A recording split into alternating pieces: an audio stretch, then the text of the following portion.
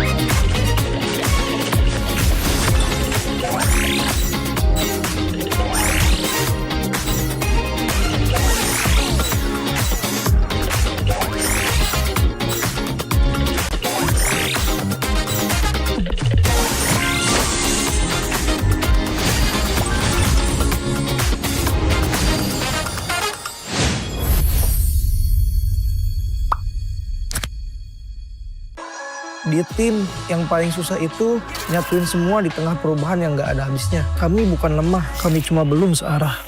Menang atau kalah itu biasa, tapi ingat satu hal, kita itu keluarga. Waktunya konsisten saling percaya. Sejak kapan Navari jadi CEO? Hah? Lalu diam, Ming. Mending lihat ini. Yang ini murahnya beneran. Bantu kita naik level barengan.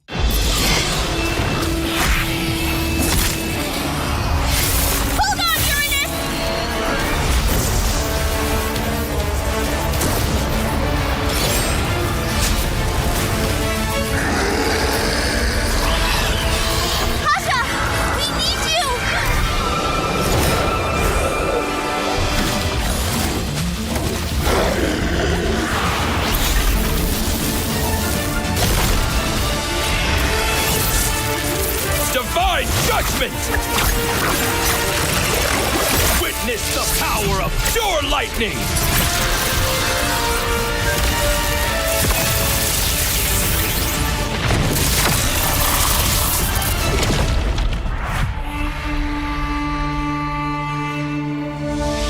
All that lies below is under my vigil!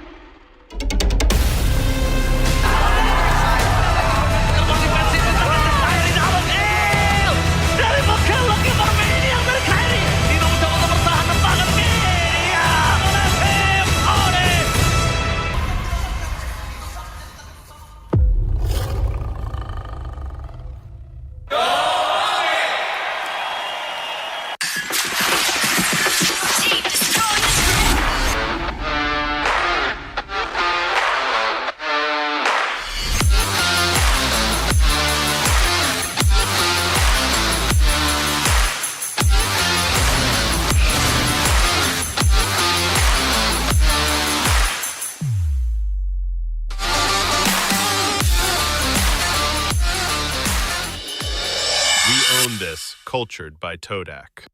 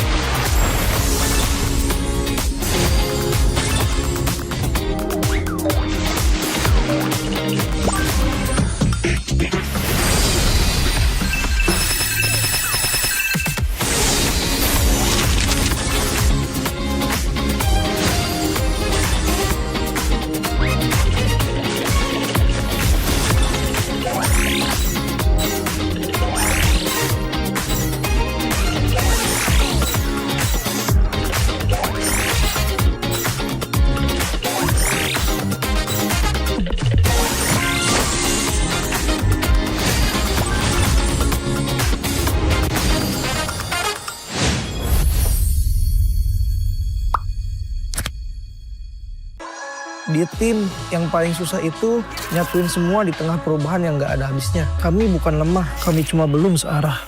Menang atau kalah itu biasa, tapi ingat satu hal, kita itu keluarga. Waktunya konsisten saling percaya.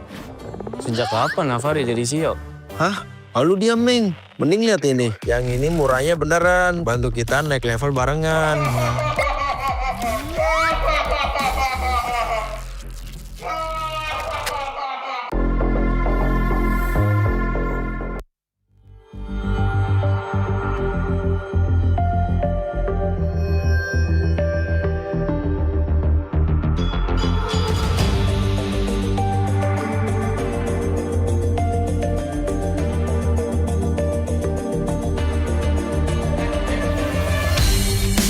Kan berdiri dan terus berlari, terus ke arah puncak tertinggi. Ku takkan berhenti, hanya sampai di sini. Kemenangan abadi menanti. You know we won't miss if we unite our focus. And if you haven't noticed, we all live. Nyalakan apimu, hadapi semua tantangan, hadang semua serangan, jatuh bukan halangan. Bakar semangatmu, janganlah engkau menyerah. Kita akan buat sejarah. We all this, we won't miss. We all this, we won't miss. Saatnya beraksi, jalani ambisi. Aku kan menyawakan hari ini. You know we won't miss if we unite our focus. And if you haven't noticed, we all live. Nyalakan apimu, hadapi semua tantangan, hadang semua serangan, jatuh bukan halangan. Bakar semangatmu, janganlah engkau menyerah. Kita akan buat sejarah.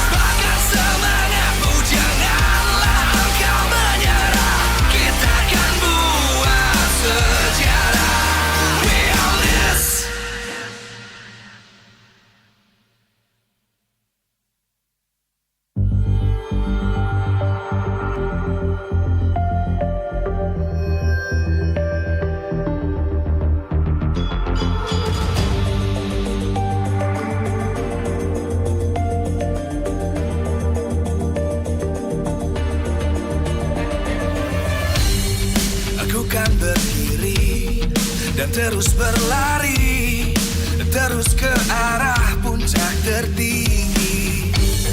Ku takkan berhenti, hanya sampai di sini.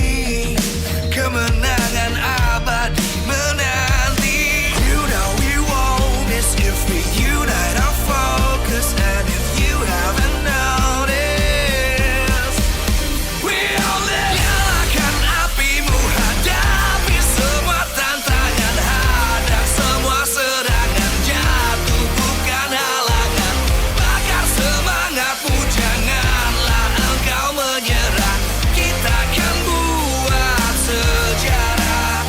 We all this, we won't miss, we all this, we won't miss. Saatnya beraksi, jalani ambisi, aku kan menyawakan hari ini. You know we won't miss if we unite our focus. And if you haven't noticed, we all live. Nyalakan apimu, hadapi semua tantangan, hadang semua serangan, jatuh bukan halangan, bakar semangatmu, janganlah engkau menyerah, kita akan buat sejarah. We all this, we won't miss, we all this, we won't miss, we all this.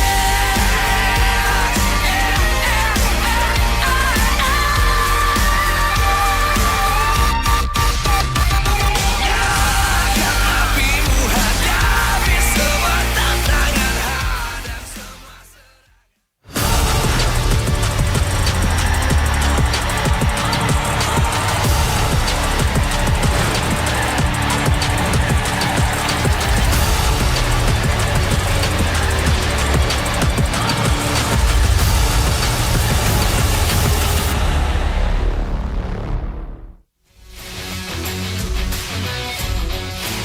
Live from MPL Arena, Jakarta.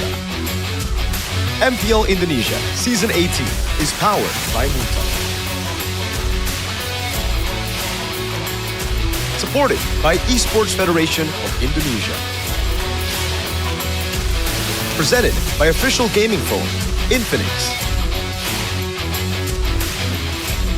Official e-wallet, GoPay.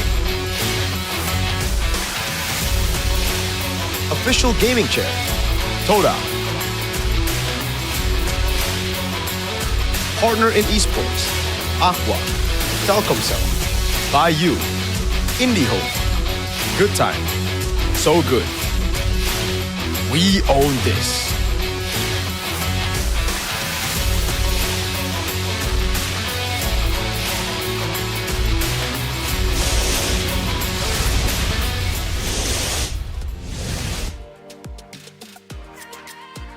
Minggu ketiga waktunya tancap gas karena waktu pemanasan telah usai. Dan teman-teman semua pastinya penasaran bagaimana minggu yang ketiga akan berjalan. Karena dari semua tim mereka harus menunjukkan performa next levelnya. Dimana untuk tim yang menang pastinya mereka akan terus menjaga momentumnya. Tapi untuk tim yang kalah inilah saatnya kalian untuk mengejar ketertinggalan match point kalian. Karena untuk di match yang pertama kita akan melihat pertarungan statistik dari sang bertahan dan juga mereka akan bertemu dengan tim yang dikenal dengan permainan yang luar biasa on fire-nya. Yaitu di match yang pertama kita akan melihat adanya match Navi yang akan berhadapan dengan Bigetron by Vitality. Namun match hari ini tidak usai karena kita akan melihat pertarungan lainnya. Di mana di match yang kedua akan ada Geek Fam yang bertemu dengan Dewa United. Dan seperti yang kita tahu dari kedua tim baru saja menambah amunisi baru. Dengan harapan akan ada lustrik yang terpecahkan untuk di minggu ini. Tapi sebelumnya saya juga pengen ingetin untuk teman-teman yang ada di rumah, jangan lupa untuk kirim terus dukungan kalian untuk tim maupun player yang sedang bermain hari ini, hari esok, hari lusa. Pastikan kita ramaikan di kolom live chatnya karena di sini juga sudah mulai ramai. Di sini pastinya mereka akan memberikan seluruh semangat untuk tim dan juga player yang akan bertanding di hari yang pertama minggu yang ketiga. Baiklah kalau begitu kita akan menyaksikan bersama-sama bagaimana berjalannya minggu yang ketiga kali ini. So langsung saja sambil akan kembalikan kepada teman-teman caster yang sudah ready di sana. So casters silahkan.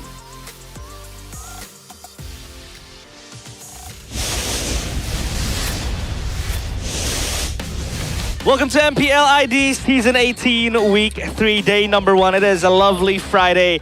It's me, Realize, alongside Arashi and... Miracle. Do you pull it up? No. Don't pull it up, bro. Don't pull it up. Save that for later. Save that for later. How Save later? that for... I don't Save know. for later. Save that for later. Save for, Save that for later, cuh. when there is going to be a particular, I'd say, condition. Maybe, We'll- man, but we'll the whip it people out. pay, Mirko, but the people pay. The people pay. For pay-per-view. Shout out to Yo Romero, man. Yeah. They want to see. But hey, it is going to be the opening day of Week 3. We do have two amazing teams playing it out in match number 1, and we still have match number 2. It is going to be Bigatron by Vitality up against Na'Vi. Bigatron, obviously, this guy right here celebrating all the My wins. goats. They were able to win against Onyx 2-1, and what a performance from the Red Robots. Yeah, they were great, man. Again, Bigatron definitely stood over all the other teams here in terms of class, in terms of performance. They have been up and beyond, even my expectations, even in the previous international. The fact that they were able to also like experiment a little bit in the drafts against some other teams and then come back to lock in against Onyx, I think is a very Onyx thing to do. If you look at the track record, that's what Onyx are used to do from Season 11 onwards, right? Like, they would just troll sometimes in the draft. You would genuinely question their drafts, but they're able to make it work. Right, it's almost like they're limit testing for the off chance. On the off chance that you get the better of them in the drafting phase, they are prepared for those circumstances, right? How to play around it, how to coordinate with the team.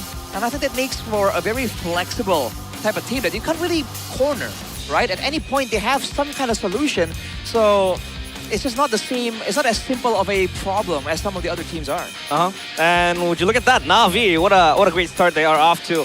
That win against EVOS really set the tempo for them, really set the tone for them in the upcoming matches, because usually they would go down bottom, and hey, Week 3, they are sitting at number 3. But it's not how you start, it's how you finish, because today they will face one of the toughest opponents that they can imagine. It is going to be the defending champions, Bigatron by Vitality. In the second match, it's going to be Dewa against Geek. Dewa and Geek both made some interesting changes into their lineup, you know, instating Hazel into Dewa. The Black Alien.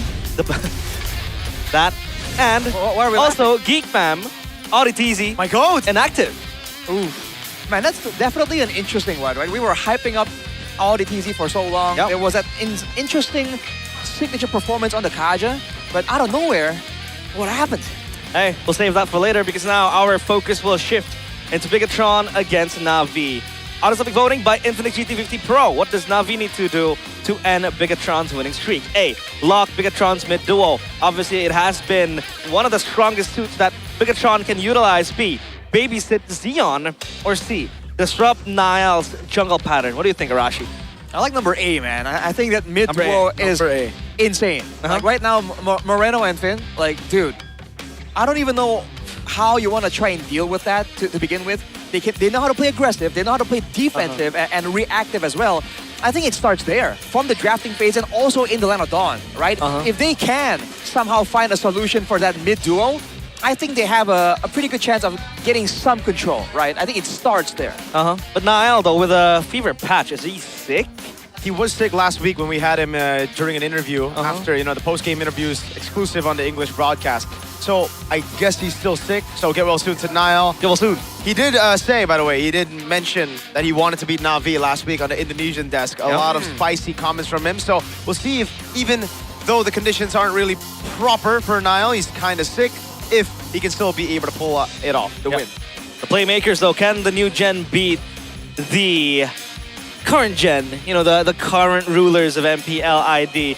If we take a look at Na'Vi Jize, if we retrospectively take a look at the last season, season 17, I think it was the remaining portions of the season, in the regular season, Na'Vi were able to promote Jize and Xeon into the lineup, and they turned out to be one of the most prospective stars, the silver lining that Na'Vi had in what was a disastrous season. Even they were able to pull it into the last second of the season, of the regular season, playing that 2-1 loss against Geek Fam, falling short of that playoffs qualification. Do you think GZ and Zion are still able to maintain that level, Arashi? I think we're seeing good things from them as of right now, but keep in mind, we are very early on into the league, right? It's still impressive that he's able to actually get these numbers, especially if he's being compared to the Maestro, right? But at the same time, he needs to show a lot more than that, because you can be a stable player, but in MPL ID, man, being stable isn't enough. You need that volatility, you need that X factor. And I think even now for his team, if he can actually step up and make some of those highlight moments for himself, or for the team even, I think that's where we can really start to talk about whether he can be compared to the Maestro. It's just so hard, though, to kind of pinpoint what to attack on Bigatron by Vitality. XP, Shogun, is playing one of his best seasons. Even in his first season, he was absolutely phenomenal. Nael is basically world-class at this point. Moreno just being Moreno.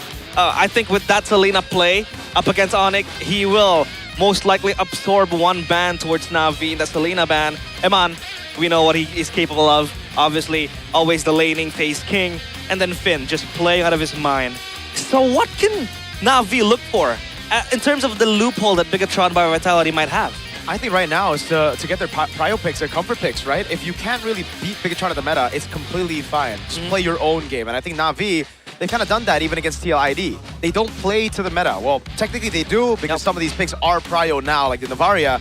But go for the late game picks again. Go for the healers. Go for the Belleric and XPs. Try to flex that all the way. Utilize Why Not's flexible drafts and creativity to get an advantage over Bigatron. Because it really seems like for Bigatron as well, they'll be doing the same thing. They won't be confined within the meta. They will try to do their own thing. A lot of interesting changes as well in terms of what to prio, because we did see what Bigatron are able to do, but we do have a ping test with Bigatron. Ngepredik musuhnya atau nunggu setup dari kita dulu, Mar? Ngepredik sih kadang-kadang, cuma ya biasanya nungguin setup dari anak-anak, biasanya dari lu atau dari Nael atau dari Finn lah biasanya. Tapi pernah nggak sih kalau misalnya lu lagi main Selena atau Novaria nih, kayak skill-skill lu nggak kena terus? Gimana sih cara bikin kena terus gitu, kayak wangi gitu? Pernah dulu, cuma ya cara bikin wangi ya pasti gue spam. Jam terbang balik lagi nunjukin semuanya lah. Kayak semakin sering gue mainin hero-nya pasti semakin master. Apalagi tuh skill shot gitu kan hero-heronya, jadi agak susah butuh jam terbang banget. Setuju gue.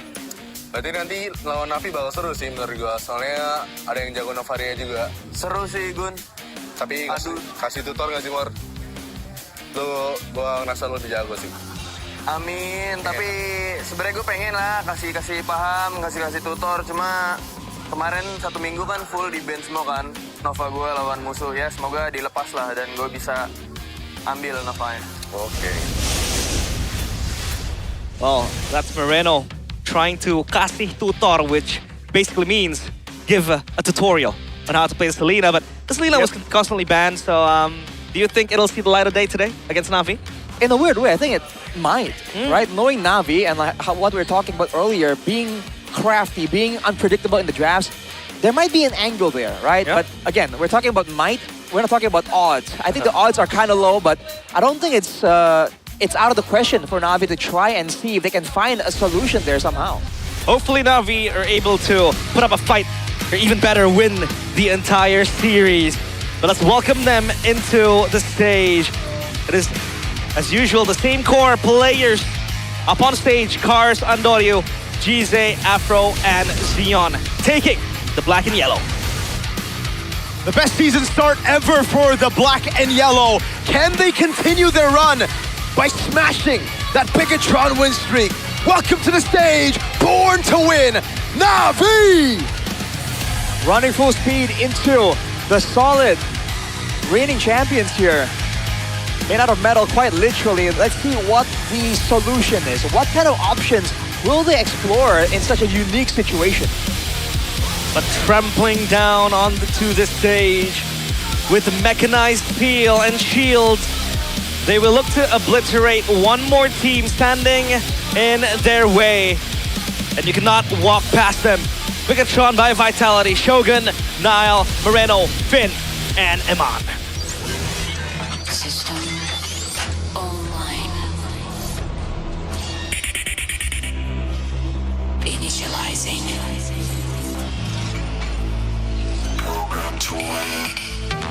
The league has only seen one champion in the past few years. But now the defending champions in red, no longer yellow, stand at number 1 in the standings, looking to prolong their win streak and their domination. Bigatron by Vitality. As we highlighted earlier, no weak spots, everything engineered to perfection. Right now, this is one of the bigger puzzles in this league that a lot of coaches are definitely scratching their heads against. Man, the way this team has transformed into something near perfection is just too good. And a sight to behold as well, now that we have a new contender on the block. Let's take a look at the brains behind the operation, Jack Lee, and why not with Coach K-Dot and Ruben Hood. Ruben Hood. So, wait. So back then, Bigatron were given the moniker Robin Hood because they take points from the strong teams to distribute it to the lower teams. This time they have the Ruben Hood like on their coaching staff, if that makes a coincidence. But they have not been doing well, at least not so far. They have not really been as generous. So maybe they've transferred that Robin Hood energy into Ruben Hood. Ruben Hood. Well, from the drafts so far, are you liking what you see, Mirko? From Bigatron? Oh, I love what I've seen from Bigatron. I've also loved what I've seen from Na'Vi, even though sometimes we here on the caster desk, we doubt some of those picks from Na'Vi, but they're able to execute it in such a different way. It's just why not vision for the game, you know? Back in the day, it was all about tempo, but now it seems like it's a lot more heals, sustain, a lot more of those longer team fights, which I personally really like. Honestly, voting by INFINIX GT50 Pro. And the answers are out. It seems like number A, Lock Bigatron's mid duo, with 66% voted towards it. So, do you think it'll solve the entire problem that Bigatron is trying to pose? I don't think it will solve the whole problem. The fact of the matter is, we've seen them perform even when the early game has setbacks, especially for that mid duo. That's why it's the start, right? But afterwards, they need to make sure that they keep that momentum and keep it clean, because Bigatron, they know how to punish mistakes, man. Let's see though, this guy on your screen, the cold-blooded killer. Cold-blooded. Well, he has been very, very, I'd say, smart in terms of decision-making, the micro skills as well. His mechanics just gets sharper every season. But compared to head by GoPay, 54 total kills for now compared to Andoryu, sitting at 40 at number 4. What can you say about Andoryu in Na'Vi, especially in the start of the season? I think he's actually been playing. I think it's been a bit of a downgrade from last season, a bit of a downgrade from the previous seasons that we've seen him on. And I think we've gotten an answer to why he's been playing, well, hasn't been able to find those, kills, stats, KDAs as he's done in the past. Here on the English broadcast, he mentioned that he plays the Assassins more to enable the rest of the team. So it's a different take on the Assassins. It's to relieve pressure off of Jize and Zeon, who both have been the main spearheads here with the artillery mages on Jize, Novaria, Farsa, and those late game picks on the hands of Zeon and the Claude and the Moscow. Okay, this, I don't know. Is this a case of Jize just playing more Novaria, but then hitting less compared to Moreno, who his Novaria has been constantly, avoided by teams in the drafting phase? I mean, that could be it. It might also be because of the duration, right? The longer the game goes, there's more skills being used there. But I think the percentage is what we were looking at earlier. Again, it's comparable, but will it stay that way, right? Especially now that it's head-to-head, one of them is going to have a dip, and the other one is going to have a spike in those numbers right after this match. Exactly. Well, we do see Jize and Zeon being one of these spearheads of Na'Vi, and I like that point made by Andoryu. Yes, it might be counterintuitive to see Assassin enabling the teams, right? Usually you want the Assassins to be the main spotlight, to be the ones carrying the torch and just carrying the game. But I think this is much more of a, I'd say, selfless approach from Andoryu, knowing full well that these two rookies, Jize, Zeon, and even Kars on the XP side, who is really in love with these carry XPs, even though we don't see much of them aside from the Paquito and maybe occasional Lapu-Lapu picks. It really shows to you that, Andoryu acknowledges that he needs to play for the team, but man, blue side 100%. 100%, man. That's the issue, because as much as Na'Vi wants to talk about, oh, we have pressure coming in from different roles that enables the others, that's exactly the strong suit that has been talked about for Bigatron, right? Even when they were still Bigachoke to some degree, people were unable to deny that every single role in that team actually has that X factor, needs to be respected by their opposition. So Na'Vi is kind of trying to do a little bit of what Bigatron is doing too. Yep. Well, still waiting for the drafts to roll, but the guy in your screen currently, why not? This coach has been very, I'd say, very, very excellent for Na'Vi. Aside from just being, you know, a smart coach, obviously winning M6, and you could see the brains that really enable the draft to be very good from Na'Vi. It's also outside of the game. He acts like a father figure to the players of Na'Vi. This is an anecdote that I also had ever since last season. He would always wait for his players, win or lose, to walk down from the stage. He waits stage side and welcomes them with open arms. This also makes the players feel loved, and they would die for the coach. That's some loyalty that he's able to earn from Loyalty. the team. It's like, and I think that's an important part of how they're able to actually commit to the game plans, right? Yep. When you are a coach and you're forcing, well, not forcing, but you're requesting your team to go crazy, to go with some weird strategies, you need their respect, you need their loyalty, and I think Coach Why Not has that.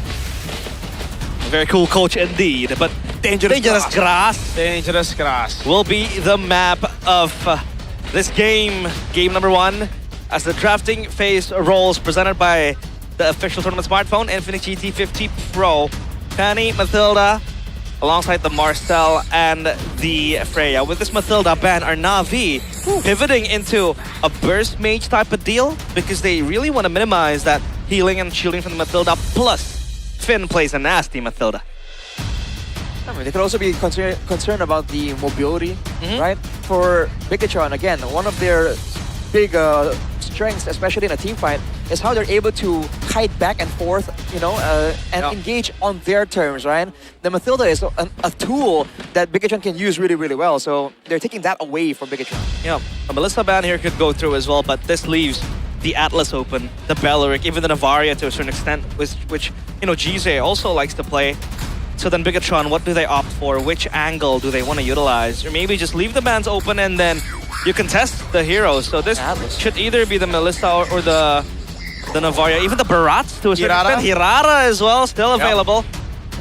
Well, everything's open. There's a lot open, and that's why Na'Vi are going to have to really decide, or they're going to have to take their time to really decide on what's the best pick for them, right? Take it. Take the Reynes could be. Take the Hirara, please. Could be the Barats. Take the Hirara, please. I always want the Hirara to be picked, but for some reason now... Melissa. Oh, thank God. Melissa gets picked up. All Navaria Hirara can go through here, unless they want to go for another angle, maybe to disable the Assassins. I feel like they should just ignore Hirara for no reason. They should. They should ignore Mirror. No, they should pick Hirara. For no reason as well. Okay. Interesting. Well, they can go for that, or if they want to go for the more straightforward approach, an EXP lane with a mid laner here, Navaria, Uranus can work. I wonder if the Paquito is in the conversation as well for Bigatron. A lot of options here, and that's why the flexibility is a huge problem. Let's see. As the drums do get louder, it's the Na'Vi Nation. Navaria pick, right? Showing up again. Bigatron, I think they could pick the Navaria together with the Uranus, maybe? Navaria, Uranus. Or Navaria, Hirara would be good too if they want the Belleric for flex. Something to take away from Na'Vi, that would be great too. Enables a lot of things as well. Now I'll play the nasty Hirara. It'll be Navaria Belleric. So this makes things a lot harder because then the Navaria has a lot of prio, especially against the Melissa. You can kind of poke it down before you can really join the team fight. So what does Na'Vi answer with? Well, man, I think they need crowd control of their own, right? The Atlas was already banned out, and that's why the Belleric gets a lot more value here. Another option for big AoE would be something like a Minotaur. Gives good sustain against the Navaria poke as well. Yeah. But it depends. With the Melissa, they have flexibility here. They can go for like a dive comp, like a front to back, and to some degree, a poke comp as well. So they still have a lot of freedom to really play around with here. What about something that could really deter the, you know, the one-shots coming in from the Navaria, that healing you mentioned? Maybe the Rafaela might come through, but as we take a look at the crowd showing up on the MPL arena. It is buzzing over here. What's up, Marashi? What's up, Marashi? You have something to say? Nah, I think I realized you're just so focused right now. I'm not sure what exactly you're fixating on. Realize, eyes on the game. Okay. Eyes on the game. Eyes on the game. I'm distracted. I'm distracted. Eyes on the goddamn game. Realize. There you go. Yeah, Rafaela. There you go. Hey, Paquito and Rafaela. Yep. All right. The Paquito into the Belleric though. It's a bit concerning, but if Na'Vi are planning on a lot of like on early game, right? They want to use the Rafaela for clear and then quick rotations. They might avoid the big team fight altogether. If this is a snowballing angle right now. Oh! Vaz! Who that? I don't know who that is. I don't know why I don't know who the hell that is. Why? I got no clue who that is. Cantiknya Mirko, which basically means Mirko. Got no. You beauty. That is crazy, bro. That's you? No. That's you? That's not me. What the hell, dude? I feel like I've seen that person before. I just don't know where. Hey, by the way, it looks familiar. He streamed for 4 hours yesterday. That's ridiculous. The best 4 hours of my life. That is crazy. The best 4 hours. What the hell? Who printed those pictures, bro? MPL paid those people to put up those pictures. No Hirara pick though. Hello, they went for the cloud. Wild, bro. Thank God. Thank God, no Hirara pick. Yeah. Okay. Well, it still might show up, no? Hang on a second. It could come through here. They should ban it. They should really ban it. I think a lot of people are excited to see the Hirara Mirko. Yeah, they really want to see the Hirara. But what the hell, man? Surely it doesn't get past first phase, right? Second phase, excuse me. Unless they want to pick something else, the Lilia. Expecting that the Rafaela will go roam. But this Rafaela being picked in the first phase enables that flexibility to really just give away that flexibility to Na'Vi. Yeah. I'm not sure about the glass cannon thing, man. Like, yeah, there's damage, but it depends. Right now, the only real burst tool, I think, is the Paquito, no? Yeah. And there's not a lot of setup just yet. The Rafaela can allow for those rotations, but they need more than that, right? They need more burst, ideally, some more crowd control to set up for those pickups, because otherwise, especially with the Belleric, dude, it's going to be a tall order to nuke down a Belleric through the ulti, through the taunts, and all that sustain. They do have the Holy Baptism, yes, but I don't think that is enough for a heavy, blown-out team fight. The Barats gets banned out. So, again, the Belleric pick, the Rafaela pick, just enables flexibility. Absorbing 2 mage bans, I would say. But yeah, I think this Rafaela going mid is going to be a low percentage because up against the Navaria, I think you would just very, very much suffer. But you do have the healing still. On lane, it isn't really the best. Oh, no. Hey, no, don't do that. Don't do that. Wait. Ban the Hirara, bro. Just ban it. Let me say something. Forget about it. You know what's crazy? That 2 people who've left the MLBB scene came back to talk about MLBB because of this. I know. In particular, who those 2 people are. Shout outs to Zayn and Chicken, because goddamn, they came back to talk about MLBB because of this. Oh, they banned the Nolan instead. Okay. Interesting. Go on. Wait. They know. So the Hirara can come out here because the Barats has been banned too. And the Eudora as well. So there isn't really a stopper for the Hirara to really last pick the excel. Hirara. And they can also last pick the Hirara, yeah. It depends on where they what they want to utilize here, right? Like, there are no healers available aside from the Rafaela and the Mathilda in the meta. Rafaela has been picked up, Mathilda banned out here. So I think the Belleric's going to be forced to go into Rome. You're going to have to pick up like something like Uranus maybe in XP lane, and then you go for the Hirara. There you go. It is Uranus into a Hirara last pick. Now, question is this going to be a signature, not really signature, but is it the common answer from Why Not against the Uranus? Is it the Esmeralda pickup in XP, giving Cars a winning lane against the Uranus, and then a burst mage? Now what, I think at this point you kind of have to go, it's so risky, but Farsa? I'm looking at Jesus' picks, and Gize, when he doesn't get the Navaria, when he doesn't get the Lilia, the only other hero he's found success on is the Farsa. Yep. Oh, man. Whatever it is, man, it's either crowd control or burst, right? There's no way. If they go for the Esmeralda as well, they will win the lane, but will they have enough damage to take advantage of it? Is this an angle towards the jungle, towards invades, or is it towards tower dives? A lot of what ifs here for Why Not. It is the Farsa and the Ruby for Peel. Okay. Interesting. So we're gonna talk about the Ruby Uranus lane. It's basically, you know, a very chill lane. The Ruby doesn't really die from the Uranus. You can't really kill the Uranus as well, but you sustain it through the trades.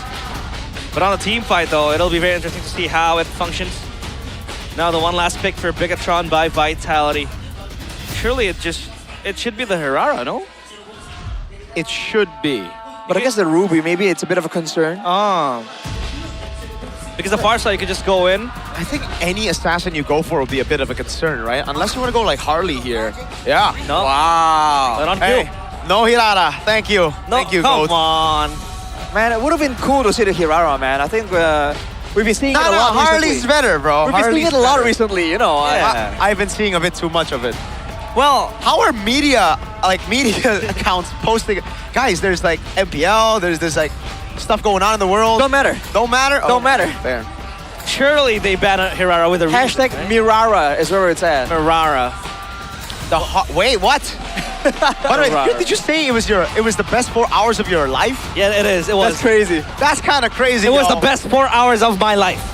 I wish I had a soundboard here, bro, but God. All right, the Harley pick is actually really, really good, though. I really like the Harley pick. Yep. You have these winning lanes set up. You can go for the pull, push and pull in the early stages, go for those lane ganks. So we'll just see how it plays out. Right. I think it's very important that the Paquito gets going, though, for Na'Vi, because otherwise I think they slow down a lot in the mid-game. Let's see. With no Hirara picks being shown in the Land of Dawn. A bit odd, don't you think? But the game will still roll. It is Na'Vi against Bigatron by Vitality. Game 1. Let's get it. Here we go. And Doryu in the jungle against Nael. Paquito Harley matchup. Well, yeah. The Paquito Harley matchup is going to be very interesting because, you know, the Harley can just bob and weave out of you when the Paquito wants to kind of go in for the combo, right? Yep, with the burst. But the Farsa Navaria, though, it'll be very interesting to see how Gize uses the Farsa. One of his most favorite hero in MPL ID. Yeah, he doesn't miss on the Feather Airstrike, man. He's so precise on these skill shot heroes. But yes. Also, a good question would be, how would Bigatron deal with, how do they deal with this with the healers? Because like they've only been on the attacking side as healers. Eman's doing a good job though, really utilizing this Claude to bully Zeon in lane. Oh, beautifully done. Zeon still tries to walk up and he gets punished heavily by Eman on the Claude. That's pretty rough, man. Yeah, the emblems as well. He's going with the fighter emblem with the Festival of Blood, so he wants Eman's trying to get more sustain, more trades. Whoa! Hey. What? That's a mistake. He tapped into skill too. Now, is that a bait? Is it a bait? Now Deadly Magic. Oh, the Purify instantly trying to do as much damage as possible. Baited out, but the Purify will be the only resource burnt out by Mr. Zeon. Fantastic hold from Zeon, avoiding the gank. So obviously that should be a setup for Niall to just come in. Eman being the live bait he is. So far though, feels like Bigatron will get tempo onto the turtle. All right, the thing is with that tempo, then they can use the Bellaric as a more reactive tool, because honestly, the Bellaric doesn't really engage that well. Like, even at level 4 with the ultimate, he needs a flicker. So now they can try and use this. Oh, Astro Echo already popped early on though, Shogun. Yep, Deadly Magic as well. He's gonna try to walk up, let's give the Star Shatter landing, but Shogun will be bursted down. Has the Consecration, has the Purify as well. The Feather Airstrike coming out as Niall goes in for a bit more poke spin. Locks him down with a taunt. Car's already there, but Eman is rotated over from that top lane. A free neutral objective to Na'Vi. In some ways, it's to be expected though. The early game of Na'Vi is strong. They have the Paquito in particular allows you to secure the turtle a lot more. Despite the attempts of Moreno to try and skew the numbers using the Star Shatter, just wasn't enough. So I think the first turtle is understandable. The next one though, I think Bigatron are going to try a lot harder when they have those ultimates and battle spells ready. And Na'Vi are going to try and make some plays happen before that. Well, both junglers do have a way to get out of the pit quickly. After retreating the turtle, you know, Harley obviously with the hat, and then the Paquito with the skill too, can just move around so easily. But the zoning tool though from Na'Vi, I feel like yes, it goes in cycles. You need to wait for the ultimate to go alive or online for the Farsa. But for a brief moment, you're able to kind of just zone out Bigatron, but oh, Is this a gang to Xeon? Yeah, they really don't like this, Melissa. Oh God, even with Blazing Wet, Xeon stays alive. Thanks to Apro and the Holy Healing. Great moves by Na'Vi to keep their gold laners safe. That's twice now, Arashi. Twice. Play safe, gold lane, play safe. Play safe and get the right backup, I guess. Looking at the talent's prediction right here, actually, the two, Lim Kochu and all of votes for Na'Vi, so that's interesting. So far, I think the Novario presence for Bigatron has already gave them the early prio. They had the rotational advantage. But when it comes down to securing the kills, they're doing a lot of creative things here. The Star Shatter combined with the Deadly Magic with the Blazing Duet. And still, Na'Vi are able to react quite well. But this also means that they are stuck reacting and not really proactively looking for things for Andoryu. And like we mentioned, the Paquito getting to Snowball would be a great benefit for Na'Vi. Yeah, and Na'Vi, I think they also have another thing that they can bank on is this Melissa, right? Just keeping it alive, wait for it to scale, get to the late game, and then the Rafaela will just play that defense, that Haram ball we talked about for a brief moment in the last week. Arteta? Why not Arteta? Mikel, why not? Oh, they're gonna burst down cars. Oh, all the way with a Star Shatter as well. Free neutral objective this time to Bigatron +1. They get a kill, the first kill of the game, as Moreno tries to go with the shot, lands it onto Apro. But it is a Rafaela. Has Holy Healing, has Sustain to get back up. And don't forget, they have the Resurrection to get the laners back to lane. So they don't really lose much tempo, even if dying in a skirmish. That's cool and all, but again, we talked about the mid duo so much. This mid duo is so far doing what they want from Bigatron. Right, Na'Vi are supposed to control the early game, dictate with some of these prod control tools, these burst damage. But so far, it's Bigatron making the first moves, and the fact that they're able to get the turtle, I think shows again that Na'Vi, if they don't really get something going before the neutral objective, Blazing Duet coming down onto Apro, has the Holy Healing, gets away in time, but the Deadly Magic will tick down on him. He gets taken out by Nile with the Deadly Magic. And they're stuck being responsive. Again, Na'Vi can't really get anything going, and now even the jungle isn't quite safe from Bigatron. They're going for dives and invades whenever they want, because even with the card control advantage, Na'Vi are just slower to rotate, even with the Rafaela. Yeah, the gold gap is also widening. Oh God. Andoryu is able to kind of sustain from that damage. So you have two bursts now that Bigatron can capitalize to just get the kills, but thankfully the Holy Healing from the Rafaela is just keeping them afloat. Astral Echo. Nothing will happen. Oh, Macaroni. That's twice now. Yep. That's Big Damn coming in from Moreno. All right, nice. BT. This is the problem, man. They get the clear advantage, and then once they're under the turret, this burst tools from Bigatron come from so far away. Oh, Andoryu getting caught by the Deadly Magic. But now Star Shatter doesn't land, and a neutral objective will spawn back up in 5. This artillery control from BTR to poke and having those advantages in the lanes is really building up. It's like small, very small wins that have added up to a 2.4k gold lead now. And again, Bigatron have very low commitment playmaking tools, right? Yep. Astral Echo, we get something, we get something. If we don't, we back away. Nothing much is lost. For Na'Vi, that's not the case, man. When they go in, they have to commit. And Finn is looking for a moment, definitely hiding in the bush here. Let's see if they can react. Cars. Let's close in. Oh, everything thrown at him. He's able to flicker out of control. Oh! Shadow lands on Cars, but the Holy Healing keeps him safe with the help of the photo. Another free neutral objective to BTR, all through the poke and zone of the composition. Arashi, Na'Vi has never made the first move, and even if they did, it never really was able to give them any lead, any wins. Is this going to be one of those angles where Na'Vi plays the late game, plays the Haram ball and just defend for their life? I think the issue is that it's not that simple, right? If you Haram ball against a normal team with a Farsa and Melissa, all right, it's pretty good. You have good odds here. You're up against a Harley and Novaria, right? In the base. You're not exactly safe, but Zeon? Yeah. Oh, I mean, really good pin. Has the Purify to get out. Now dishes out the damage back, and now the Astral Echo comes around with Nile! On the Deadly Magic! Pops in the poker trick, he gets a respawn, but Zeon has fallen, has lost the Purify too, and now in the mid lane it's Shogun, who's zoning Jize away. A Gaton landing onto Cars, he's able to escape for a bit, now with the Holy Healing as well, but Shogun is still gonna just stand in front of all of them. Now the Astral Meteor comes around and zone Cars away.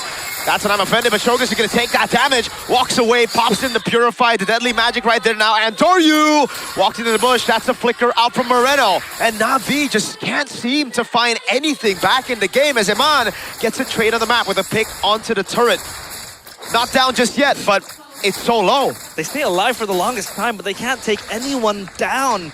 Is this a lack of damage? Is this just Bigatron playing together as a unit and backing each other up?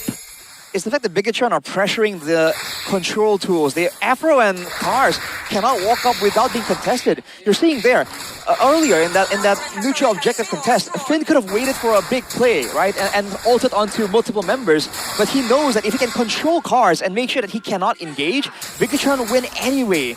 And that is an angle that Na'Vi are just not prepared for right now.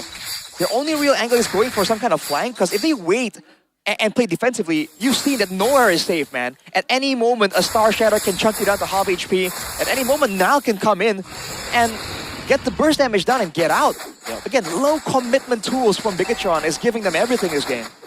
Well, Kars hasn't really been able to find an I'm offended play. Somehow it's very hard when Bigatron are just all around the map, and now they have dibs on this Lord. Andoryu will work on the top side wave and possibly create that pushing lane for Na'Vi to potentially benefit from, but I don't think this contest will go through. Bigatron get their hands on the Lord. A very slow approach, I would say. 3 kills on 9 minutes, even if the tempo and the action has been very fast-paced. That's why it just gets really difficult for Na'Vi. I think with the composition as well, right? Like, you look at this composition and you're thinking it's just a mix of kind of everything. It's a jack of all trades, but a master at none. Meanwhile, for Bigatron, the reason they go for the Harley as well is because they know, why do we even need to commit to a Hirara? Why do we even need to try to play early game when Na'Vi, their entire MPL ID Season 18 so far, has been playing on the back foot, has been playing on the reactive style? Bigatron will just scale better. That's the game plan, and they have done that. Na'Vi, again, show how, I think... What is the word? What is it? I guess I'll just use bad. I had to think about it because the only word I could think of is bad, but how bad they are at playing the proactive game. Right, how they lack the proactiveness, basically. I mean, I think that really works out. And that's where the Baloric pick as well. It was very early for Bigatron, but it is exactly what's causing Na'Vi to be... They were already a hesitant early game. They're not really proactive. But now against the Baloric, even more so. Finn's concealing. Oh, man. Okay. I thought that was going to land on Alpro instead of Cars. That would have been some big damage, but only lands on Cars. Swift Trinity completed. They'll be able to zone and clear out these creeps coming in for the siege, but Bigatron have some proper artillery. Yep. Massive play, but the Purify comes around for Iman to get away. Now Finn is able to flicker out the safety as well, but the Muddles is still right there, connected on Finn. Good defense from Na'Vi. Now the Deadly Magic on Cars with no I'm offended. Nile unable to burst him down, and we are back to Haram MLBB. Hey. Why not Arteta, Navirstanal playing this defense game? Our first taste of Park the Bus in that base. They're able to the whole Lanadon. Park in Lanadon. It's a free parking lane. I mean, there isn't a Johnson, right, in front of their eyes. So hey, Navi's just parking thing is gonna be increased, I think. Parking fee. So gotta be careful, Na'Vi. I do agree. Let's see how it goes again. This plays into what Mirko was talking about. They don't really like playing proactive. It's all reactive. But right now, again, Bigatron understands how to crack open bases. All right, you're seeing them prod earlier. The play from Nile, the random quote-unquote Deadly Magic. It looks kind of funny now, but they're kind of prodding at Na'Vi and seeing what reactions they can draw out from it. And if they find a weakness, before you know it, they're gonna find a pick-off right after with the Lord, and that will be the end angle. So Na'Vi definitely have to kind of show some kind of crowd control, some kind of damage towards Bigatron, because otherwise, man, Bigatron can be as creative as they want and how they want to play around this. And if you want to thread the needle a bit far back to the last season, remember Afro's Kufra? Yep. That enabled the comeback against Bigatron. They were leading Nile with the Yisun Shin. Unstoppable. And with one moment they were able to achieve. But this time around, I don't think they have that moment-based hero. So it's a bit different. With Rafaela is a very good question, especially when... Oh, it's dead! Regen, holy healing, get it beat up! No chance. Nile takes him out. Another free neutral objective for Bigatron. The only objective Na'Vi have taken is that just first turtle. Yeah. that first 50-50, I would say. Man, that's just disgusting, man. They can check whenever they want using the Uranus and the Belleric. Any kind of dark area they can kind of look for info with the Star Shatter, with the Astral Echo, and whenever anyone is out of position, Nile just jumps on it. The composition just works together so well, and again, Na'Vi have no answer. They can't stop the tankiness of Shogun and Finn. They can't counter-engage properly onto anything, and they can't win the info battle against the Novaria. Nope. Oh, God! Man, that's the Trinity completed with the Magic Blade, but look at those Star Shatters, man. One Star Shatter might just pop the Magic Blade passive. So Xeon has to be careful because as of now, he is the backbone of this Na'Vi comp, of this Na'Vi team. Oh. Another one lands on Afro. He can heal. Yes, Astral Echo goes on. Yeah, that's going to be the Wrath of the Dragon and the Flicker combo. Cars locked down. Amon with the Melfic gun. Deadly Magic still able to sustain back up with the healing, but now gets caught by a big Star Shatter again. Gets back into the Crystal. Is able to respawn Cars. Goes in, but I'm offended now. That's full on assault onto Moreno. He's going to get taken out of Shogun. Pops into Purify, and Bigatron walk back. Finally, Na'Vi. First kill of the game for them at 14 minutes on the Maestro. Cars needs to find those engages. He needs to be the one to pull the trigger for a Na'Vi turn around, because once they clump up together with that singular I'm offended play, this Melissa is going to have a field day hitting the muddles and hitting all the needle stacks. Man, they just need to find a way to engage properly, right? There are weaknesses on the side of Bigatron. The fact that there's no Purify on Moreno, right, means that they can really go and catch him out. But that's exactly why Bigatron, they used the Flicker Wrath of the Dryad to take out Cars earlier. They understand that the Ruby is the linchpin of Na'Vi's entire teamfight game. Whoa! The pitching dives in. Oh, baits out the I'm offended as well. Now Iman can go in, but it gets caught by a big... the Spike Star Shatter from Moreno from downtown. Catches the healer. And Doryu's waiting in the bush. Now, Bigatron, do they try to strike while the healer is down? The healer, Rafaela, Apro, has been the man to keep them safe in the base. Now, without them, I think Bigatron can actually look for the trades, look for the one-shots. They might go for the end because no resurrection for the Rafaela unless Cars looks for a good set. Yeah, big taunt. That's going to be Cars taken out instantly. No respawn as well. So Niles able to jump away now, and Doryu gets caught by a bit more damage. He jumps back in. Astral Echo lands on all of them. Apro's going to be back up in 3. He'll be able to respawn Cars, I believe. The Star Shatter lands again, and Na'Vi keep themselves alive. God, you just cannot end the game against Na'Vi. They're so good at defending. There you go. The Great Wall. That is Na'Vi. And they just have to make sure that they don't lose the main backline. And that's exactly why Cars has been sacrificing himself again and again. He has no choice. It looks like he is overextending, but if he doesn't take the brunt of the impact from Bigatron, then the backline is at risk. Earlier, he gets picked off, but they used the Wrath of the Dryad and the Deadly Magic to ensure that that Ruby is not part of the game whatsoever. If I were in his shoes, I would have gone for the Athenas, man, because it's all burst towards him at this point. 10,000 gold lead. At least y'all will be able to reap the benefits of that GG party, Finn! Rapid trying to the flicker combo now. Shot down by the Star Shatter. With the roots of the Belleric. Now a Lord spawning back into the game. This side of the snow. God, these shots are really hurting. Oppo doesn't have to respawn for Cars. How long is that respawn timer going to come up? We don't have a number on it. But can he get it in time? Chastise being purchased to slow down Shogun. Neon's approach. Oh, and Mon's gonna lock it in. They're gonna go for the game-ending push. Bigatron bypassed the bus. They bypassed the full defense of Na'Vi.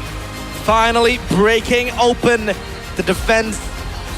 The seal that was forged in the base by Na'Vi. Broken down to pieces. It looked like that defense was going to come to fruition. But with a singular engage from Cars, it was still not enough. And Bigatron take game 1. They just completely abused the fact that Na'Vi, they have one frontliner that's supposed to tank up damage and set up for plays.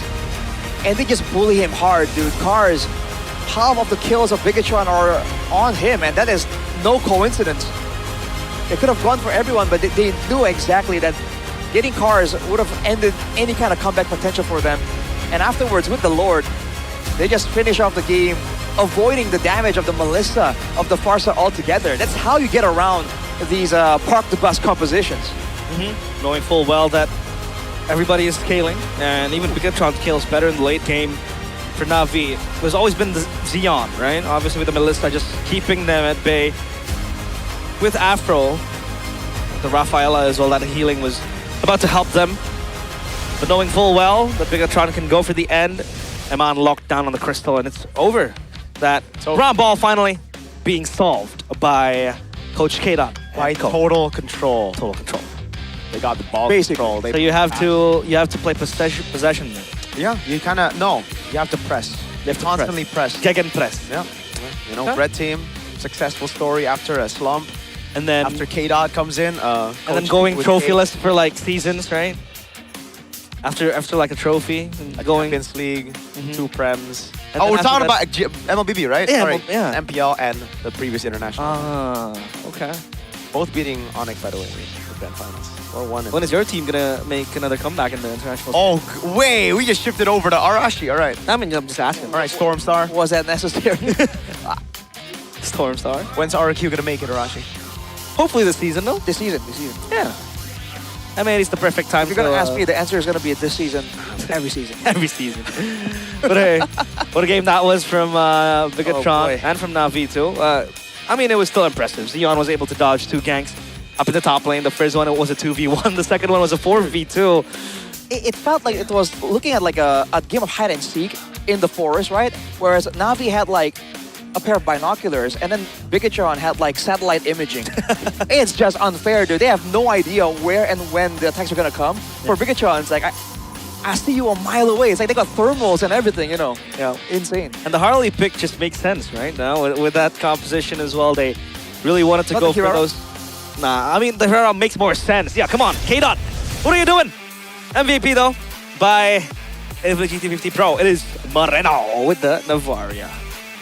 Man, for the opponents, it's like more no. Like, it doesn't make More no. sense technically if you look at the KDA because he's the only guy who died, but the impact that he provided throughout the game was just a bit too much to handle. Again, he was the satellite imaging. Like, this is the dude putting the Astral Echoes down and also shooting those missiles. It's insane how strong Moreno has been with the Astral Echo. And even the Star Shatter helps a lot. Just, you know, shredding down and bursting down the players of Na'Vi to half HP, even if, you know, the Rafaela was there giving constant healing. But still, it's not like a it's not like a heal bot, you would say, because the Star Shatter also goes on quick cooldown.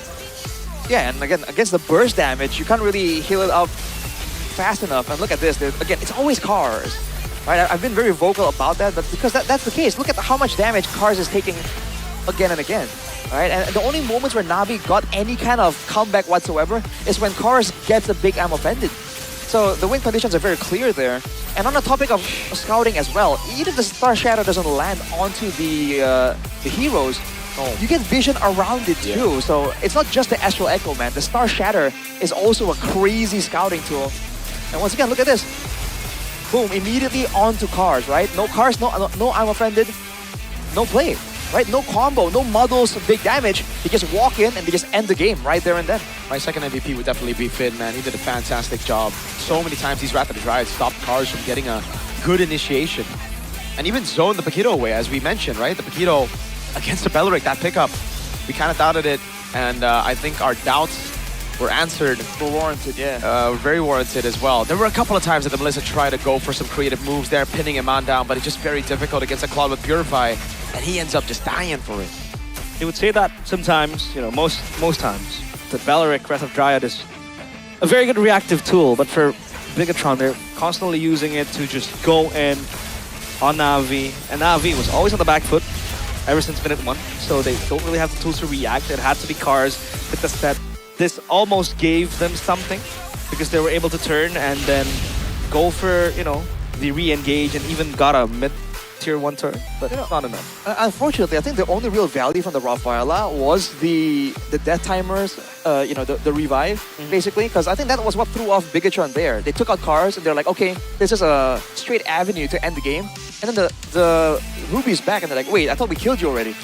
Where'd you come from? Yeah. And aside from that, we thought that with the Paquito, with the Rafaela, it's going to be a fast-moving early game comp. But again, I think they overthought the possibilities, and like Micro mentioned, they tried to be a jack of all trades. But then like the early game that looked so scary, the Rafaela Paquito, it really wasn't present in this game at all. I mean, look at Andoryu, dude, like 0-0-0. He was basically split pushing, and that was the best thing he could have done in that game. He went for a flank, and it got immediately reacted to, no problem, because there's not enough setup. There's not enough danger coming in from Na'Vi. So I think that's definitely something they have to kind of think about. Yeah.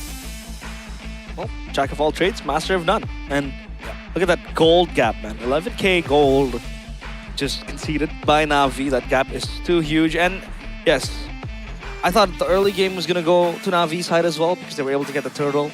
They were able to get the first objective. But still, that was kind of a 50-50 as well, played by Bigatron. Good zone by GZ with the feather airstrike, and that's it. After that, it snowballed into Bigatron's side, to Bigatron's favor. And they just lost control of the entire game. And They weren't fast enough, man. Yeah.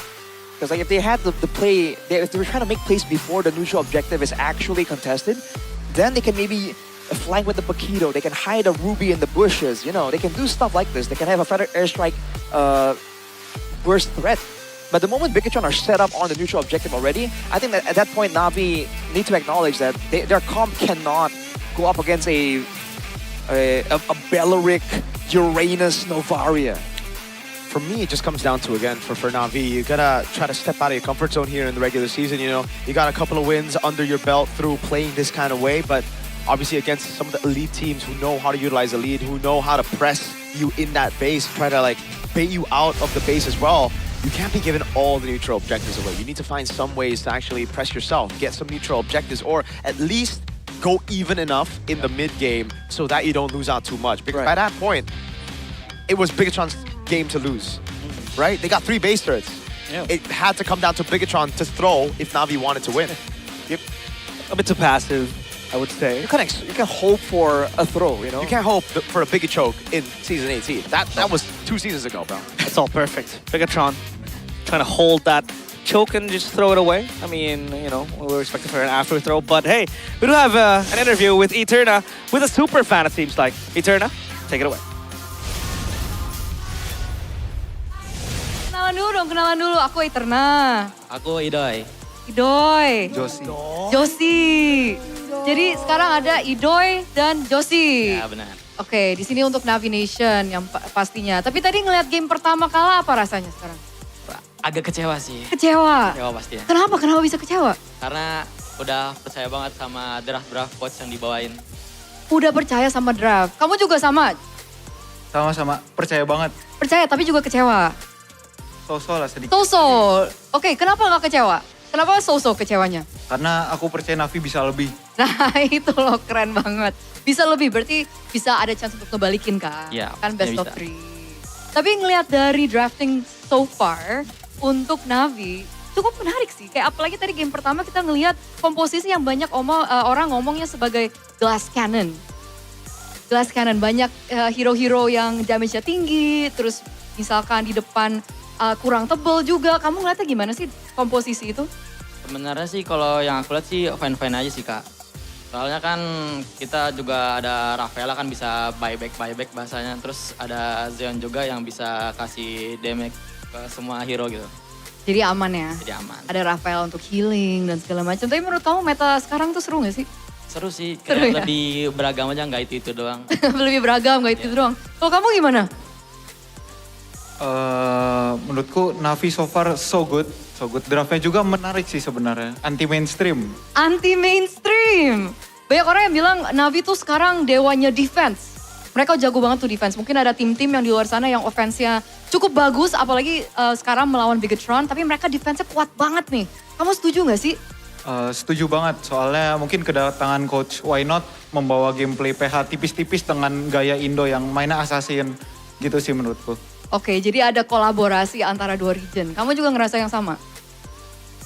Sama sih ngerasanya juga. Nah, kan bisa dilihat sendiri kemarin-kemarin betapa kuatnya bisa comeback lawan TLID kayak kemarin kayak gitu. Iya bener sih, bener TLID dibungkam sama Na'Vi ya. Tapi kayaknya ini merupakan salah satu tim yang berhasil menembus defense Na'Vi yang begitu kuat. Kamu tanggapannya gimana? Kenapa Bigetron tuh bisa menang lawan Navi di game yang pertama ini? Kalau menurut aku sih mungkin karena Bigetron habis juara juga kali, mungkin jadi boostingannya itu lebih berasa gitu. Boosting mental ya? Iya benar. Menurut kamu mental juga penting? Penting banget. Kelihatan kalau misalnya satu tim mentalnya bagus gitu, terus kayak tim lain mungkin mentalnya sedikit lebih down mungkin kalau menghadapi tim yang lebih besar gitu. Oke, berarti mental penting. Berarti kamu harus semangatin Navi dong. Mereka lagi di ruangan sekarang, mungkin aja lagi nonton. Oh itu mereka tuh. Tuh semangatin Navi, cepet. Budi! Keren. Budi, siapa lagi? Budi doang ini semangatin. Saya fans beras.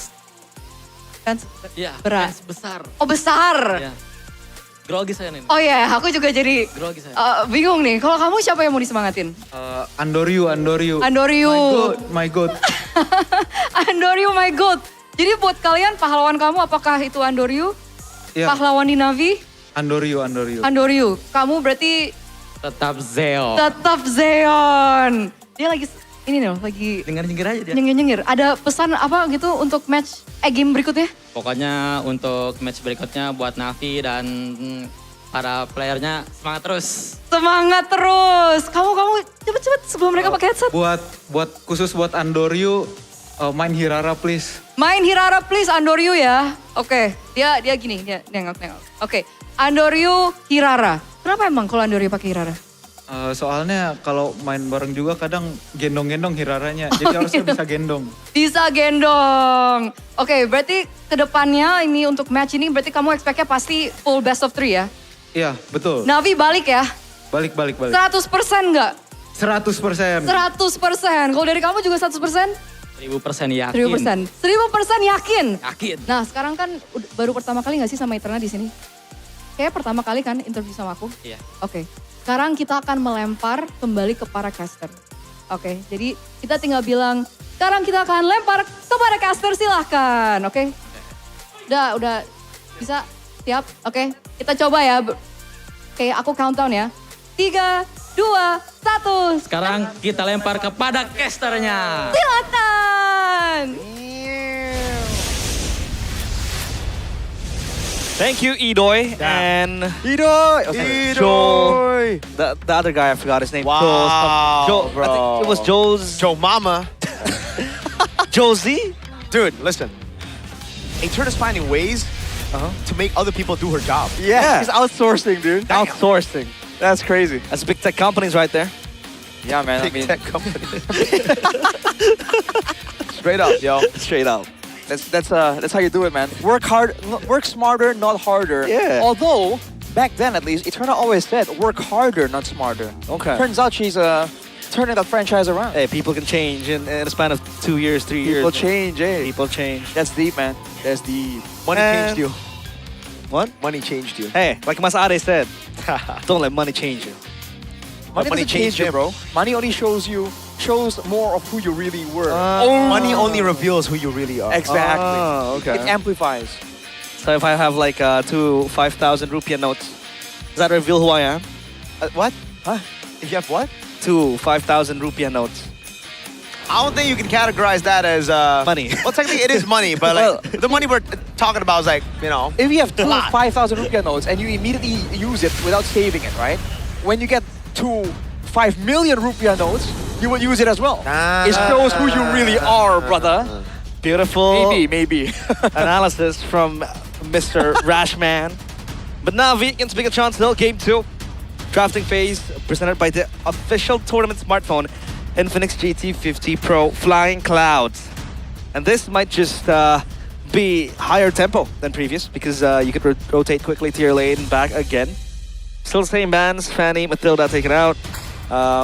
Freya, if you were to take a look at the previous ban, then this should be the Marcel. There you go. Just going back to back. You know, I really Maybe. hope the Melissa gets first picked again. You know what? Navaria. Take the Navaria away. I think first pick Navaria is a little bit better than the Melissa here. In this case, when you know you want to play for late game, if you just want to rely on that reactivity, if you want to just play around defending, you need the Navaria. You can't be giving away a free poke tool, especially to the Maestro. Agreed. Maestro. Although, towards that idea, Mirko, what gold lane would match the late game potential of a Melissa? You know, what's the next best thing? Claude Moskov actually matches Melissa very, very well, dude. All right, that's fair. But again, if you go Novaria here, it's a counter to the Melissa. That's one. So Bigatron might not be willing to pick it up. Hear me that out. means it opens up for Na'Vi to get both Novaria and Melissa. That's true. And that is proper Haram MLBB. That is the why not Arteta we were expecting. Hear me out. More Haram though. Talked about the Moscow and the Cloud matching with the Melissa. Yeah. I say the Mia, man. Oh, yeah. Actually, you know what? Yeah, that's true. Even they prioritize Bellerin. That means Novaria Melissa gets picked up here on the right now. I think they want like more of the same thing of the first game, but they felt that Belleric was the main cause of the problem, right? The Uranus can zone. I don't think it is, man. Na'Vi. It seems like that's what they think. They want to make sure they are the ones that can control the neutral objective now. Yikes. But I think a team like Bigatron, they've been against comps like this before. I think they're gonna find a weird, unorthodox solutions that doesn't involve just crashing into the right of the Dryad. They gotta go Novaria and Melissa. They have to deal with the poke, or they take the Novaria together with the Rafaela. They deny the Rafaela Belleric combo that Na'Vi have utilized a lot of times to beat so many teams like the fans mentioned against TLID that come back. It was, by the way, 10,000 gold lead, 3 base turrets, no objectives, and they won. Insanity. Yeah. Yikes. So it is a Novaria, but not the Rafaela. Instead, they take the Uranus. This should just be Rafaela. And then Melissa? I'm thinking Melissa too, but you're going to be losing out on a lot of that jungle control. Yeah. Because it'll be picked up red 3, I believe, for BTR. And then it'll be basically a contest of who has the better hero pool in the jungle. I kind of get the feeling that Bigatron will have some kind of like flank angle. I think the idea for them is that we can give you the Rafaela, because if we have the Novaria, you can't match up anyways. The long awaited! Can we get a camera here, please? Hirara. Imagine if they, shoot the Mirara and like the big screen behind us. No, that's crazy, bro. When the Mirara gets picked up. That would be pretty funny. Miracle. So more of a brawl. Hey! Oh my Ladies and gentlemen. man. Was? I mean, I can't even blame y'all. Hey, you know what? Nah, stop. Can you give me an ooh? Ooh. Oh, come on. Bro. Needs to be cute. Okay, I can't blame y'all though. Like, damn. You look good. I actually do. Yeah. Imagine people who don't know, right? They're like, "Wow, man, what's the Instagram?" Mirko is like, "Huh? What? Who's this? Huh? Who is this distinguished woman?" Does the chat acknowledge that like they did? The chat's only been acknowledging that, but Did they know who it is? The secret identity. they're all saying Mirara in the chat. All right. The people know. The people know. They know The people pay. The people pay the bill. Melissa being picked up because the Claude was the same matchup we saw previously. Well, Gize was heavily bullied by the Claude. With the multiple gangs going towards him, the Lilia taken out as well. Because yes, after the Novaria, the wave clear is super good with the Lilia. It's one of like the classic mages you want to have when you're gonna pull that high ground defense. And that is also a GJ special. I think mid prio is something that Na'Vi really have to contest more than a lot of the other things, which is why I think we were a bit surprised at the Belleric. We think it can still be mitigated as long as they do have prio. But as of right now, Novaria alone almost guarantees a mid prio, so they need some really good wave clear from the mid laner or a roamer that can really help out. I guess the Belleric's gonna go roam too, so like. Okay. Yeah, it depends on that mid lane. Yeah, I like the Lilia ban here. They banned out Eudora last time. Do they want to ban the Eudora here as well? I think they're opening up the Paquito because, again, the Paquito will really suffer against these picks. Belleric, Hirara, Claude. Everybody can really just escape from the burst down of the Paquito. At this point, I feel like the jungle is just kind of like a... Wait. I'm actually quite surprised the Rafaela hasn't been banned out. This could be a Rafaela Red 4. Yeah, especially with the Eudora ban here. With the Lilia ban especially, why not? I don't think it'll be wise to let go of the Rafaela, bro. Oh my, they do. Easy Rafaela Red 4 here, I think, for Bigatron. I don't think it'll be anything else. There's no Mathilda anyways. Yep. Unless, why not have prepared for this? Has prepared for this. Maybe he has a counter pick in the mid lane that's not named Lilia. Floor in mid lane, please. What? I mean, what else could be there except for the Lilia for like hard wave clear, like a TN? Are they gonna run the Farsa again? Maybe, but again, this is a Rafaela, I think. They're thinking about it, which now makes me question myself. Like, Rafaela is just the pick here. For BTR especially. Yeah, there you go. I can't believe it. That has just gone through. 70% win rate, by the way. The tempo is going to be 100% crazy, for man. Finn, by the way. 100%. Dude, Novaria Rafaela, dude. The tempo, if you thought it was fast last game, it's going to be faster this game. It's vroom vroom for Bigatron. Chip? Oh, they try to go all in. That's the answer that they're looking for. Go pick the Carmilla jungle, Niall. Carmilla jungle, hey. They tried it, you know? Carmilla jungle in the previous international. Yeah. Against Onyx when they were match point in the grand finals. But it was with the Sicilian, so technically you do get a little bit more of like value, a reason. Yeah. I mean, is there room for like a fighter jungle here if they really want to? Leomord. Ooh. Lucas. Oh wait, not bad either. If they really want to snow, but the thing is, it doesn't really like work well with the rest, right? You have a late game composition. Well, you need a frontliner, so maybe yeah. Not Frederick, no? They just can't. Surely not, right? I am not a fan of the Frederick, man. I'm thinking the crowd control, the healing, the front line, but I think that might be a bit of overcook. I think crowd control and frontline is what we're looking for here. Yep.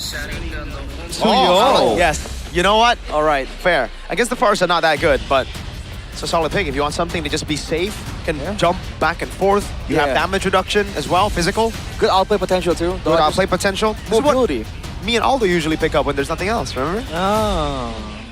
Okay. W. Hey! Calm down now, bro. Why are we...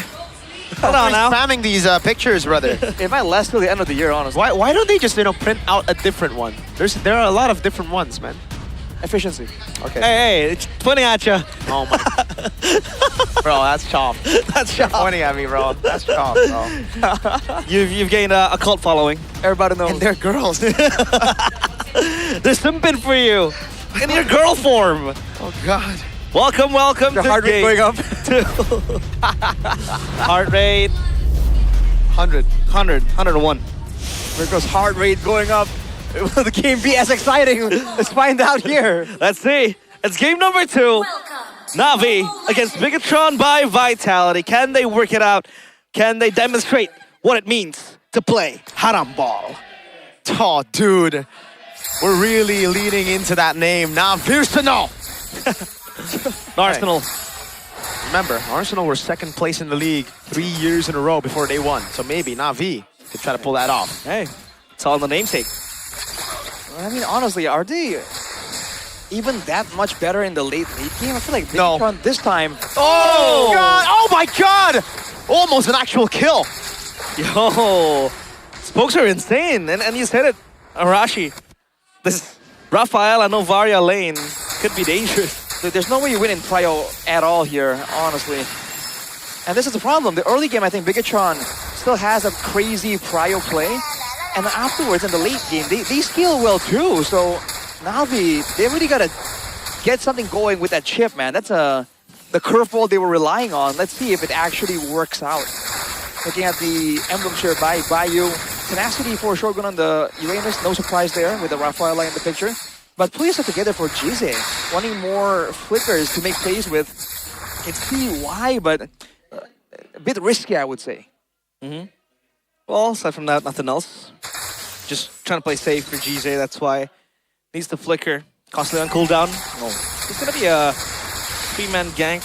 Only a counter jungle from Niall to maximize his resource and income. Afro is close by. They want to brawl it out here. That's an all-in. Oh, into the back. And Toryu with a double immobilize. And it's Shogun with the escape. Afro with the crash course, the flicker in.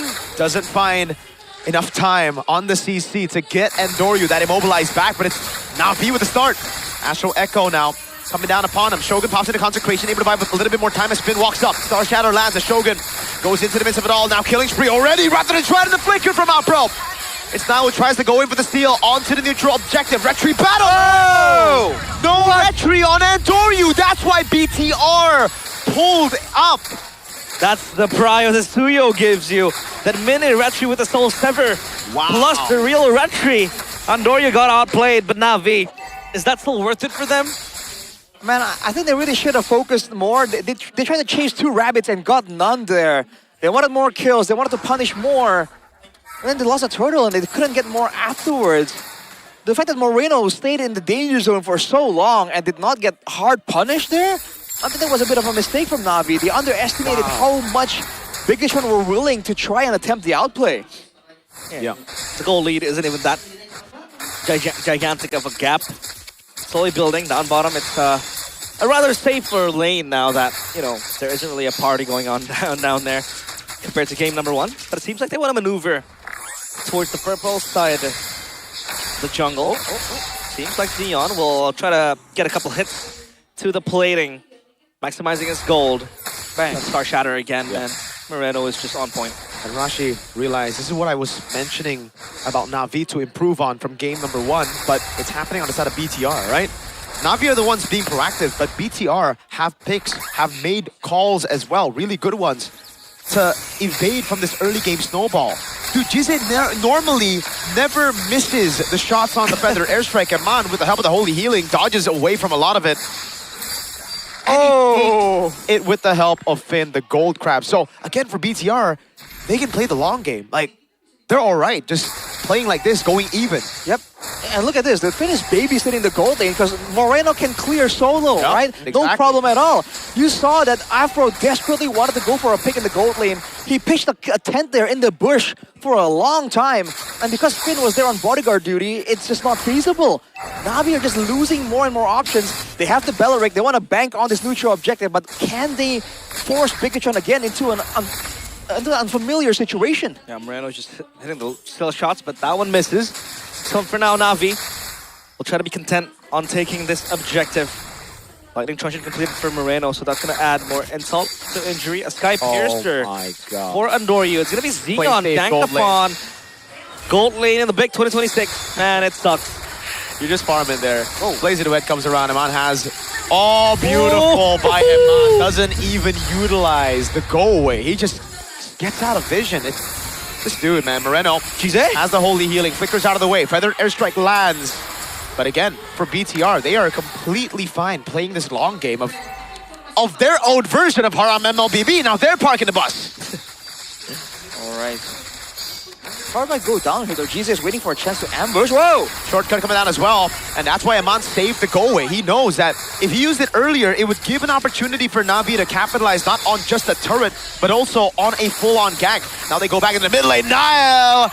You might be able to handle Endoryu's damage, but certainly not the magic damage of Jize. Yeah, the burst from the far side is enough to take down Nile. Owen to the Suyo is losing tempo. Andoryu is catching up slowly and even is on the lead, on the way to the Hunter Strike with the Sky Piercer completed, yet still stackless. It does feel like Bigatron are playing a bit greedy though, because they had some control over the turtle earlier, right? They were able to force cars back, and then they tried to go for the turtle while still going for that play on the bottom side. I think they need to be a bit more concise here, because Na'Vi, like you mentioned, Mirko, maybe they overheard you, but they're trying to be a bit more proactive here, and they're getting some benefit from it. That is because of the chip pick as well, that they're able to go for these active plays. Good retreat from Nile, secures himself his purple buff. Sky Piercer on Andoryu. Unfortunately, no action since he's picked up that item. And you know they want to look for the picks, because Afro goes for the first item splitting time. So that ultimate is going to cycle quickly, and Na'Vi can always look for these crashes, for these skirmishes to happen, changing a potential 1v1 to a 5v1 if everything happens completely. Oh, Xeon. Plays Duet. Oh, now might just be dead here. They go in. Shortcut plays down. Now gets away, but Andoryu picks up his first Sky Piercer stack as BTR scramble around the map to look for a trade. Now, what do they go for? They go for the clear to the mid lane. They go for the clear to the bottom lane. The cars is already rotated, and now it's going to be Opera with a rotation as well. Zaman's going to be chased down. No turrets, remember. Tier 1 has already been taken out, and now it's going to be Zeon with the pickup on the turret up top as well. And Andoryu walking up over on Shogun, who should still be able to escape. Walks back on Jize, has no consecration. Moreno with a shot on Jize. Oh. That's Jize out of the fight completely. This could be an angle for Bigatron to really go proactive. Zeon isn't in the picture just yet. They spot Afro too. Yep, zone. Poke coming down as well. Afro now jumping to the back line, but the go away is able to displace him all the way. Retribution for the turtle already for Andoryu, and Shogun is able to escape with the feather airstrike, and there's no burst possible. Andoryu walks up, and now jumps in with the Blaze Surge blink and is able to pick up a double. Now it's Nile with the Blazing Duet, but it's still Blaze Surge. Nile was waiting for him, and now with the Queller, with a missed Star Shadow, Moreno flickers in, gets the meteor, and now Shogun will shoo Andoryu away from these bushes. Another Star Shatter, this time doesn't land, but BTR again equalize the goal lead. The pressure from the Navaria is immense. Moreno, again and again. You can see the cycles that he can bring. The Star Shatter misses, the meteor goes up. That was quite dicey for Zeon because he wanted to be MI back, but it was in the middle of a Blade Surge. Just right on top of him, stuns him. And still, he wasn't able to survive. God, Shogun. I don't think they can kill him, even with the shortcut. I mean, maybe? No, yeah. Uranus is balanced, Arashi. Yeah, that's why Shevin and I play with Uranus a lot. You like to play Uranus a lot? Yeah, it's just such a good time. On the other hand, though, Na'Vi, they had a bit of an advantage there, but I think in these really long, drawn-out fights, you're seeing the experience difference, because technically Andoryu and Zeon have outplay potential, but they were read like a book by Bigatron, right? Nile waited for Zeon. We saw Eman kind of outplayed Andoryu as well, kiting him back away from that assassin. I think this is where the difference in experience really shines for Bigatron, in those long fights that start off calculated, but then forces you to improvise in the middle. Niall's back in the game as well after a very dreadful start. Constantly annoyed by Na'Vi. He has the War Axe with the Hunter Strike, so that's a bit of sustainability. 10 seconds to the Lord spawning, that's going to be the timer. But this is the thing with the chip. You know, you can always have someone just play on the side lanes, and you could just hitchhike a ride with a shortcut. So that side lane pressure from Na'Vi is going to be omnipresent. But so far, only Zeon's going to stay up top. As Bigatron has their hands on the Lord. Will they burst this down quickly? Are they blitzing it? I mean, they have a shortcut into the back if they're able to find it, but Oh, Moreno flickers out of the way. The shortcut now. Oh, Iman gets out of the way of the Wrath of Dread as well. But Finn is able to flicker out of the way. Shogun now gets chopped with the feather airstrike, is able to sustain with the help of the consecration and the holy healing from Finn, as BTR have just utilized a lot of those resources, baited it out from Na'Vi. Now the muddles do it. And Doryu with immobilized over on Shogun. He's able to dodge away from the second one now as he walks up again with the holy healing. Iman pops into go away, stops Doryu from walking up to go for the steal, and now it's the Outbro taken low, taken out by Nile. I thought the Star Shatter would be the hit that finally took him down, but BTR now with a 1.5k gold lead, 5-5. But damn. That was a confusing fight. Beautiful. Uh-oh. Good clear by Na'Vi. Star Shatter doesn't land, but BTR have another way to play with. This is a massive Lord for them as well. Now they can really play for the siege angle, where again, the Novarian and Melissa now is on their hands. They just completely outclassed Na'Vi in that fight, dude, I gotta say. It's just mechanical outplay upon good decisions. Good clear from Zeon right there, but the troubles has only just begun, man. Bigatron are setting up for the waves here. No cuts just yet. Andoryu. Massive feathered airstrike. This is why, though, the rough... No going one. Breath of fresh air, a sigh of relief. If their cars there, there's no burn, no tick down. No lethal ignition too? Star Shatter still hurt. God, lightning truncheon into the Divine Glaive. Yep. It just shreds you down with a single touch of that Star Shatter. Yep. The question is, can Na'Vi defend this time around? They have the Holy Defense and it's still level 1 Lord, so I think it'll be just fine for them. Eyes on Finn and Nile, man. They are the ones with the stuns to really set up for a big play under the base. They might play it slow though, just go for a poke. Shogun. Good queller there. Car still trying to get a kill back on Shogun, but it's just so difficult.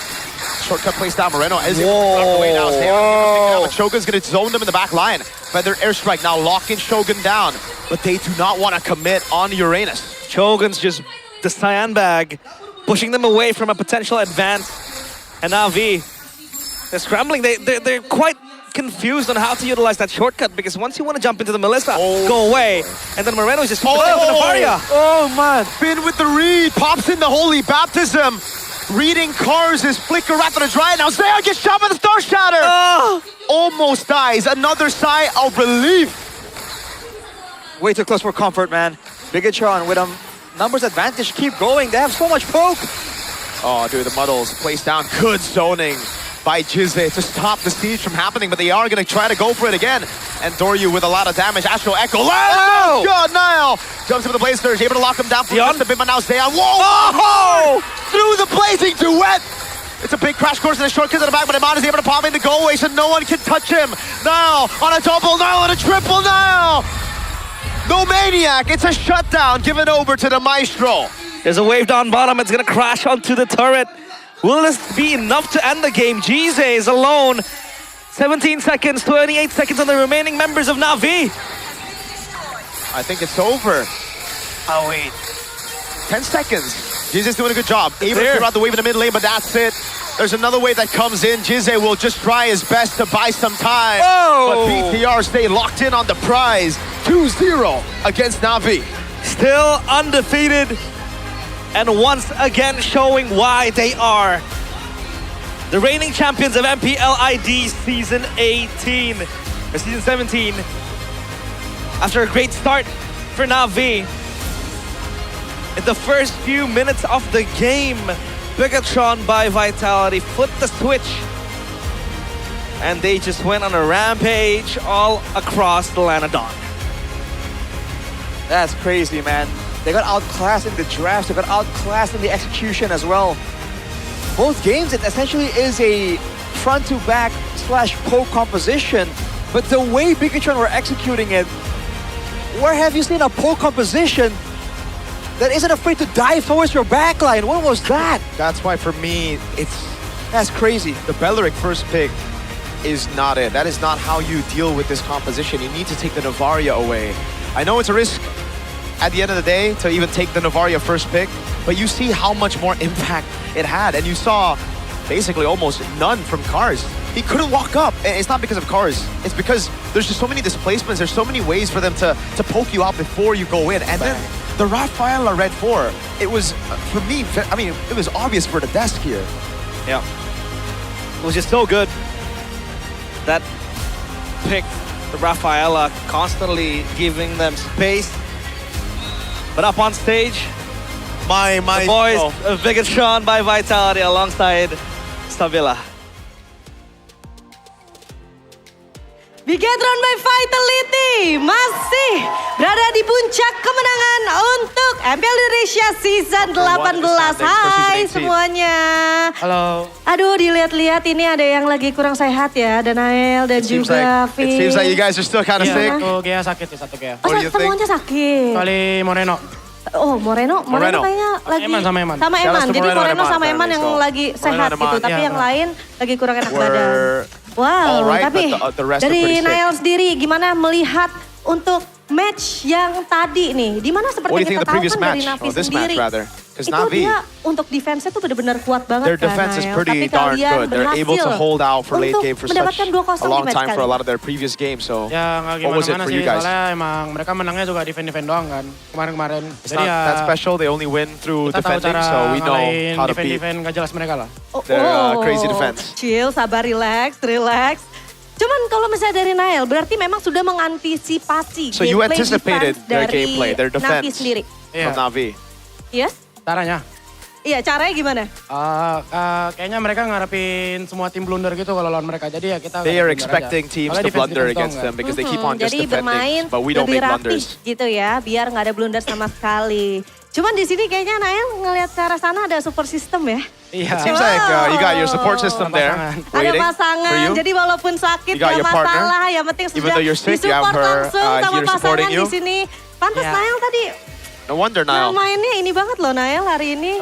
Mainnya hari ini semangat banget. You played really well today. Yeah, of course. Support system. Karena udah support system. Of course I have to play well. I got my support system here. Gimana kalau misalnya menurut Nael sendiri nih? Karena 2 game dari Novaria nya Moreno itu dilepas. Apakah itu salah satu kunci kemenangan kalian? Was that one of the win conditions for you, the Novaria? Yes, of course. Sih, kayak kenapa dilepas gitu. I'm so confused why they actually, don't want to deny it. Moreno jago banget. Yeah, we're confused. We're confused here too. Why would you leave it open for Moreno to pick up? We are very confused. Tapi Shogun, Shogun, gimana dari Shogun melihat tentang di draft yang pertama? Di What do mana you think draft yang about pertama kita the ngeliat draft of oke, game 1, Shogun? banyak banget damage tapi nggak ada There's a lot badan of gitu. damage, Mereka cuma ngandelin but dari healnya they aja. don't Gimana really Shogun? have a front line. What do you think about that? Kalau nggak ada badan sama ada badannya itu tergantung gameplay sih. I think whether or not they have a front line really comes down to how they play the game. Gimana cara maksimalin hero. How they maximize, each pick is what's most important.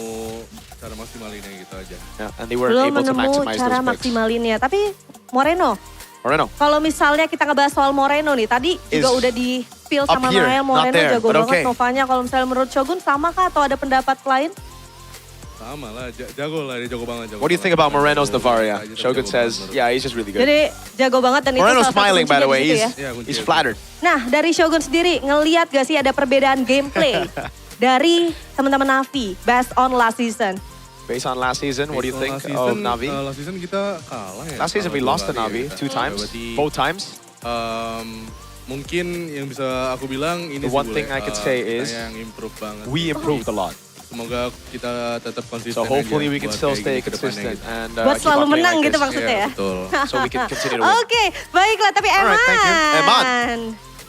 Hai Eman. Hello, Eman. Kabarnya baik hari ini? Baik. You feeling You good? Yeah. Moodnya I'm bagus? good. Bagus. Karena menang terus good ya? mood. Apa? Karena menang Is it because terus? you keep on winning? Yeah. Yes. Karena menang terus. Nah, kalau misalnya dari Eman sendiri, Eman. apa sih semangat yang dibawa What untuk di is season 18 your motivation ini? for season Mengingat 18? ini kita udah di week 3 loh, gak kerasa. We're in week 3. Semangat yang dibawa ya mungkin sama Motivation? kayak season lalu sih. It's the same as last season. Kita harus perbaiki We want to fix playstyle kita setiap our hari playstyle sih, every day. kayak We want to keep on 1% improving. Hari gitulah. Yeah, we just want to keep on improving every Jadi day. improve terus ya So setiap just keep on hari. improving every day. Yeah. Dan ada improvementnya. harus ada improvementnya dan terlihat ya belum pernah kalah sekalipun untuk di season kali ini We di haven't Bigatron lost by a single time this Vitality. season. But Eman, But Eman. gimana cara kamu dan juga teman-teman yang lain untuk bisa selalu konsisten How do you stay gameplaynya? Karena consistent konsisten banyak yang bilang kan when it comes to sulit. gameplay? Tapi Because gimana? it's very difficult to stay consistent. Mungkin I've heard. dari luar gamenya dulu sih. Kayak It comes down to the out game stuff first. Pas 3 gitu. Because the things we do outside of the game, in the gaming house, playing together, interacting with each other, building the synergy, Bondingnya bonding. dikuatin It's jadi very ya. important. Bondingnya dikuatin. Oke, baiklah. Dan dari Vin. Vin. Hai Vin. Halo, Vin. Gimana, masih semangat Vin? You still motivated, Finn? Lumayan. Yep, of course. Lumayan karena menang. Baik. Of course, Vin, because we won. di hari esok kalian akan bermain Tomorrow, lagi you'll play again, melawan tim and you'll be up RRQ. against Gimana, Vin? RRQ. What do you think? Enggak gimana-mana sih. I don't really think about it. Lawan tim-tim lain aja kayak normal lah. Yeah, I mean like Lawan they're tim-tim just lain aja mungkin another ada team. persiapan There's khusus like a buat normal lawan team, tim RRQ. so I don't really think about it too much. Persiapannya Any harus extra? lantai 2 mid-nya. Oh, okay. So Mitnya. Kenapa? his preparation for the matches, he wants to smash the lama di RRQ dual mid of RRQ. Oh, jadi Because those are the two player members lamanya who've gitu been ya. in RRQ for a while. Nah, Vin, ini sekarang Sabila pengen nanya, ini pertanyaannya baru. Bisa nggak kasih tahu kita I wanna fun ask you. fact yang terjadi Fun fact? di match yang tadi? Ada nggak fun fact yang Is there a terjadi fun di fact match yang in tadi? that Yang match kita nggak tahu that we nih. don't know of? Coba, apa? I don't know. Mungkin yang lain juga boleh bantu. The rest? What about the Apa rest? Is there misalnya any fun hari fact? ini like, kita bermain maybe we played berbeda. a bit different. Ada mungkin Nael, bantuin Maybe. Nael, bantuin Vin. Wah, mungkin fun fact-nya kita sakit semuanya sama sampai coaching. I guess the fun fact is we were all sick, Itu even the fun coaching fact-nya staff untuk were all match sick. kali ini. Jadi semuanya sakit sampai ke coaching So that's the staff. fun fact for BTR. Baiklah, Not so terima kasih fun, banyak but and once pretty again, funny. congratulations untuk Bigatron by Vitality dan That's Bigatron by Bigatroopers. Vitality. Marilah kita Bigatroopers. sambut. Inilah dia Bigatron Give it by up Vitality. for Bigatron by Vitality. My goat. Lu mau pegang itu, Mor?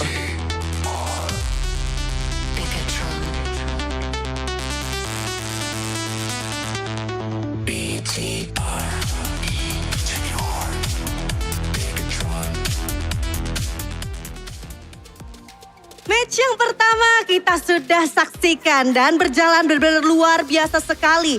Bahkan dari Bigatron by Vitality mereka masih menang untuk di match kali ini. Tapi sekarang Sabila akan bagi-bagi hadiah karena kita akan langsung saja masuk ke GoPay hadiah GG. Nah, Sabila yakin di sini teman-teman super fans semua pastinya udah pada download untuk aplikasi GoPay-nya. Cuman yang belum, masih ada waktu, kalian bisa download sekarang juga. Caranya juga gampang banget, kalian tinggal buka aja aplikasi GoPay ke arah kamera.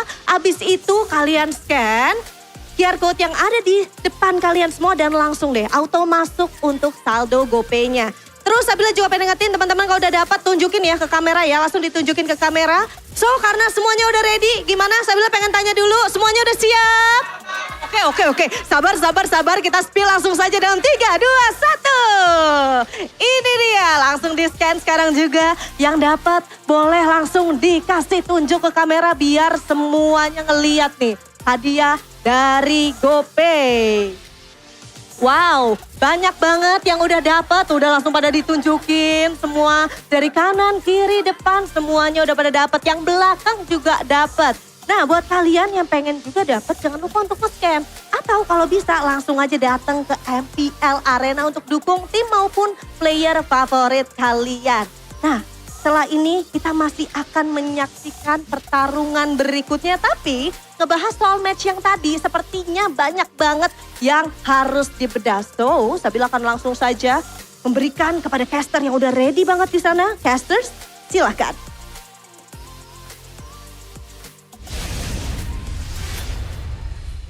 And that was Bigatron by Vitality with the interview up on stage. But here we have Mirara Enjoyer Moreno. Yeah. Mirara Enjoyer. What do you mean, yeah, bro? What do you think about this this cosplay? Yeah, so good, beautiful, and have a big body. So unique, yeah. So good. Very good. But hey, Moreno, welcome to the English Dance with the interview. Hello. Obviously, that was a very amazing win. How did you guys, how were you guys able to break down Navi's defense? Because Navi is well known to have very good base defense. For me, it's just I don't say it easy, but obvious. Like we just play early until mid game. Yep. We don't give them the power spike until the late game. Just like that, and yeah, we win like 13 minutes. Yeah. Okay. What do you think enabled that for you guys, right? Is it the Novaria pick? Do you think the Novaria pick, always picking it away against Navi, was what helped you win this game? For me, yes, because GZ also strong using Novaria, and my Selena get auto ban. Yep. Yeah, just pick Novaria, and I think the box is so easy to break with Novaria. I have a follow-up question to that, Moreno, because we're seeing so much hype now building up for you, right? From last season, after you got Finals MVP, my choice for regular season MVP as well, by the way. And this season, only building upon that, doing even better. Teams have started really locking you down in the drafts. Novaria ban, Selena ban. Now, what happens if everybody starts targeting you? For me, it's aman. It's okay because like Finn. How about Finn? How about Nile? How about Shogun? How about Eman? Their hero is all easy to pick, right? It's okay. It's just for my teammate. Playing for the team. Yes. So were you confused about in the second game, they first picked the Belleric. What do you think about that? Do you understand why? Do you feel like it's weird? For me, what can I explain is the Belleric pick is just for the box. But what can I predict? GZ will first pick Novaria, but they still give me the Novaria. Yeah. Right. I thought it was going to be first pick Novaria. I really thought they were going to deny it away from you. Now, a question, I guess, a little bit more out game. Yeah. What's going on right now? Everybody seems to be sick, under the weather. Yeah. To be honest, for me, it's a topic, because a few player is get sick. Not Eman, Finn, Shogun, Nile, all the player, but. I don't know. I just happy today we still managed to win because we the player is forgetting the sickness. They just focusing and playing 100%. Right. And how are you not sick? Did you get sick throughout this, the last 2 weeks, or no? Strong immune system? Yeah, I think different. I just drink vitamin. I don't know. Drink your vitamins. Drink your vitamins. Yes. Stay healthy. Obviously, Moreno's super stay healthy, everyone. And yeah, I want to talk about a potential, I'd say, perfect start for the regular season. Obviously, you guys currently the champions of MPL ID. And, in previous seasons, you were still able to become the regular season champion. Yeah. Do you see that happening again this season? Do you guys want to target that, a potential perfect season in the regular season, not losing any game? Or any match? I don't think so. To be honest, we don't think like that. The mindset is just play step by step. Okay. I don't want to thinking like too far like that, and just keep being humble. Being humble, yeah. So, I mean, now I want to go really far back because, I think this game was kind of self-explanatory. You've already gone down and, explained everything. I want to go back to MSC, right? Okay. Your first international, major international. A loss there, top 8 finish, going then to win the next international, staying consistent. What was the main adjustment from MSC to the next one? Because our fault in MSC is just we don't play humble. We thinking too far, like too easy. Too easy make grand final because of the bracket. It's just a lesson learned lah for GOTF and this season. We just play step by step. We just keep being humble to everyone, to every enemy, to every teammate. It's just like that. Okay. You think you deserve player of the match? You are the choice for player of the match here. Well, I don't think so. My teammate, bro. Who out of the team would you say is MVP for this match? For me, it's Niall and Finn because they playing so good, even though they have a stick between them. And don't know. But thank you for the player of the match. We voted for you, obviously. Rashi, you have any other questions you want to ask? Well, what was your mindset if you play in the Novaria here for the aspiring Novaria players back at home, right? What's the mindset when you're trying to go for a neutral objective on the Novaria? What is inside Moreno's Novaria? In my mind, just play basic. I think just using your scan, using your vision to help my jungler and god laner post 1 and post 2 to play good, like to play easily, don't have threat, something like that. So during this game at least, there's a lot of attempts to try and shut you down, obviously, because you're so important to the composition. Who was in your mind from the side of Na'Vi? Like, who are you looking out for? Who's trying to catch you from Na'Vi that you're always aware about? For sure, Chip, because I think Chip is the answer for Novaria, because Novaria is easily poking hero, and Chip is a hero that need to war always, like straight go straight. Okay. Well, do you think Novaria is like the strongest mid laner in this patch? Like if, for an example, the Selena gets open, the Novaria gets open, which one do you prefer? If all open, for me, Selena. Selena still. That's a pick for you, yeah? Selena. So is Selena your favorite pick in the game? Yeah, my favorite hero of all time lah. Okay. Do you think you are the best Selena in the world right now? Ooh. Just say yes. If you think it is. Just say yes. Just say yes, my goat. Hot takes. But I don't know lah. All right. Yeah. Man, top 3 Selena. Not you. Don't include yourself. Top 3 Selena in the world, you think? Based on last tournament? You can just base it off your own opinion. Yeah, could be last tournament, whatever it is. The top 1 is Rosa. For sure Rosa. And top 2 is Super Prince. Super Prince. Oh. And top 3 is Haji for me. Because he's playing Selena at EWC and he's so good. Okay. Well, do have a question to follow up that. Obviously, Bigatron now are high in the clouds. You guys are able to get a lot of wins and now are the favorites. How do you guys keep humble? Because obviously this is the first time you've ever tasted, victories like this, trophies and all that. How do you keep humble, as a team and as a player like you from Moreno? Because for me, humble is like a big factor for me, for myself, and for me, just like if you want to keep maintain the winning or like that, you just being humble. You just being humble to everyone who close with me. Like okay. Hear that, Mirko? You gotta stay humble. Stay humble, eh? Stay humble, eh? This guy's not humble at all. Last statement for me, RQ versus BTR. Predictions on that, bro. For me, it's a bit interesting because I think they will improving this week. And I want to meet Hajirin. Last season. What I remember, I think I want to meet him Because he don't play last season, right? Right. Yeah. He skill who playing. That's why I want to meet him. Okay. I think it's will be interesting. Another fun fact: you're a BTR player and a Barcelona fan, yeah? Yeah. Real Madrid fan. He's a Real Madrid and Onyx fan. So you smashed him. Hey, it's okay, bro. Just being humble. It's okay. Stay humble. It's okay. Stay humble. But hey, thank you, Moreno. Thank you so Moreno. much. We'll toss it to the mic check. Let's Thank go. you.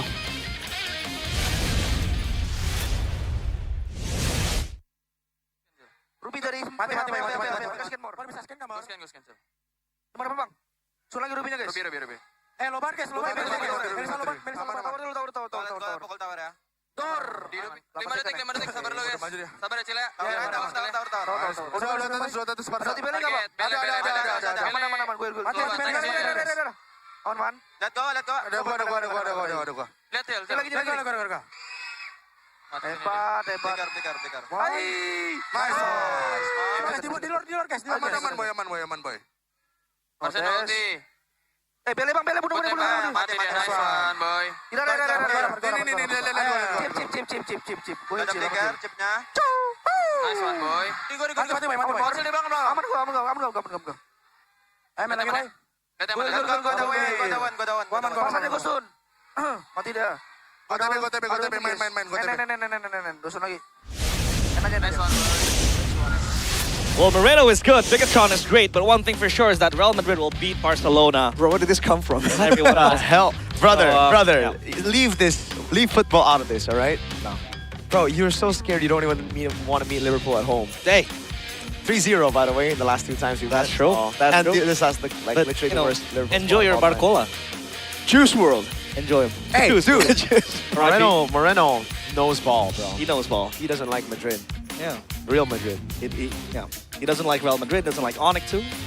I don't think he doesn't like Whoa. I'm Gonna put words in his mouth like that. Whoa. But hey, he did say that the best Selena was Haji, and tomorrow he's gonna meet Haji Rin. He said Rosa, Haji. Prince, then Haji. Yeah, so top 3. That's true. He might have said like Moreno, no? I think that's the case. That might be the case. But hey, if you want to have good mechanics like Moreno, and just play to perfection, you can always use INFINIX GT50 Pro. This is our official tournament smartphone. And, all the specs that it has, my favorite, obviously, is the HydroFlow liquid cooling. HydroFlow. It keeps it cool, it moves, it fluctuates the liquid to the left and the right. I hope it's not the same wallpaper it was. No. Is it different? Okay. Oh, it's still the same. We can change it to this. I have nightmares, Arashi. Yeah. Last week it was that. I will show it. I do not want to see that wallpaper. Yeah, no, I'm joking. But go and check it out, guys. If you want to keep Check cool it out. after a couple of things maybe got you a bit too hot sometimes, you guys can just cool down with the new beast. That is the cooling beast. Unleash the cooling beast with the INFINIX GT50 Pro. This is the phone that was able to put me over to Immortal. Are you Immortal yet? Yeah, top 3 gaming phones, man. 100 stars, 70% win rate. 138. With 40% win rate. Hey, a win is a win. A star is a star. Brother. Someone's not even mythic yet. Oh, who is that? Hey, Who could it be? Hey, Who could it that's be? good. That's all good. At least your Hirara ain't, bronze. Brother, my Hirara has a 78% win rate. Okay. That was a bad game. I had a Mia and Navaria in my team, and I didn't have any mid-prio, all right? So, unlucky. Unlucky. 78% for now. That's how important It'll be teammates are. 80. It'll be 80 soon. But I do see that, if you want to track your stats, real-life stats, health been doing stats. that. You've been doing that? Yeah, I actually just got an INFINIX GT watch. Hey. It's amazing for pushing rank. It's amazing for me to track my workouts as well. I could do I could pick an activity, I could go, I could really just do everything. I can even get a sleep score and, an AI health monitor that's with me 24/7. I can be more aware of my body's condition because I really need that, apparently, because a lot of people have said that they also, really care. Yeah, we do care. A lot of people care about your body. Wait, so when you were cosplaying Hirara, why do you need to bring up the picture? and then just and then you use the INFINIX GT50 Pro, Yes. you can track your BPM. I could. Can you also track, cam timers with it? What? Like, cam timers? Yeah, you need to jungle, right? As a Hirara. Cam. Oh, that's actually a very good question. Maybe you can, right? Every time you get a cam, you just click on And you could put, actually, Exactly. whoa. Interesting new tech possibility. Luckily, we have timers in the game that like literally tells you, but if Moonton, decides to take that out. then I'm you're gonna have to trademark time it that, by as the way. That's an innovation. Is it? It's not. It can be for the right people. Dude, GT Watch needs to do that. GT Watch needs to add a specific like gaming mode. Yeah, MLBB mode. And then you Like can see. when the Lord comes up, it just buzzes like, yo, Lord time, Lord get to time. Lord, bro. What you doing? And if you miss your retry, it'll just electrocute you. No, you know the Oh, thing where what in kind of chess, Pavlov is this? that's crazy. That's crazy. But you know what? People apparently chess players like burn so many calories when they play chess. Really? Right. Now imagine if MLBB becomes an activity in the GT Watch, so you can start track while you're racking calories. up, and you can That's check like true. whether You or can not lose weight grinding MLBB. because it tracks your BPM and everything. But if you grind MLBB without skins, then What are you you're- doing, bro? What are you doing? You know, you can But- get to Go Pay Games. Use the code GGWDPMPL to get a weekly Diamond Pass for just around 19,000 rupiah. That is super cheap. Don't forget to click use to claim the code before you proceed with payment. And the Go Pay app. You can get your WDP hashtag PastiGege with Go Pay Games. So GG. PastiGege, good game, Go Pay Games. GG. Definitely GG. Don't pay games. Yep. You know what else is GG? What else? You. You're GG. You GG. You're GG. But you are GG in a different way. How GG am I? In Indo, it's GG. Gaguna. Well, I'm sorry. Is that a thing? That's just that's a rose. That's a random rose. It came out of nowhere. Yeah, no, because I watch his streams MLBB and like I don't know how you're 138. You know? Well, it's always, sometimes I'm Kelra. Sometimes you're killer. Sometimes you're. Sometimes I'm realized. Stay humble, eh? I think like we're you're a fan. gonna book a Kelra versus Realize matchup soon. You remember that? We talked Really? about That's STM. true. Kelra was shaking in his boots, quivering, thinking of the matchup against Realize. I'm a more useful Moskov compared to Kelra when it comes to feeding. Yep, that's true. When it comes to feeding, yeah. Interesting. Don't forget though, if you have good instinct and if you want to predict the right winner, you can always join in on the GoPay games. We also have a lot of events going on down there. You can always use the GoPay games app to top up diamonds. And obviously this season you can win 1 million diamonds, 18 GoPay Xperia rings, and up to 1.8 million GoPay coins every day. You can use it by firstly going to the GoPay app and then click on the Lihat Semua or see everything or see all or just view all. It depends on the language you speak. You can pop that on the homepage and then search for MPL GG Party in the search bar. And with that, you can also play Snakes and Ladders with your friends. And you get rewards for doing so? You get rewards, you get bragging rights. Wow, that's a good time. You can be the snake too. Hey, don't say that, bro. Some people are having bad times right now, like Navi just lost 0-2. Yeah. Well, maybe they need to turn that frown upside down with some good time. That's not good time. Oh, it's not good. No That's good. a very different thing, but But it's both good. Get good time, yes. It's both good.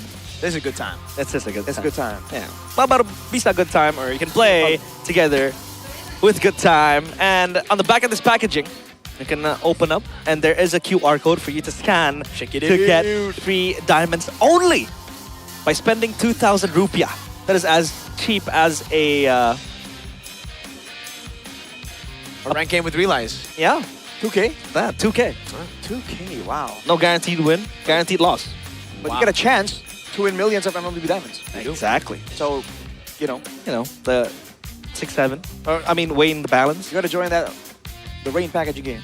There you go. Oh. And while you're on that, why don't you also tune into my favorite game right now? Now, I'm not an unk just yet, but have you seen the character designs in MLA, baby? If you are a fan of Mirara, you will be a fan of MLA, that's for sure. Collect 100 plus heroes, level up with ease, and enjoy idle rewards anytime. Build your strategy into auto battles, explore endless game modes, and fight players worldwide in global PvP. PvP. Download Mobile Legends Adventure and start your idle adventure today. This It's is actually- the perfect game for you, Mirko. Maybe Munson can add a special Yeah. for Hey, be careful what you wish for. dude. They- If they I'm might- getting revenue, royalties, might. Munson, royalties. No, Just add it in. it's voluntary. We can make a deal happen here. We could talk. We could talk. You know what Muntan will say? What? This is their character. And their caster too. So they, They- own I don't think they own me, but I don't think you're allowed to have to own people today. But hey, we can talk. We can make a deal. Negotiations. The art of the deal, Mirko. The art of the deal. Part of the business. Sun Tzu has art of war, Mirko is art of deal. Anything for flying together, Acecraft. We Fly Together is a 2-player co-op shoot 'em up game. You can download now. I like how, you know, the design, the character design as well. It is very cartoony. It is like, I still get nostalgic, man. Yeah, it is the cartoon that Unc Arashi used to watch back in What do you 1904. mean? What? Arashi. 1904? Dude, back when he was a kid, he did have cartoons. Oh, okay. He was still swinging out around like, with spears and stuff. Back with Odysseus true. and He had to hunt Agamemnon. Agamemnon Yeah. as well as A man. A fleet. A fleet. Now, download Acecraft, guys. It's amazing.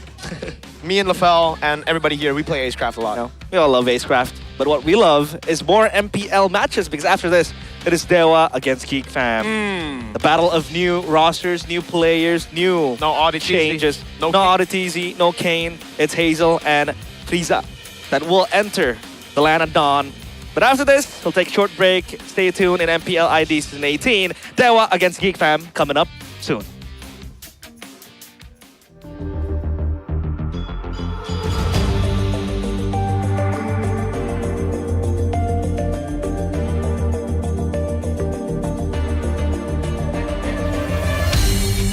Aku kan berdiri dan terus berlari, terus ke arah puncak tertinggi. Ku takkan berhenti hanya sampai di sini.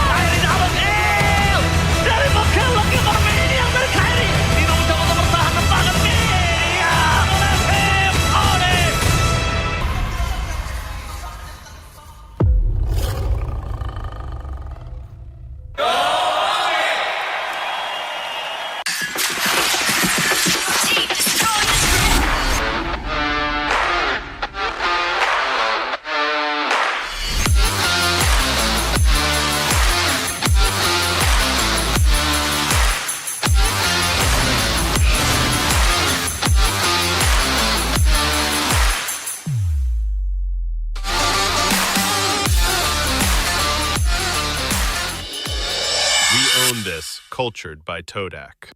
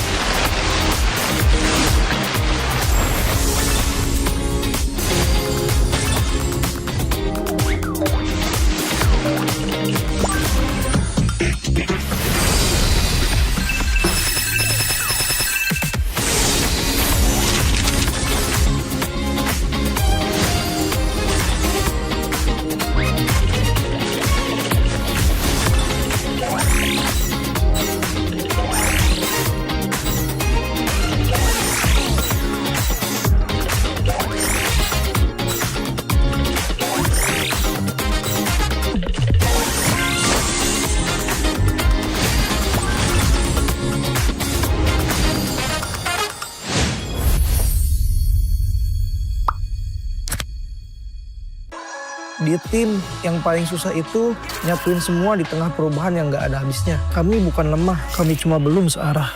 Menang atau kalah itu biasa. Tapi ingat satu hal, kita itu keluarga. Waktunya konsisten saling percaya. Sejak kapan Navari jadi CEO? Hah? Lalu dia Ming. Mending lihat ini. Yang ini murahnya beneran. Bantu kita naik level barengan.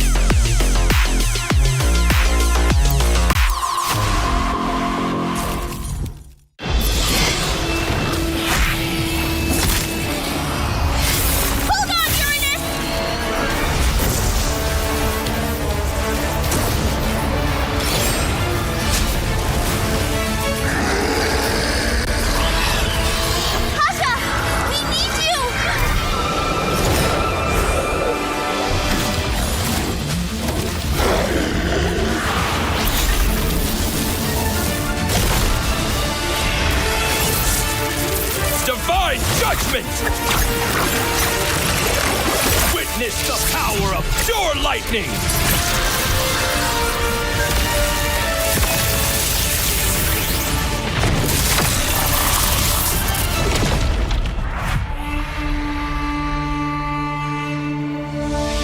All that lies below is under my vigil.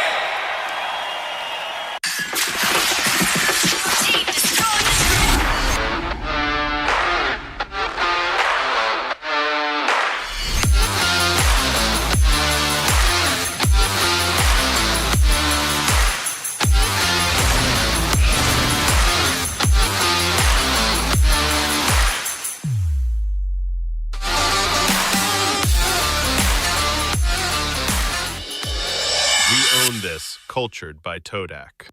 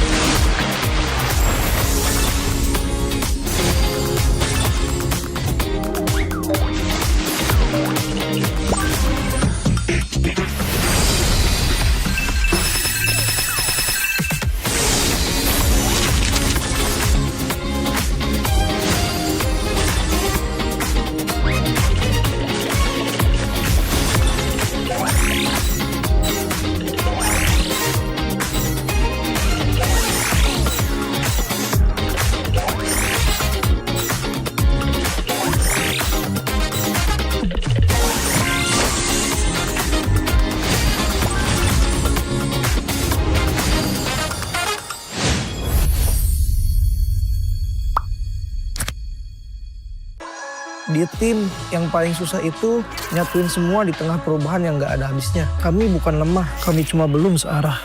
Menang atau kalah itu biasa, tapi ingat satu hal, kita itu keluarga. Waktunya konsisten saling percaya. Sejak kapan Navari jadi CEO? Hah? Lalu dia Ming, mending lihat ini. Yang ini murahnya beneran, bantu kita naik level barengan.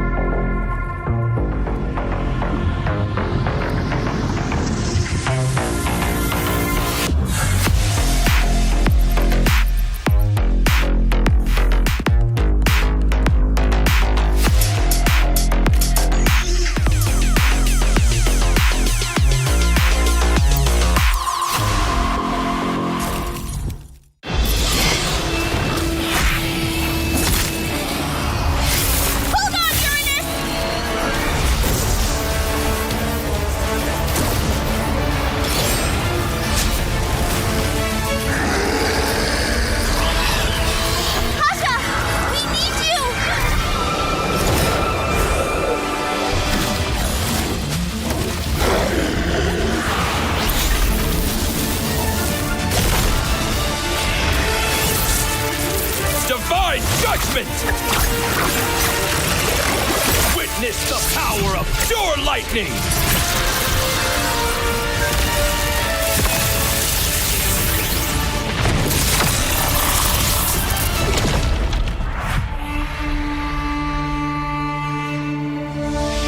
All that lies below is under my vigil.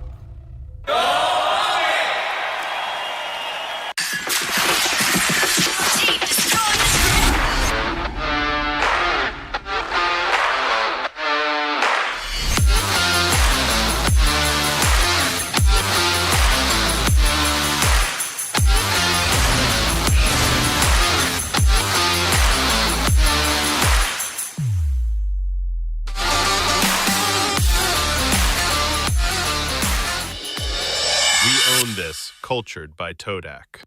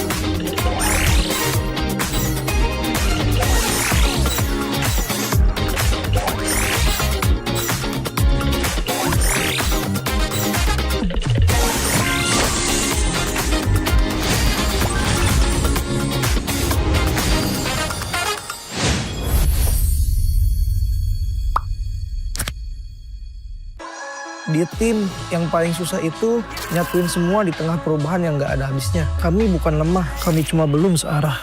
Menang atau kalah itu biasa, tapi ingat satu hal, kita itu keluarga. Waktunya konsisten saling percaya. Sejak kapan Navari jadi CEO? Hah? Lalu dia Ming, mending lihat ini. Yang ini murahnya beneran, bantu kita naik level barengan.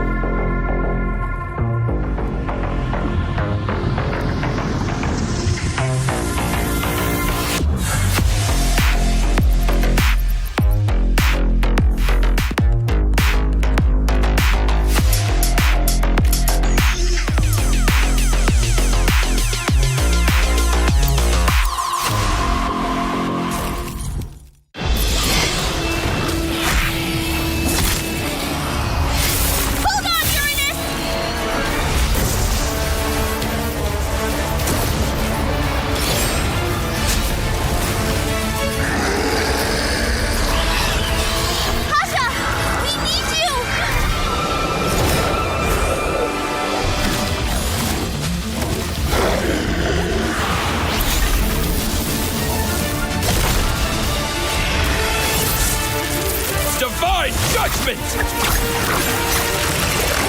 Witness the power of pure lightning!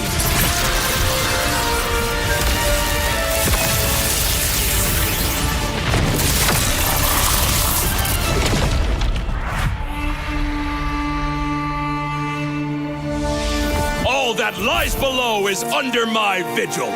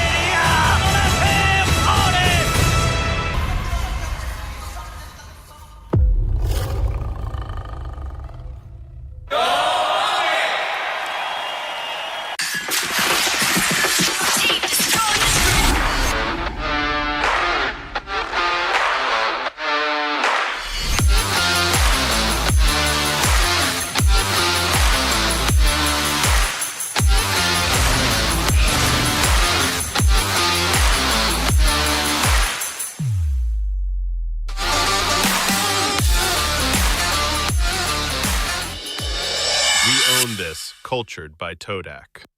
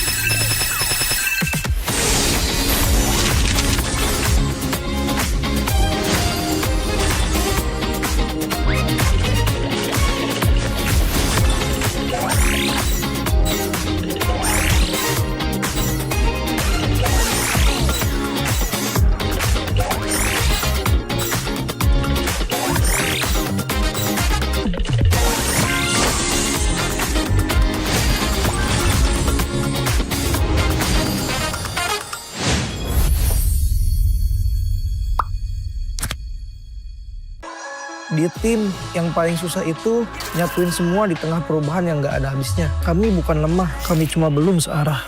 Menang atau kalah itu biasa, tapi ingat satu hal, kita itu keluarga. Waktunya konsisten saling percaya.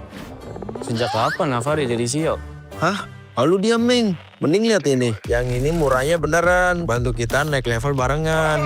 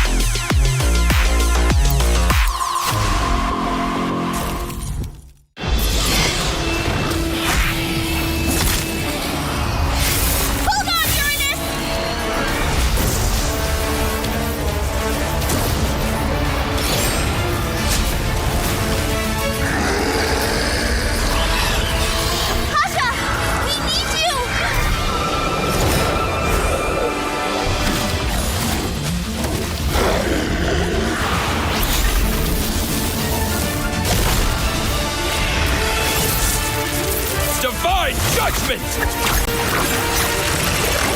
Witness the power of pure lightning!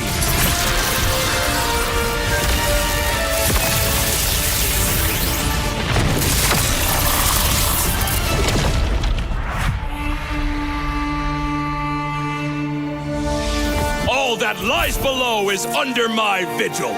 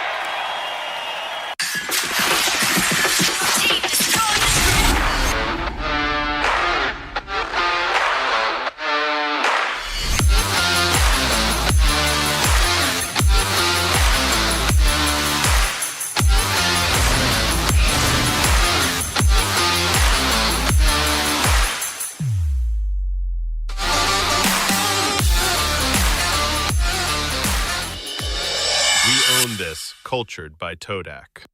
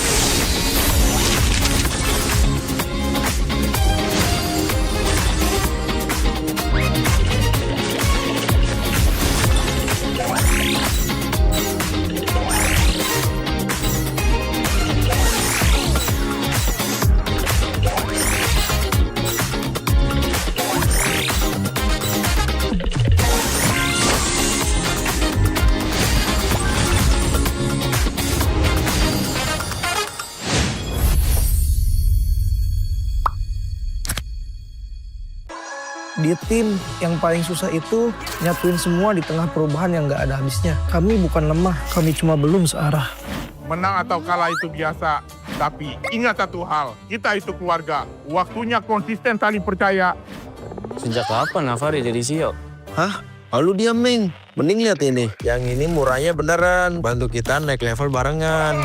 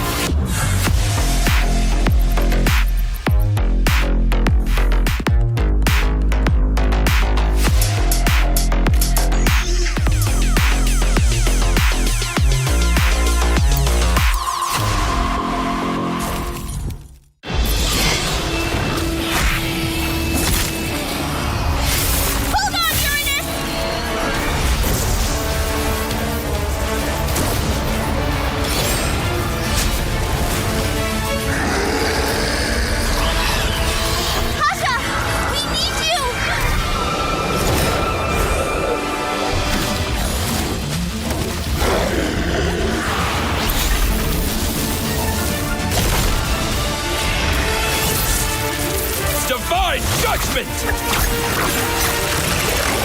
Witness the power of pure lightning!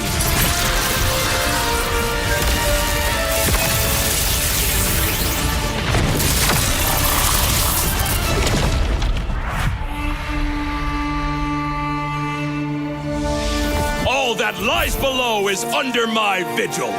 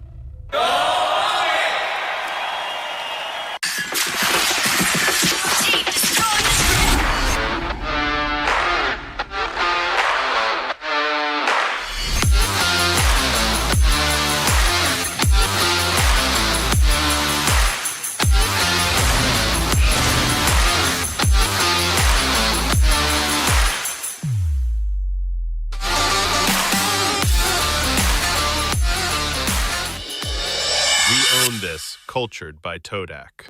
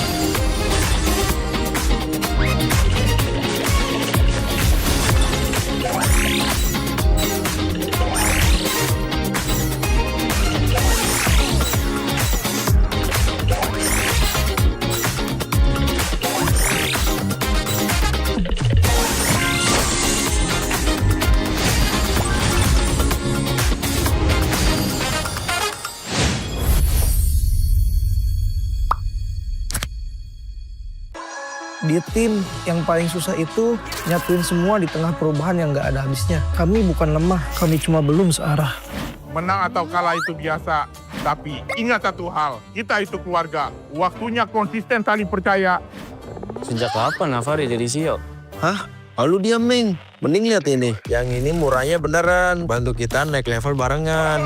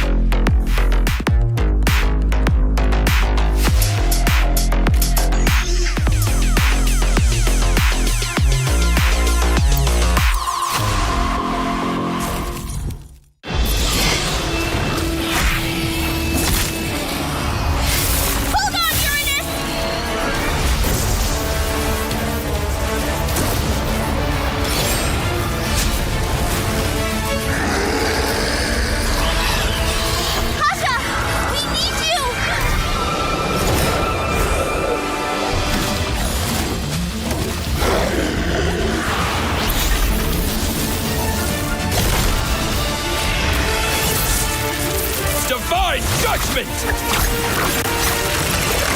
Witness the power of pure lightning!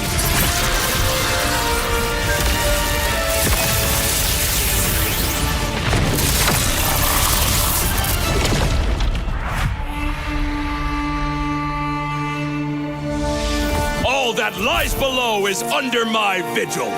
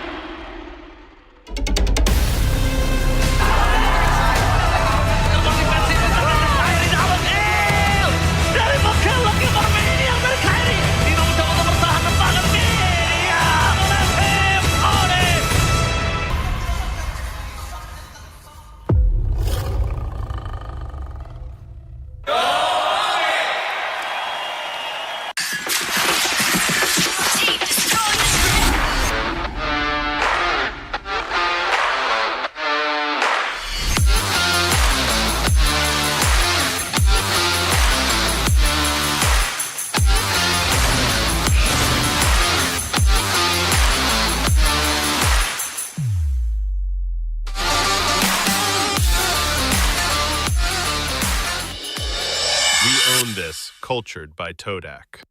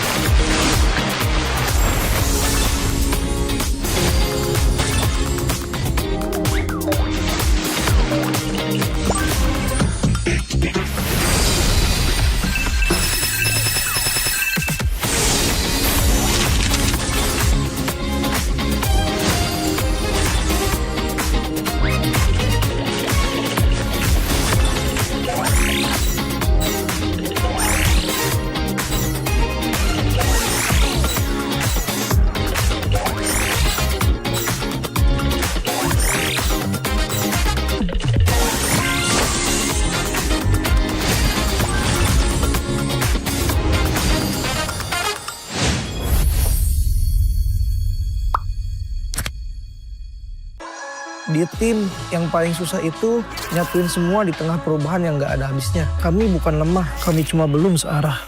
Menang atau kalah itu biasa, tapi ingat satu hal, kita itu keluarga. Waktunya konsisten saling percaya. Sejak kapan Navari jadi CEO? Hah? Lalu dia Ming. Mending lihat ini. Yang ini murahnya beneran. Bantu kita naik level barengan.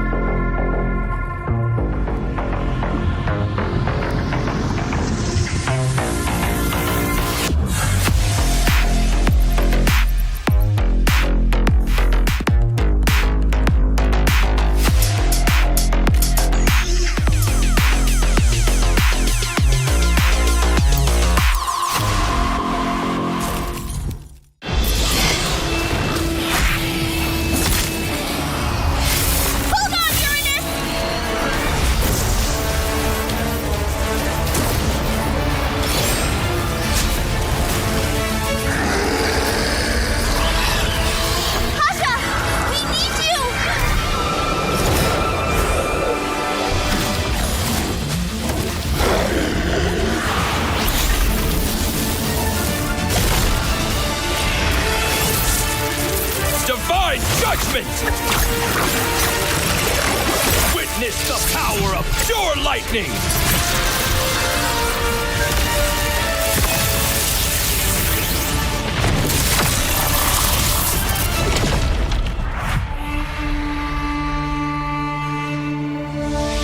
All that lies below is under my vigil.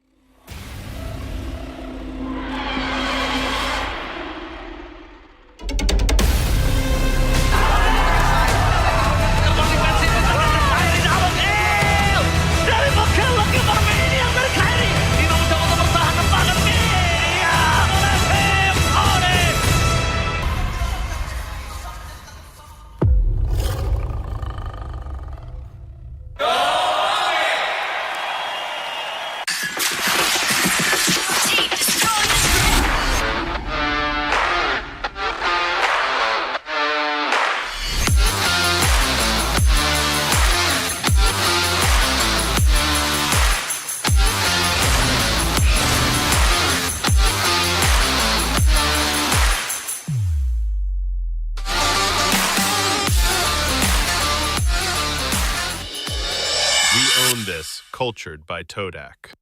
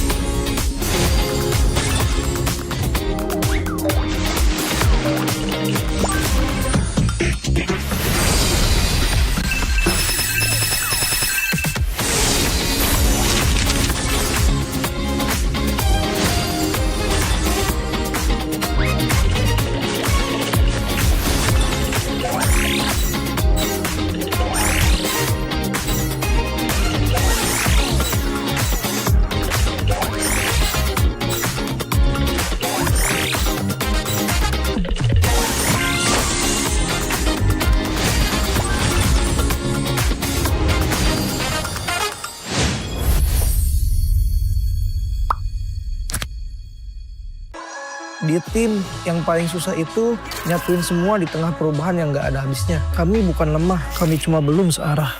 Menang atau kalah itu biasa, tapi ingat satu hal, kita itu keluarga. Waktunya konsisten saling percaya. Sejak kapan Navari jadi CEO? Hah? Lalu dia Ming, mending lihat ini. Yang ini murahnya beneran, bantu kita naik level barengan.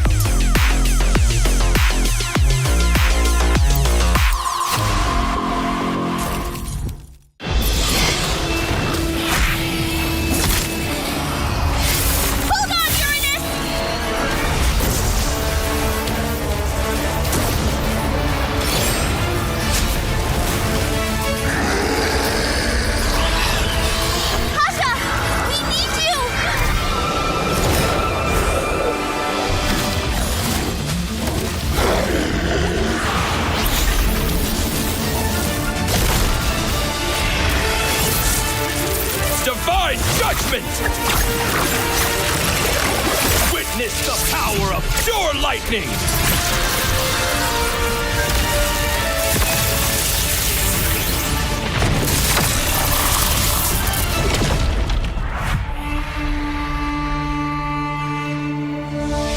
All that lies below is under my vigil.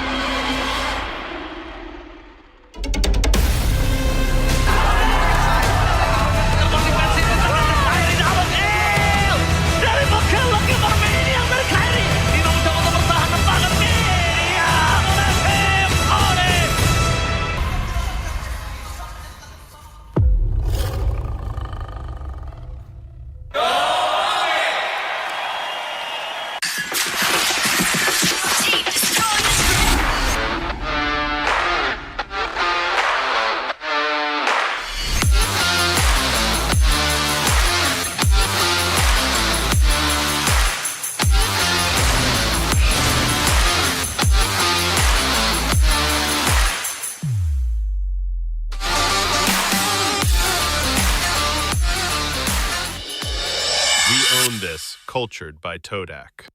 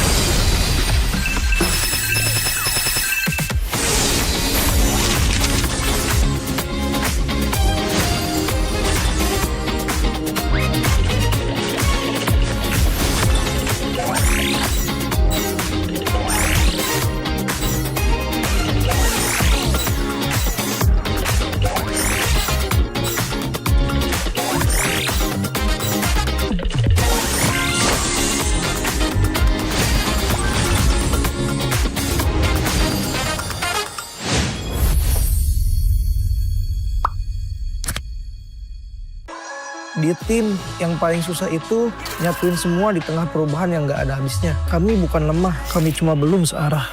Menang atau kalah itu biasa, tapi ingat satu hal, kita itu keluarga. Waktunya konsisten saling percaya. Sejak kapan Navari jadi CEO? Hah? Lalu dia Ming, mending lihat ini. Yang ini murahnya beneran, bantu kita naik level barengan.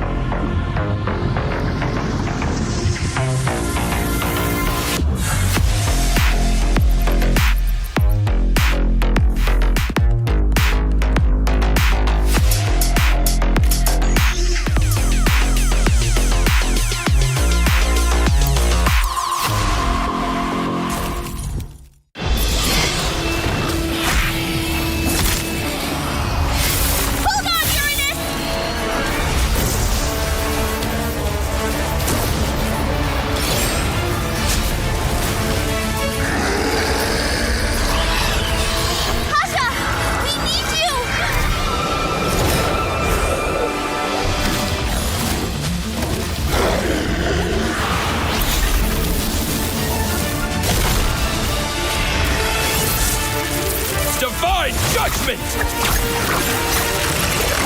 Witness the power of pure lightning!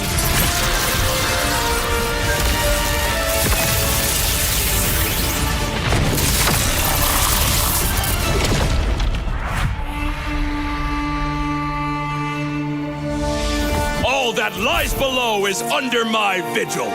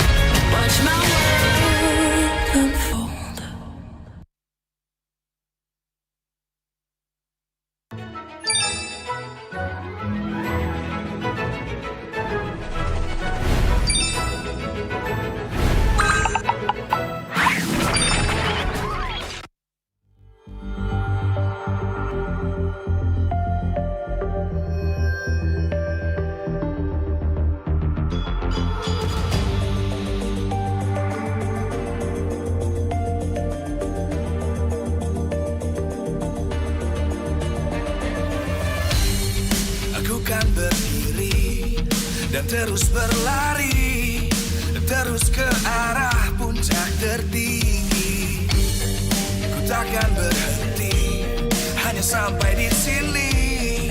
Kemenangan abadi menanti. You know we won't miss if we unite our focus. And if you haven't noticed, we all nyalakan apimu, hadapi semua tantangan, hadang semua serangan, jatuh bukan halangan, bakar semangatmu, janganlah engkau menyerah, kita akan buat sejarah.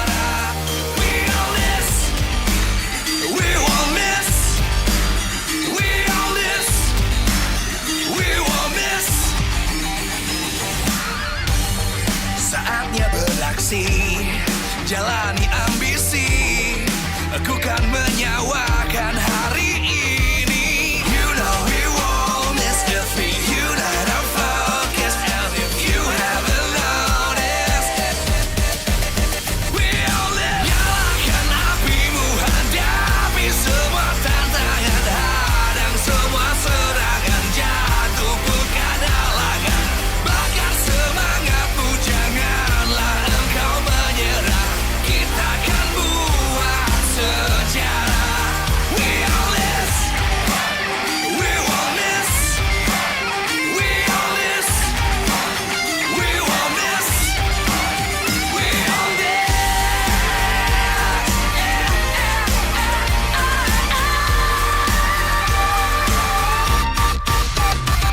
Nyalakan apimu, hadapi semua tantangan, hadang semua serangan, jatuh bukan halangan.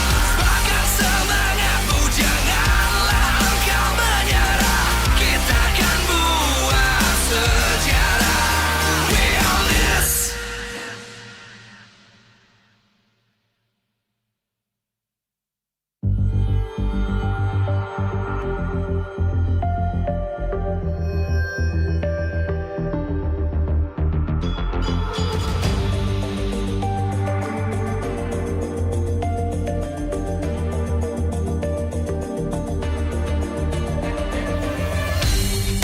Aku kan berdiri dan terus berlari, terus ke arah puncak tertinggi.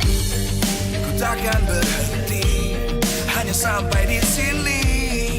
Kemenangan abadi menanti. You know we won't miss if we unite our focus. And if you haven't noticed, we all live. Nyalakan apimu, hadapi semua tantangan, hadang semua serangan, jatuh bukan halangan.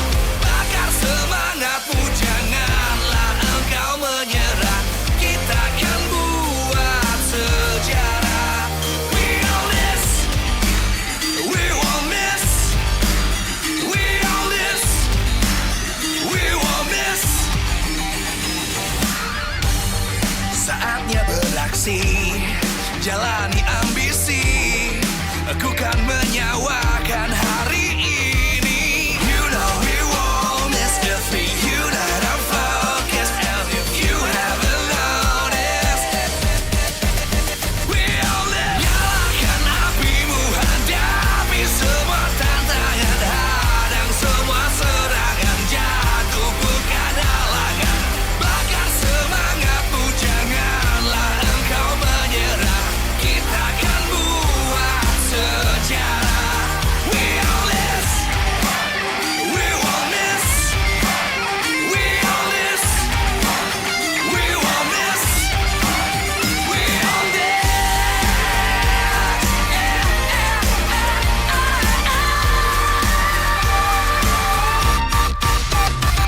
Nyalakan apimu, hadapi semua tantangan, hadang semua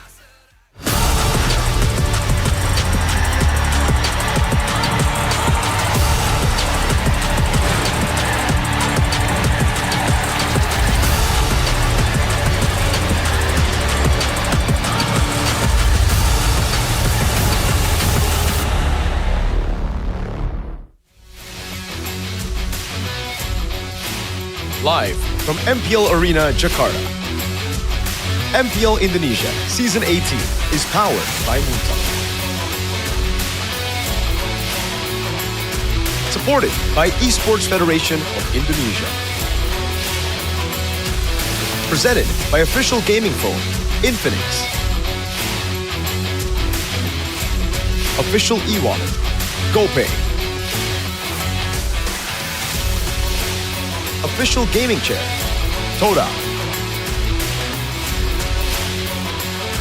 Partner in esports, Aqua, Telkomsel, Bayou, IndyHome. Good time, so good. We own this.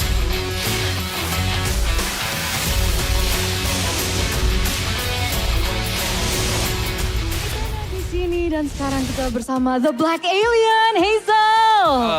Biasanya di interviewnya sama Popoji sama Rose ya. Ya. Tiba-tiba balik lagi nih sama Eterna. Tapi di Malaysia The Black Alien tuh sebenarnya julukan dari mana sih? Itu dari Lek Diren, karena pas itu kan aku ya sempat main banyak di RRQ, terus ya aku lumayan, apa bisa dibilang ya, shining juga lah. Terus ya disama-samain gitu sama Albert kan The Baby Alien. Gak tau kenapa dia buat The Black Alien itu sih.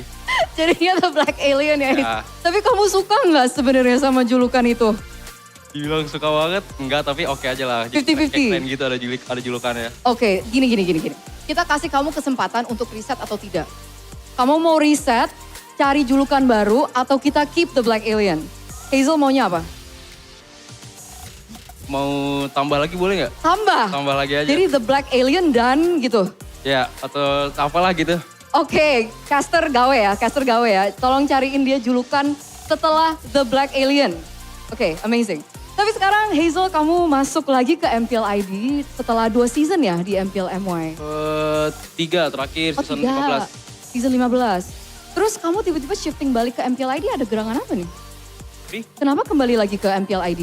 Karena aku memang pengen main di sini aja lebih seru dan ya aku deket sama mama aku juga jadi bisa pulang gitu. Oh, oke. Jadi lebih deket sama keluarga ya? Ya. Tapi kenapa Dewa? Karena coachnya langsung yang kontak aku, terus kayak aku ada amazed sama salah satu pemainnya juga, sama Kin.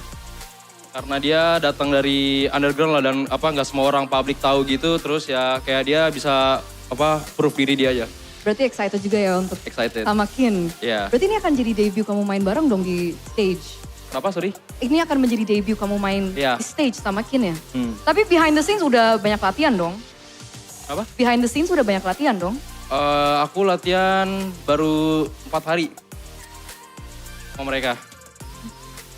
4 hari? 4 hari, dari Senin terhitung sampai Kamis lah aku latihan. Ini serius? Bener. Berarti kamu nggak ada di plan Dewa dari awal sebenarnya? Enggak. Wow. Tiba aja aku di chat gitu sama coachnya, sama manajernya, dan ya trial, alhamdulillah lolos. Alhamdulillah lolos dan sekarang masuk, tapi dalam kondisi Dewa lagi nggak baik-baik aja. Ini kamu ngerasa pressure nggak sih untuk masuk ke line up Dewa di kondisi Dewa yang sekarang?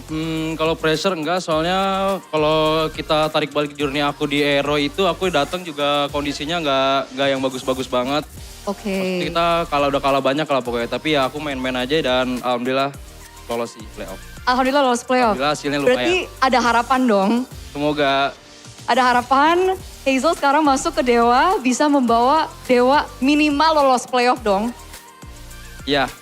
Apakah dia akan menjadi pahlawan untuk Dewa United teman-teman? Karena sekarang mereka di 0-4. Menurut kamu so far Dewa United kekurangan apa sih? Kekurangan apa? Kenapa mereka bisa 4 kali match, 4 kali kalah gitu? Kalau yang dari aku lihat sih mungkin mereka kebanyakan miscom lah dan decision mereka tuh slow gitu. Jadi dengan aku bisa bantu shot call mungkin bisa buat Dewa go further lah. Wow, sebagai jungler shot call juga ya? Itu nggak berat emang?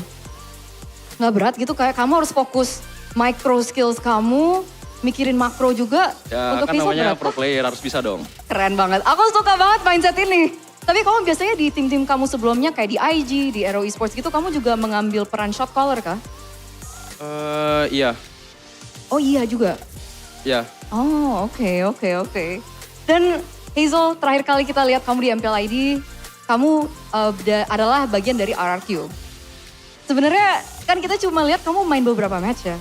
Sebenarnya ada pembuktian personal nggak sih dari Hazel kembali lagi ke MPL ID, terus ada sesuatu yang ingin kamu buktikan gitu di panggung MPL ID? Kalau pembuktian adalah, cuman ya kayak gimana-gimana banget, soalnya aku emang decide untuk keluar dari RRQ itu dari aku sendiri juga, jadi ya nggak ada penyesalan gitu lah. Oke, jadi pembuktiannya 50-50 lah. 50-50. 50-50. Dan Hazel, of course kita tahu kamu jago banget main assassin. Bener gak sih? Kamu jago gak sih main assassinnya? Kamu ngerasa kamu jago gak? Nggak tahu, kalau kata orang-orang aku sih nggak bisa nilai diri aku. Masa nggak bisa sih? Kayak secara objektif, aku jago kok assassinnya gitu. Nggak bisa? Bisa main lah. Bisa main. Favorites kamu kan kita dulu ngelihatnya ada Hayabusa. Itu akan berubah kah di meta ini mungkin? Ya itu mungkin beberapa meta sekarang hero jungler, beberapa hero comfort aku lah. Jadi walaupun aku nggak main lama, maksudnya baru balik lagi ke pro scene ini, alhamdulillah bisa catch up sih harusnya. Harusnya bisa catch up.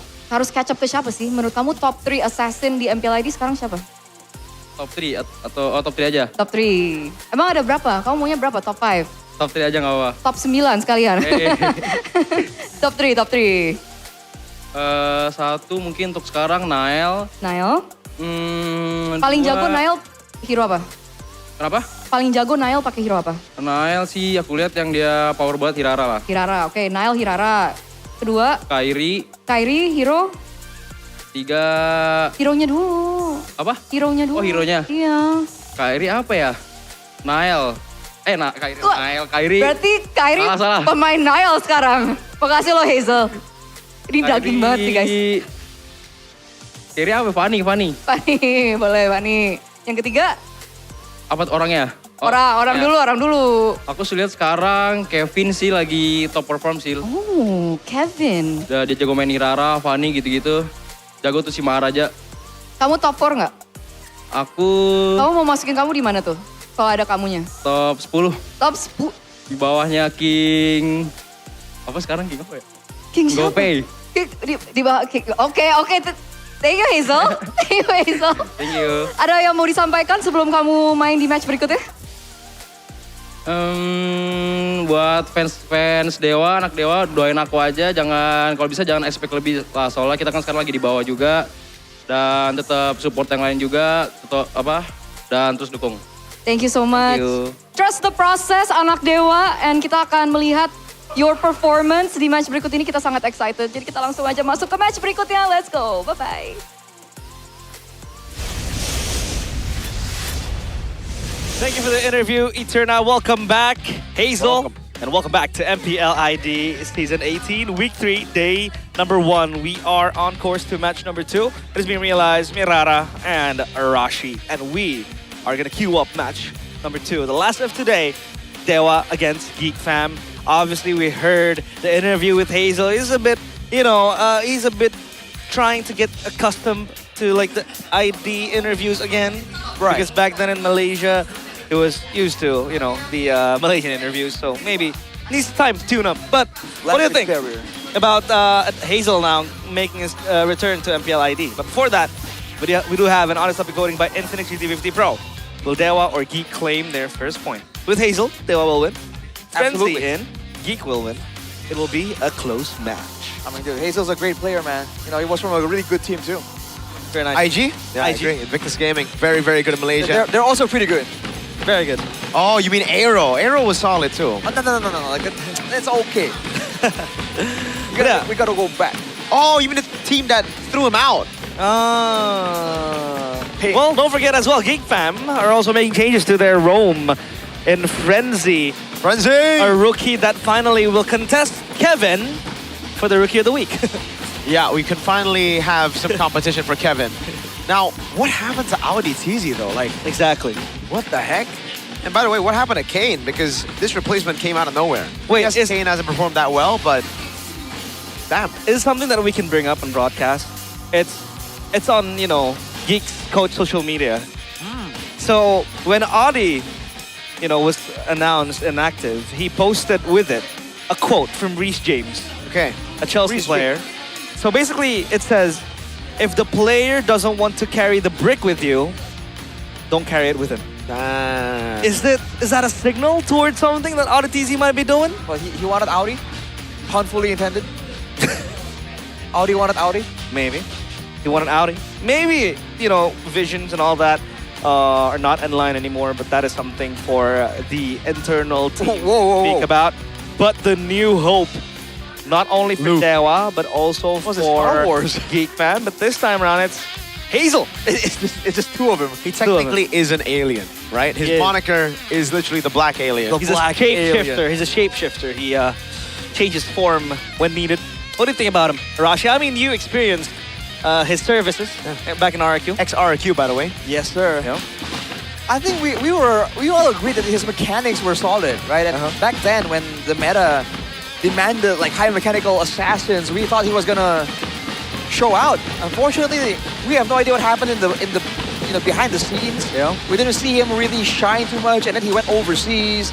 Glad to see him back in Indo, I guess. And I think the current meta fits his playstyle kind of, right? Like if they can get a really good draft going on, there's a chance he might show us what he's made of. I like his evolution as well, because back in the days, season 13, he first made his MPL ID debut with Geek Fam.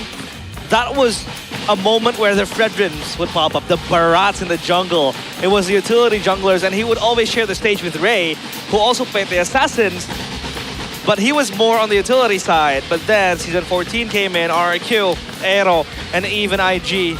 He picked up the Assassins. Is he fit for the current Assassin meta, Mirko? I think he is, and that's why that's the reason Dewa actually brought him in from the team. I was pretty surprised not to see him in IG playing this season, because he had a fantastic season. It was a top 2 finish in the regular season. Unfortunately, a 4th place finish, or rather a 3rd place finish. Couldn't really make it to the MSC at Esports World Cup tournament, but still a really good season for their first run ever in MPL Malaysia with a whole new team. I thought the team would be rebuilt around him, but Coach Bam decided to go another route with the jungle. Lun now over in IG, and Hazel found himself, I guess, looking for a new team. Dewa desperately needed replacement in the jungle. They have already lost Dolin. Kane doesn't really feel like this meta suits him, so yes, I think Hazel is a very good replacement. But the question is Kane, that behind in this meta that you need to replace him with Hazel? I think if they're willing to actually swap him out, it has to be that significant, right? I don't think Dewa would replace him for maybe a 10% increase, 20%. Yeah. It has to be something quite significant here. And maybe perhaps even overall as a team, right? Maybe that jungle, the lack of a strong jungle presence might be harming the team overall as well. I think we have to trust in Coach Wright. Yeah, Coach Wright. To do the right thing, Hopefully. Right coach, right decisions. That's going to be the name of the game for Dewa. But for Geek Fam, man, if we're going to talk about Adi's gameplay, I believe he was one of the, torch bearers of Geek Fam. He played an okay, most decent games, the Kaja, the Chip even. So obviously that swap, that change into Frenzy was quite a question that we all raised. But let's see, it's on line Dawn now. If they can answer the questions that the fans do pose. But Geek Fam will enter, obviously, with the same 4 plus 1 new player. It's Frenzy in that roam area, replacing Auditizi. Marcel, Nazara, Aboy, and Ken Ziski will accompany them. Will this be a beautiful start and a beautiful debut for their rookie? Will it be the right Frenzy they're looking for here? It's still the main lineup, just with a loss of Mr. King Kadir. Now replaced by the man you see in the middle. Can he be the difference maker? Can he be the man to bring Geek Fam to their first match win? See what they have right here, man. It's definitely an odd situation. Getting used to the current meta, but also to a sudden change in the roster. They're up against a roster with a change of their own. Whoa, whoa, whoa. Changes after changes. Will it bring the needed results for Dewa to flourish? The favorites of last season to make it to the playoffs now struggling to make it past top 5. Kin, Hazel, Okta, Itoshi, Kestu. And obviously, alongside the 5 players into the stage.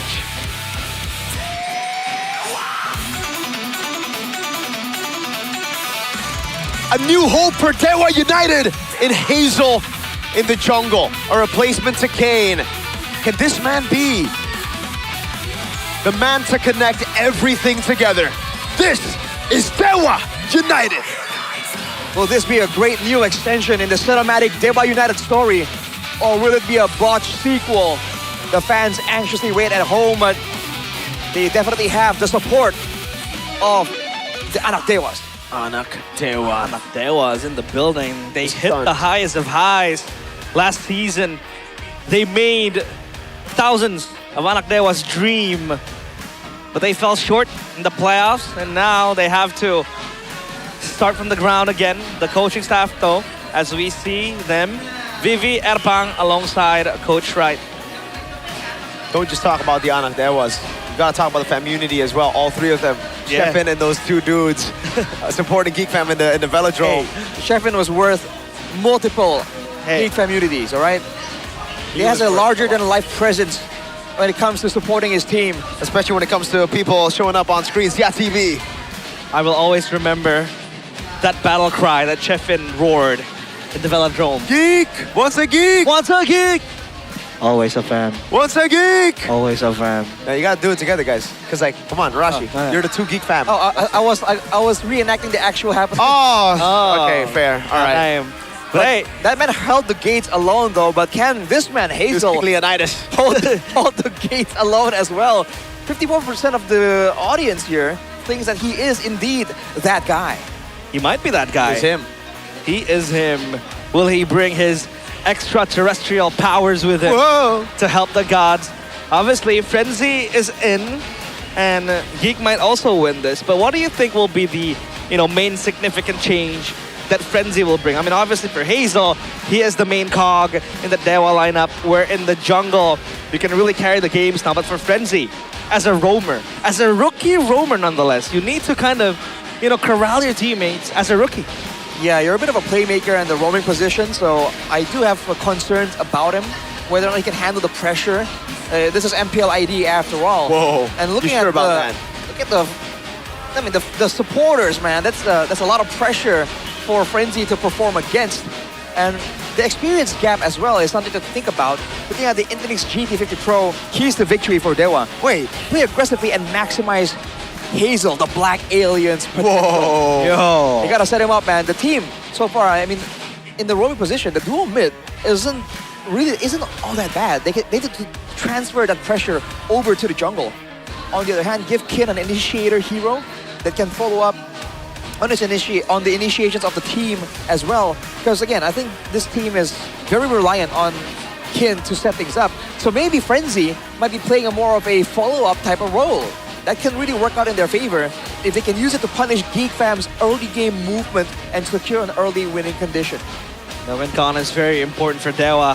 And yeah, it's up to them on how they want to enable Hazel. But the KTVs now for Geek Fam by INFINIX GT50 Pro. KTV.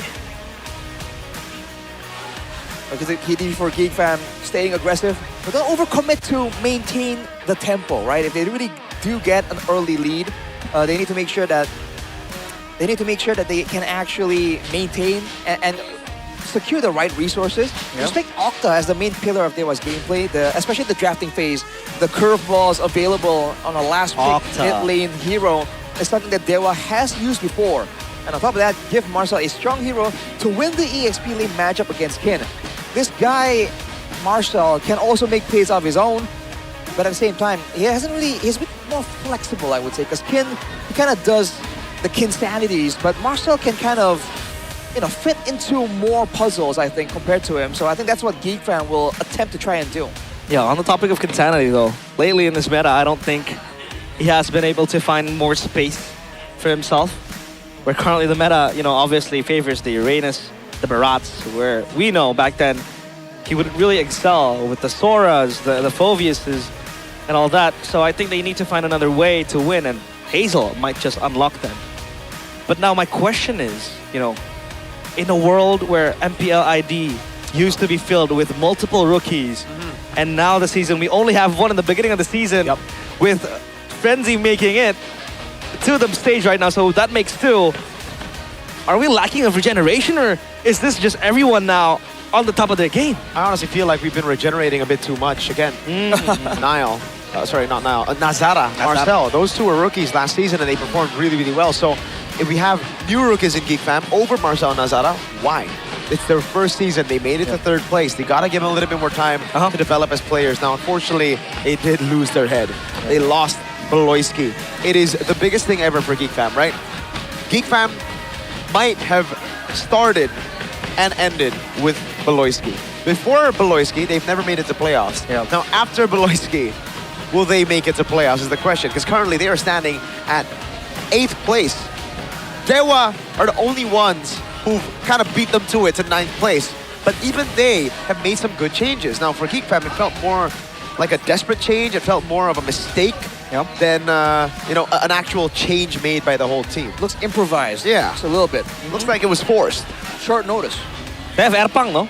Felt like a Mirara kind of thing, a bad bet. Mirara kind of thing. Well, that's where the spotlight... Wait, hold on. That guy, look at him. What? That's a Bigatron jersey. Hey, what is he doing? Wait. Wait a second. That is the Bigatron jersey.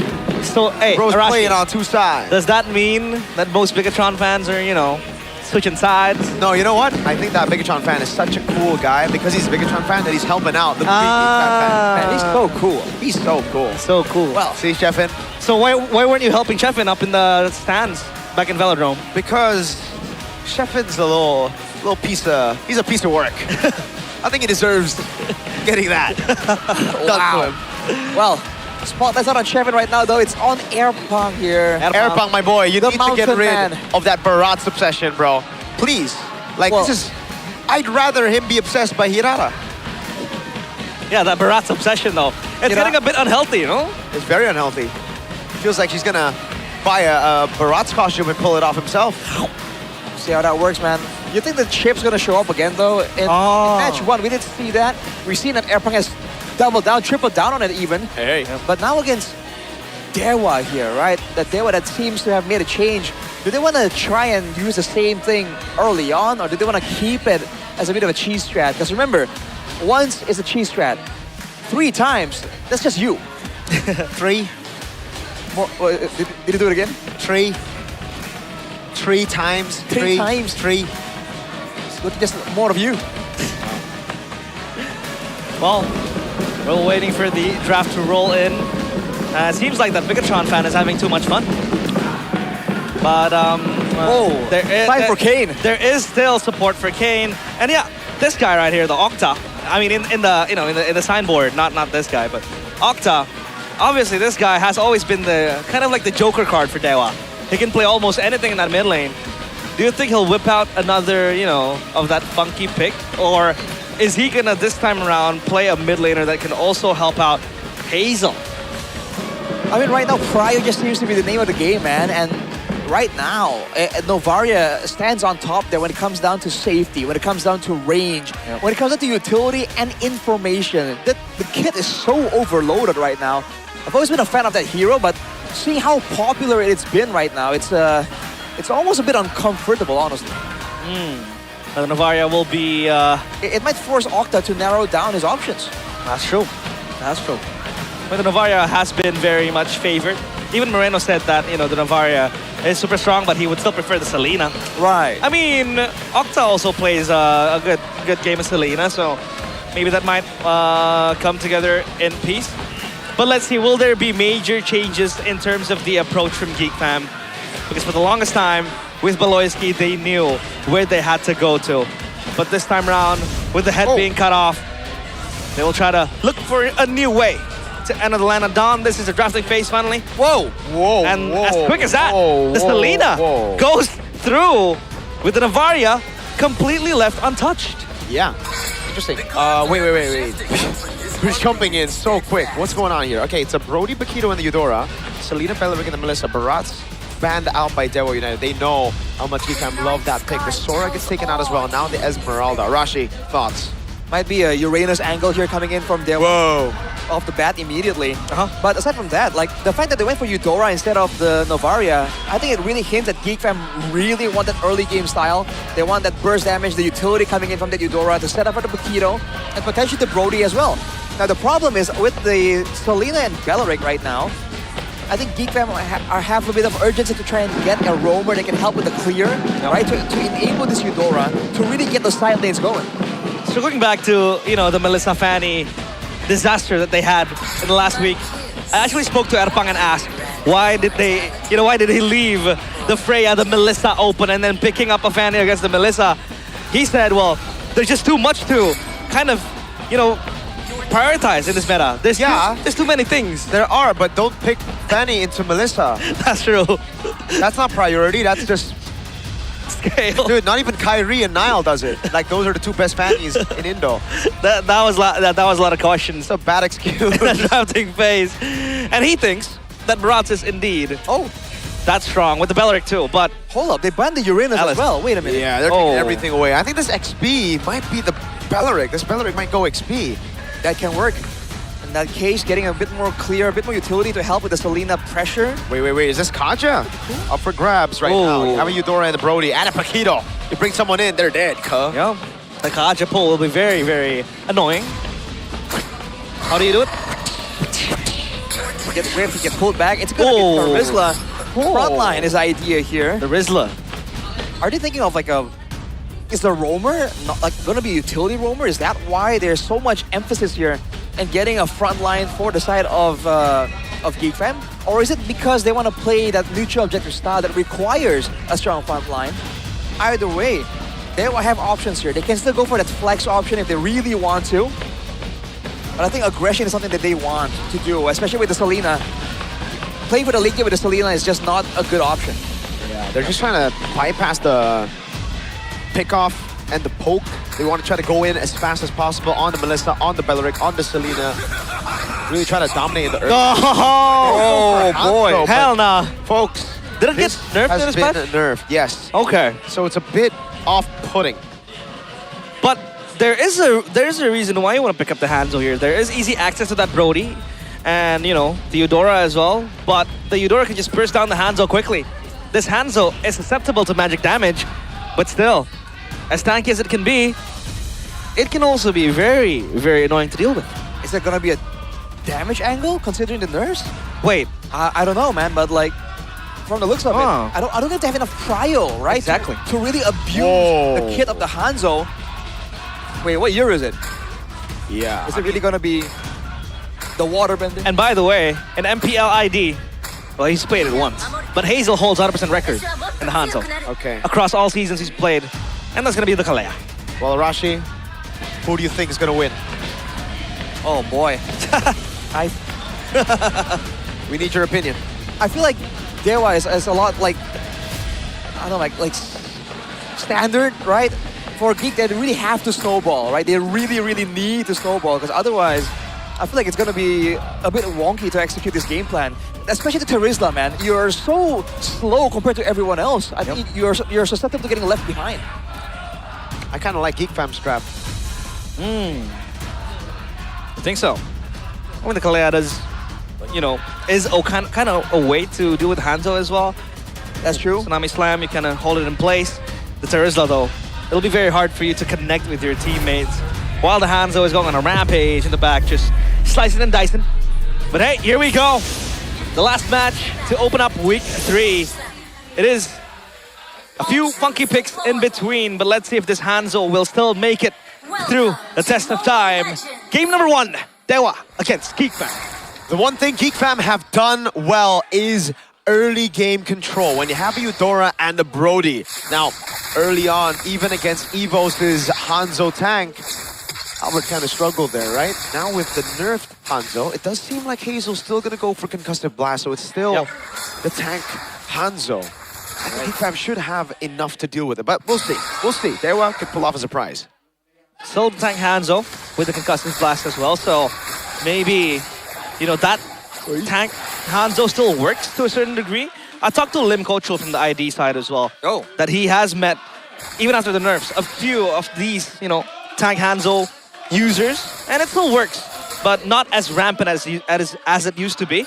But taking a look at the talent prediction, Realize. I'm going for Geek Fam. Why not? Yep. Well, I'm the only one? Yeah, you are. Oh, come on. You're the only Geek believer. You are representing Sheffin right now, and all the other two and Nevin out there. And Erpang. Everybody else. Yeah, that's the 2. I mean, Nevin changes skin quickly, so. Yep, that don't count, you know. She was a Bigatron fan last season. Not Evos. But there you go. Whoa, not even Season Hunter here. He goes Bargain Hunter. Makes a lot of sense, obviously, because you do clear the jungle really, really quick. Without the Season Hunter even, you have the passive for you. You have that skill 1 as well. All good. All right. So far, it's been a pretty standard situation, but now when we get into the neutral objective, I do feel like Geek Fam has a bit more to say, right? They have painstakingly secured that strong front line. What do they want to do with it, though? Can they get enough areas or enough opportunities for a Frenzy, for a Boy, and Azara to potentially just delete someone? Okta is kind of out there. Level 4 on a boy as well, though. Nazara able to dodge away from the Abyssal Arrow. Octa getting into position. That's going to be penalty zone onto Kin. And backline as Octa's going to be caught with the lightning shots, and that's the big lethal ignition proc over. Now the healing from Frenzy is that's going to be Marcel. Taken very low. Still able to survive. Hazel with the retry win up against Geek Fam. A two-man stun now as Nazara walks up, but a boy's going to be all in here in the back. He's still able to pick up the kill. Now the sustain from this Kalea comes around. Still to go up against Kin. It's Nazara with a jump in forward. Frenzy needs to walk up. Oh, great final splash by Kin on his signature pick. Kin Sanity finally walks up again. And Kin wants to go for more. A triple kill on his Arlet. Half man, half Arlet. Whoa, whoa, whoa! Thunder's Wrath. Kin jumps back. Can he survive? That's an Abyssal Arrow landing again. Kin, very low, pops in regen, gets the stun, but he gets shut down by a boy. Massive bounty. That's huge, man. Our boy is 3 kills up. That's 3. He's been ignored in these fights, but they forget that if the Eudora is left alone, that's a lot of stuns. But also, when you keep spamming the first kill, you kind of function as a mini DPS tool. That's part of how Geekfam were able to get so much ahead in the early game. Yep. Although Kin, again, doing Kin things, was fortunately able to turn it back around. Overall, I think it's even, right? Turtle falls into the hands of Dewa, but 4 kills to the hands of Geek, and they indeed have the gold advantage too. Man, we talked about the Kalea being kind of an answer to deal with the Hanzo with the Tsunami Slam. You can hold them in place. But another part of that is this passive from the Surge of Life. You get so much sustain, and with it you can survive for the longest time. So that helps a lot. But a first item War Axe from Kin looks for more fighting potential with the sustain too. Whoa! For the Dryad. Come on, all in onto the back. That's good. Tsunami Slam. Her able to lock him down now as Hanzo walks in forward, able to find a kill. It's a roam for roam. But Hazel was the one to pick up the kill. Got his first item priority is now Marcel. Puts his eyes on Kin. That's a stun into the final slash as well. Marcel taking low. Good stun coming in with the ball lightning as Kin looks for an entry. Again into Marcel. Geek pushed back. There's a lot of ways to set up this arrow, Arashi. A lot of ways to set up the arrow for Octa. Oh, absolutely, man. And with that pressure, they're immediately jumping onto the turtle here. I think it will be there won't be a contest from Geek Fam, I think, because again, they need space to set up for the penalty zone for the Tsunami Slam as well. Good moves from Dewa, showing again that even though Geek Fam were able to make the first moves, they can hit back very easily, right? Geek Fam need to watch the positioning, because if they get comboed, there's a lot of big AoE coming in from Dewa. And at least the Terizla is super tanky with the Buddy Smith as well. So he did survive a few of those encounters. But again, maybe double laning, trying to get as much gold as possible. A boy though, 4-1. We need to feel our eyes towards him because he has completed the glowing wand. So that's going to be a plus point for this Eudora. Sky Piercer for Kenziski. This Brody is looking to just get the kill, secure Tsunami Slam. Whoa! Oh, instant burst in Itoshi. Kesu's able to survive! Final slash now comes around! A good taunt onto Nazara as he goes in with the kill and he's able to get it. Big plays from Nazara, but now he gets caught in the muddles and it's a kill over to Kenzie as maybe gets Nazara out of there. Wow, man. And you need to jump onto the roamer, but Geek Fam are unable to steal the deal. Lack of damage. Look at that. Low commitment playing tools for Dewa, allowing them to be a bit more proactive. Marcel getting jumped on by Octa. And so far, neutral objective game is heavily favoring Dewa, but they're just using all this utility to force Geek back. Yep. Those same builds for the Hanzo, as that arrow almost lands on Marcel. Hold on, they're gonna commit! Octa has to flicker. I mean, it's 2 flickers at the end of the day right now as they go all in onto Marcel. Great arrow too. Up top, Marcel gonna be forced to play weak side. Play safe, XP. Oh, come on. Play safe. Well, Kenzie is gonna go to town on this turret though. That's where the Brody works. Geek Fam doing well playing into their win condition, but Dewa is doing a great job trading back. Bang! Bang indeed. Trying to go for some invades if possible right now. And again, I think they need to try and find ways to make plays happen maybe before the neutral objective. The fact that Nazara only has 2 kills and most of it went to a boy is kind of slowing down the snowballing potential of this Paquito just a little bit.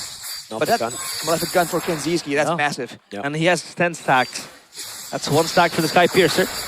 As the turtle next on the chopping block for both teams. Oh! Rather, penalty zone misses. Yeah, Frenzy has to dodge away from that. I think they call it quits on this neutral objective.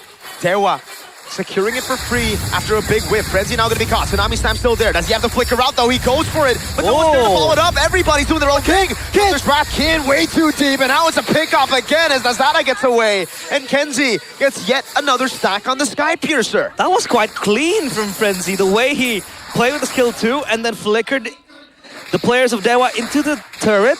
And that was an overcommitment as well on the side of Dewa. It's an improv play from Frenzy. He kind of winged it, but it kind of forced Dewa to react. And the fact that Kin was the one tanking up the turret there was unfortunate for Dewa. They did not come out on top there, despite the clean neutral objective take. And now going into the Lord situation, it's an even game. They still have the gold lead though, and the Malefic Roar completed 2 nice arrows so far from Octa. But he needs to be more decisive. Divine Glaive straight away. So a boy really wants to look for the damage. Oh my god. That damage is still disgusting. Absolutely, man. Even after the nerfs, I believe, it's still just this oppressive. Yeah, we still need to ban it, man. I don't know. I mean, in ranked games. Oh, I don't know. I don't know about that either, too. I mean, we faced against one. It's not as tough as previously, but that could be placebo, yo. Placebo effect. Either way, in this game right now, that the space and time bought by Hazel has allowed Dewa to get the middle turret. That's huge value, and he's not stopping, dude. This is an oppressive presence. The golden staff, too. Arrow over on Marcel, but Nazara's doing work down, or up top, rather. And this Hanzo is still such a nuisance to deal with, and the brute force breastplate as well completed. So he has 3 items. Nice reaction, my boy. Yeah, they really trusted Kid. Marcel with the jump in forward now with the penalty zone onto the turret. They're gonna go on until Shikestu. Frenzy with the jump in forward, able to find a Tsunami Slam, and now the burst comes through with the Thunderous Wrath. Kid will fall to the hands of Frenzy. Nazara in the back line, going in again onto Itoshi Kestu, putting the lethal ignition down on him and picking him up before the Lord spawns in the game. Now it's a 3v5 situation for Geek Fam. Good reactive play there from Geek, knowing that Dewa whiffed almost their ultimates. 2 of them, and they go to work with this Lord. Ooh. Oh, okay. Big hitbox right there. Hazel doing Hazel things. Nazara jumped on. We should be able to escape now. Chain CC. There you go. That's the Hanzo taken out of the fight instantly now. Is that just Nazara waiting for the time to go for the Retribution, but it's down for a few more seconds. He goes in again, finds the Retribution. Now they're all in onto him. As the team backs away, Nazara for the price of a Lord. They're chasing this. I don't think they will. Only to disrupt the jungle. That's just a bite. Yeah, it's gonna be fine. That kills. Yep. Man, it's so low commitment. It's so annoying to see it just in the Land of Dawn, even at the pro level. But now with the Lord, though, Geekam can turn things around. They can actually pressure a little bit more, and they're gonna force Dewa to react because Kenzizi can take on turrets really, really fast. So far, though, they have to make sure that they clear out all the bushes. The last thing they want is to walk into a Hanzo, but the Hanzo walks into them. Yeah, good stun. Chain CC onto Hazel. Now with the jump on Nazara. Great peel as well from the Kalea. They're able to utilize this tempo to go up top to try to deal a little bit more damage onto the Lord as Frenzy tries to walk up here. The Lord practically gone already. Frenzy is going to need to find a big play, but he cannot. That was fantastic by Hazel. Yep. Also a DHS pickup for Kenziski. So he really wants to go for the shred, especially against a tanky player like this Hanzo. Hands of Hazel, he's still going to town. Nazara is going to be fine, extra shielding. That's all fine and dandy for Nazara. But item build by Telkom Cell, anything in particular, Rashi? Well, the Switch Trinity is completed for maybe, so that's why DFM are really respecting the options of Dewa to really engage a team fight. And the fact that Itoshi Kesu went for the Athenas, I really like. Right? The big burst damage source right now is definitely a boy. That's one of the reasons why this Balric hasn't really been instantly blown up every single time Geek Fam go for a play. There are indeed 2 burst damage sources as of now. The Paquito, you need to peel your eyes on that as well. That's why I think he's working on that anti-Kiras for Itoshi Kesu. But look at where Hazel is. He TP's back to his body. So now, obviously working on the side lanes are going to be Geek Fam. With that Paquito, they have Prio on the side lanes. Malefic gun completed for Maybe. This Melissa is going to scale very, very well into the late game. And this is what Geek Fam needs to be careful of. Because they don't really have anyone that can gap close to the Melissa. Because the Melissa can just go away with the ultimate. And then, it's very hard. The Paquito, you want to chase. You want to full combo him, but you can't. That go away is such a valuable tool. A self-peel tool to keep this Melissa completely intact. But for the Melissa to do well, it requires a front. And right now, Geek have enough damage to deal with the front. Yeah. Yep. Exactly it. And with enough damage in the front, they can actually allocate some people to go towards the side lane, towards the back as well. Hazel, once again, getting ping-ponged around. Oh, thank God. But he is wasting every single time he goes in like that. He takes a tsunami slam. He takes a bunch of stuns. If this pattern repeats, if he does that near a neutral objective, Dewa can capitalize once Geek Fam blow all their cooldowns. Are they going in? Trying to go. Whoa! No, it's a flicker burnt out from Marcel. Now it's a jump onto Frenzy. A very annoying Hanzo indeed. Arashi baiting out these stuns. Another missile arrow thrown out, but not going to be used. Marcel, do you think it was wise to go for Flicker, or should he have used the penalty zone? Because I understand right now as Dewa are going straight onto the Lord. Wait a second. Full burst on Atushin Kestu. Trying to go for the one hit. A is able to find it now as Hazel jumps into the back line, but Nazada's still there with a knockout strike. Final strike! Oh! Kenzie's caught all alone, and that was the complete wipe for Dewa United as even Marcel and a boy falls. It's a triple for Kinsanity. With one fell swoop, Dewa completely obliterate Geek Fam.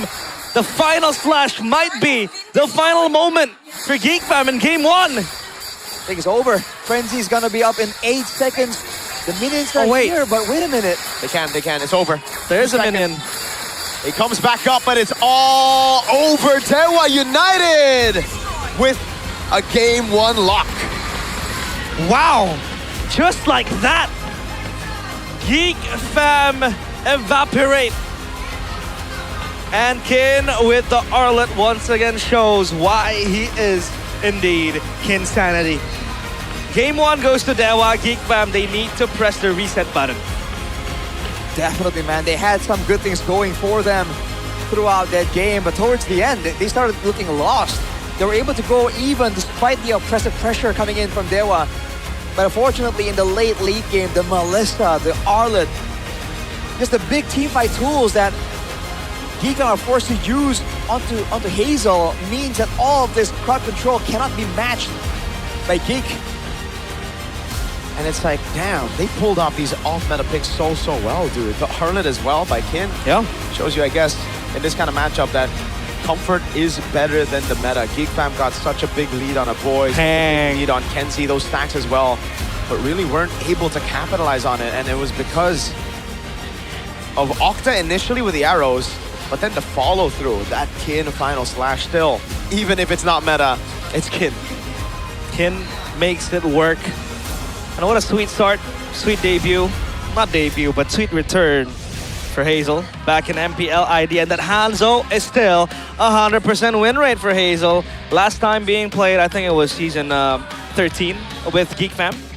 Still sits at 100% win rate as of now. It really feels like to deal with this Hanzo, you can't just punish like when he goes in. You need to try to find him afterwards when he's low. Exactly. Right? Because at that point, you're basically a man up. And if you look at the comp right now for Dewa, you don't even have a lot of sustain to like heal him back up to full. So I think maybe, I don't know, Geek Fam weren't really used to seeing or going up against the composition. Because after initially Hazel going in, he just kind of reset. Yeah. But to Hazel's credit though, he did pick the right moment to be the most annoying, right before a reset is required anyways. So it's a bit of both. Yeah, it feels like an added value as well. It feels like Hazel, the Hanzo just becomes a sponge to absorb and soak in every resource, like you said. That's the idea. So, the next fight cycle goes on, they are basically resourceless to now. Slam and everything in between, especially multiple times. We did see a boy use the Eudora ultimate to just burst down because that magic damage is going to kill the Hanzo quickly. But you can't do much about it. I wonder if it was better, especially in the late stage, for a boy to just go make the hero play and just nuke someone in the back line instead of like hitting the front line, right? Because if the back line is low, right, and you have a Brody on your team, that's like easy cleanup. You don't even have to hit him. You can use the turn-up memory to secure the kill anyways. Exactly. Right? But playing it front to back, I think kind of plays more into what Dewa wanted. Exactly. With the Ballarat, with the Arlet, you do want a front to back, right? Yep. And it's also just like, it felt like they were playing it too safe. They have an early game competition. They need to be the ones pushing the tempo. They need to be the ones looking for fights early on, but or the invades towards Hazel. They never wanted to invade. They got the turret, they got the Lord, they got a winning fight, but they were never able to really convert on those winning fights. And I think it's because they were just scared a lot of times, right? Maybe because they're demoralized from all the previous losses or something, but it really didn't feel like Geek Fam even played their best with that composition. Yeah, exactly. I mean, the Hanzo, if he's not in his cockroach form, he walks and he just gets burst. Yeah, me and my friends, you know, we call it Hanzo lagi ketoa, which basically means, you know, Hanzo is, you know, cockroaching. He's cockroaching. It's not even a verb, but regardless of what happened, the player of the game, hey man, this guy finally back to his best when given this Arlet pick. It's Kin. I mean, especially that final play, you saw it again. Remember, the first fight went horribly for Dewa in some ways, and then Kin kind of pulled it back from the brink, right? Knowing the limits of this hero, that's where the comfort really came through, because they lost Octa early on here. They allowed a boy to spam out the spells, the stuns, time and time again right there. I believe he won that red tree. Wow, Hazel. That was definitely really good. You can see Geek Fam here as well. They kind of tried to do both at the same time. They wanted to win the fight, but also get the neutral objective. It could have been a lot cleaner there as well. But this is the thing, man. The comfort heroes coming in, the Arlet and Hazel on the Hanzo, it kind of slowed down the pace, and it kind of forced, oh man, especially here, you're seeing Geek really fail to respect the AoE potential of Dewa. And as a result, they're getting comboed a lot here. This fight though, Nazara definitely showed Dewa who's boss. But if he got more kills, maybe this game could have gone differently, right? A lot of what ifs, definitely, for this game one. And it's just like, Geek Fam were just so late into these rotations so many times. Marcel was up top for so long alone.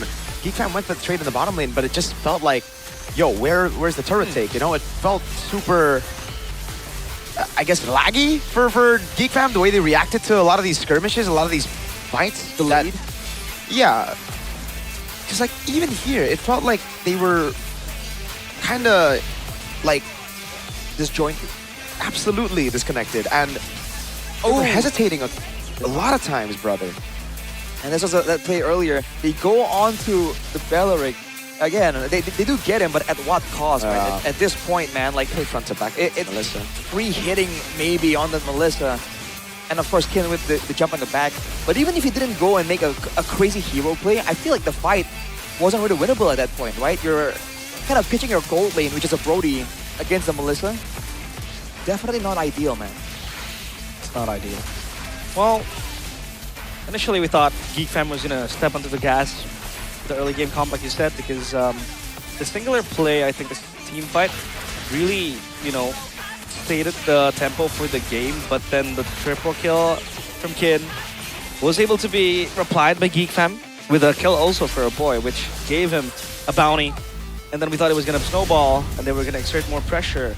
But I haven't really played Hanzo before. Can you retreat when you are biting your enemy?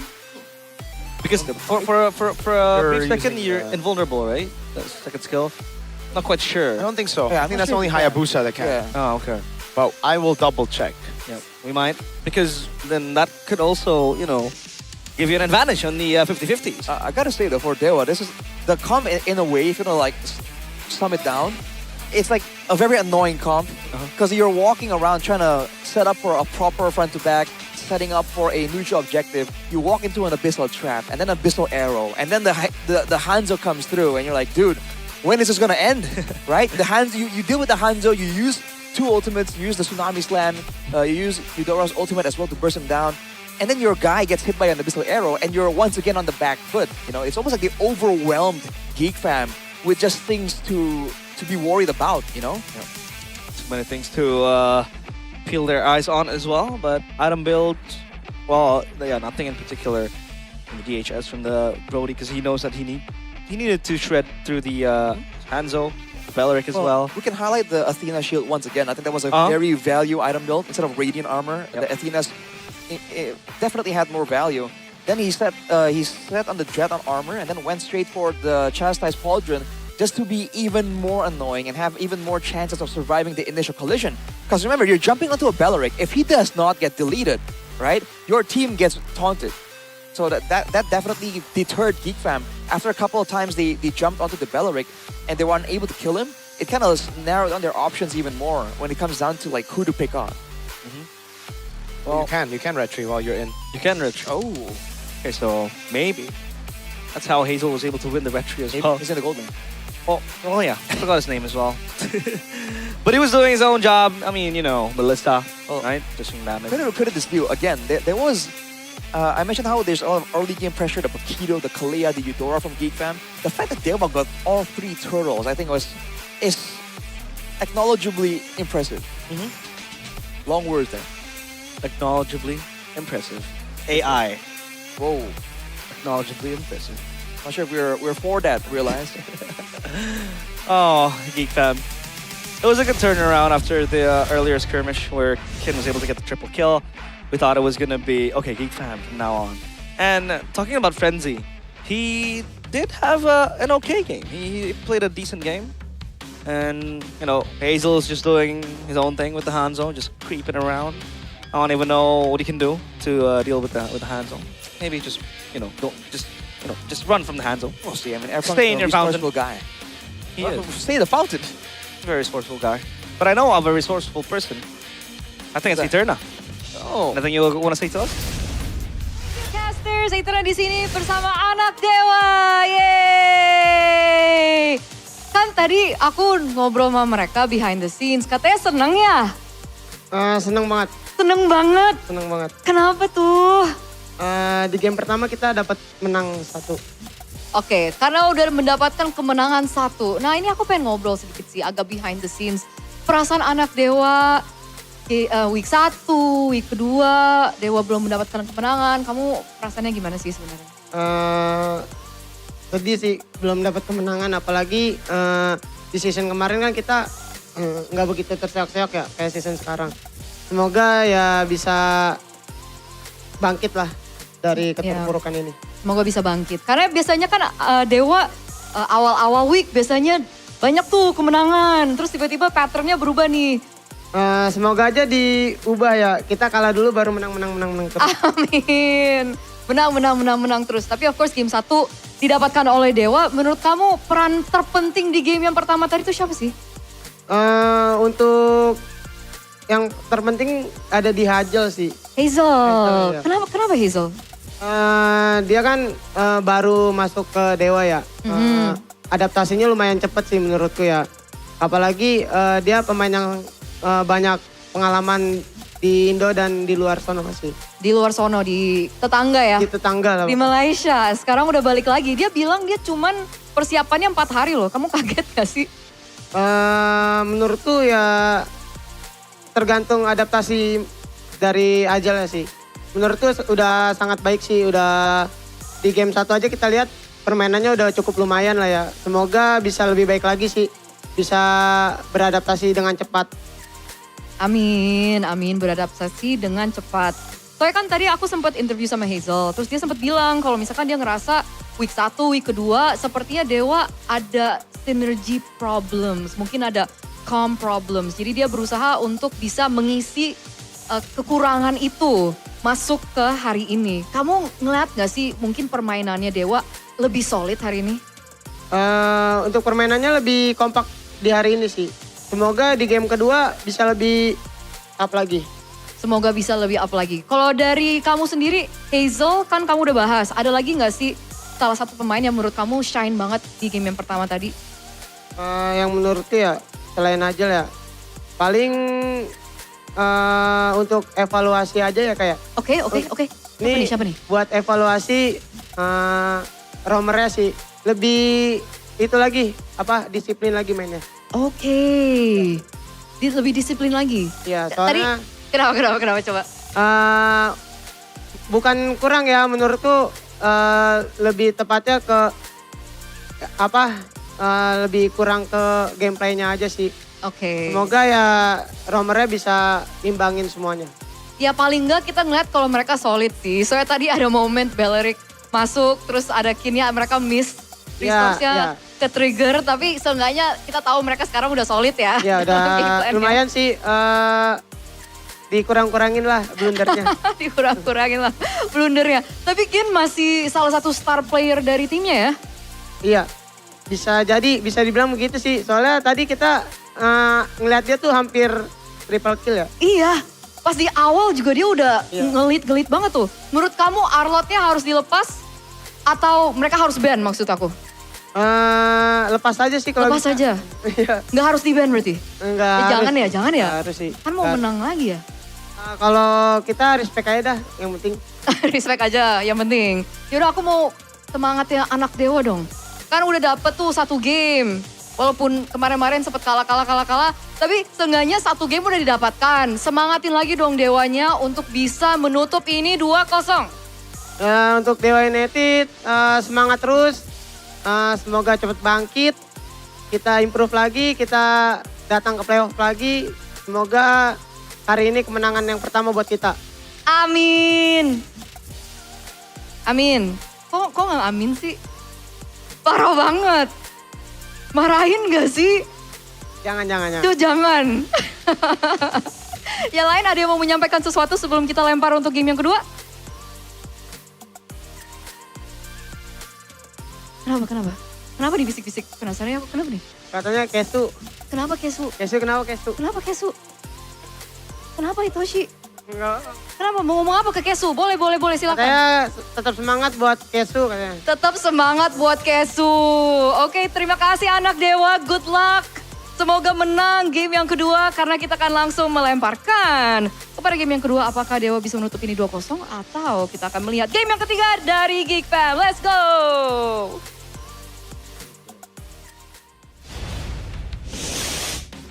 Anak Dewa. CRTB. But CRTB. As always, it's actually ITB. ITB. Infinix in the building. Because with Infinix, you can have this privilege of sitting in the Infinix zone. While we will take a look at the Infinix GT50 Pro possess. That's some zoom, brother. That is some... Can it That is zoom to my... magnification. By the way, just want to say, Chef is crashing out. Is he? Yeah, he's crashing out in the chat. Okay. He's saying, What is what are that? these plastic fans? The roamer. What? Paid fans, flip off. That's what he says. What? Sheffin is very angry. I don't know why. It's almost like his team is like not doing well or But, something. so He's a very expressive guy. explain to me, because like whenever someone's streaming or there's like something going on, Chef is always in the chat. Yeah. Like he's always there. That's crazy. Especially for the Mirara stream. Like he was Exactly. he was there for a bit too long. He was typing Hey, usual though. Hold on. What's up? Substitution. Oh, Febri. He's in. Replacing Marcel. This is... Are we for real right now? Wait, is this going to kind of flip off the the entire script? Because like, Do you think it's just need to 2-0 reveal it. Dewa straight up, bro? I think there's a real possibility. Oh no. It's like, dude, this feels like, okay, the move earlier, like the frenzy move was desperate. The February move in is like, yo, fam, what's going on here? Like, is it like you're shooting your leg off? Shepin, what do you think about February coming in now as XP? It almost February- feels like they're like, we don't know what the problem is, Yeah, we so should we'll just still- throw solutions at it. Problem. We should still like reserve judgment for now, because I don't know if there's any value in like judging him immediately off the bat, but like, dang. But the thing is, coming into a match as a substitute in game number 2 doesn't really give me too much hope for the team, because it's almost like, hey, we didn't practice with this guy, but we're gonna try it out anyways. You know what I mean? Yeah. It'll be his first match in MPL ID as well. Because if he's prepared for it, if he thinks, like, if they wanted February to do better, or if they think February can do better, they would have seen it in the scrims before, and they would have practiced with him more than Marcel. But because Marcel started, I'm more inclined to believe that it's kind of like a, you know, Yeah, an improv move. And again, it's Marcel, bro. This isn't like the new kid on the block. This guy was highlighted multiple times last season, so that's crazy. Again, you have to remember, it looked kind of bad how he was caught off a lot with the Terizla, but it's a Terizla, right? We talked immediately about how he is prone to getting left behind. And they banned out the Uranus, the Barat, the Esmeralda. You can't really put the blame on the guy. Yeah, that's a very, very, very ballsy move. Weird move. Weird. I won't even say ballsy right now. Let's see what they prioritize. They go for the Melissa, so at Finally. least now they have a winning lane. Yep. Dewa though. First pick for the first time, no? Do they want to go the Belleric again? Like route? Right here, right now? I don't think they have to, right? Belleric Paquito, say? Or do they just go for the... Hanzo again. No, I'm kidding. No. It don't work against a Melissa. Right. Yep. Try to gap close. That's the idea. Oh boy. I think it's in the EXP lane, no? Surely. That's the Hirata. I forgot about the Hirata for some reason. And Selena again. You forgot about the Hirata. I only know one Hirata. Mirara. The Mirara. Goddamn. Well, the Selena's in the picture now, taken by Dewa again though. Remember, Moreno was saying he likes the Selena more than the Novaria anyways. Yep. And when it comes down to pickoff and danger, I think the Selena is a bit more annoying than the Novaria, that's for sure. Man, Selena does not get affected by patch changes. Like, if you have a good Selena player, it's still gonna excel anyways. They go for this Suyo and the Uranus. So the Suyo... Arlet again. It just always has to be Arlet, bro. We don't care about matchups. Well, I mean, if Comfort wins you games, then why not, right? I was able to excel with it. And up against the Uranus in the lane, I don't think anything much is gonna happen. Because, like, you know, it's always gonna be a battle last sustain with the skill 1 with the Arlet, and the Uranus will just run around, regen. What are we expecting from Hazel on the Hirata, though? That's interesting. I think he'll do very well on the Hirata. The question is... Because I think mechanics are a thing, but the timing is something that's so important on that hero. That's true. I think it's also very greedy to go for the Arlet here again, though. Like, you're up against a Melissa, you can go through the go-away with the Vengeance. But a little bit. Like, you don't have tempo at all. I think Dewa right now are just leaning fully into Comfort. Yep. Could be it. Might be the case, and I The mean, Dora again, ban. What? You got a Dora ban. Dora? Yep, Eudora gets banned out here. Dora? Where's Boots? He moved from MLBB, unfortunately. Oh, it's still in MLB. Now he can clone himself. What? What? What? Are we talking about the right Boots? Oh yeah, that Boots. My captain. Oh yeah. Brody ban has to not really have a pressured matchup. Brody, wow. Should ban the Claude next. Yep. Just cut off all the gold lane options for maybe. Then how valid is it to just go for a fighter against a Melissa? I don't know. Not good. Yeah. Especially if you're thinking about the Paquito. What match was it when we saw the Lapu come out against the Melissa? Yeah, that was XP though, Lapu. I believe it was... I forgot who it was. It was very early on. It's like week 1, I think. Yeah, it was around... It was week 1, I think. Was it Evos? Was it Rendy on the Lapu? I think it might be, yeah. I think so. Well, they have the Arlet already, so... Unless they want to do something crazy, I think they need some utility, some frontline to allow Kin the space to look for those plays. Marcel ban as well. They want full tempo, man. This is looking like a hardcore dive pickoff comp. Wait, hold on. Bad day for Marcel. Hold on. Marcel made it past the first phase? Yep. None of them picked it up. None of them were comfortable enough to pick it up there. The Claude ban comes around as expected, but yeah, subbed off, banned out. Horrible day for Marcel. Red 4 though. Yeah. What this be, Rash? Oh man. The Belleric is in the picture, no? Yeah, there's still a Belleric. They can go for the Belleric, yes. But there might be some urgency for the gold lane. Yeah. You know what? I think they go straight up Belleric here, and then they pick up a gold laner. Whoa. Okay, they pick up the Moskov here. Not really the winning lane, but they give the Belleric over to the left, and it's a great pick, especially against a Selena and Arlet, no? And Moskov to a degree, right? Multiple hits means multiple passive procs for the Belleric. But if I'm Geek Fam, I go for the Glue Roam here, deal with the Arlet, deal with the Arlet, deal with the Hirata, and then I'll pick for a boy. That is the question I have. Lilia. Well, the glue is super good for the Hirata. If you're talking Prio, yeah, that Lilia. The Lilia too. Super safe. You're gonna push them off. Wow. Blue Lilia. All right. Called it. Nice miracle. Last pick. Should just be the Belleric, but the Belleric won't do too well against the Lilia. I actually really like Geek Fam's draft again here. Well, I mean, Dewa can unlock that kind of approach with the comfort pick. I think the question at home for the audience is like, can Fairview deliver, right? This composition, if the Uranus oversteps frequently, that means Kin has immediately more pressure. That means that immediately Geek Fam can't control ground. Boy. Can you screw up a Uranus?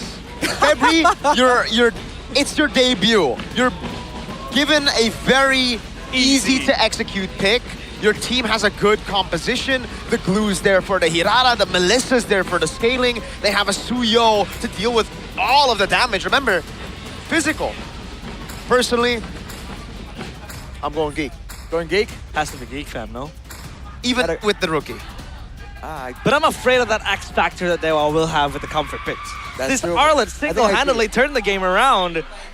Even if this time around it'll be harder compared to previous game, obviously up against a Melissa, that go away will really stop you in your tracks. Look at that. So the lineup rating says, hell yeah. Dang. Hell yeah.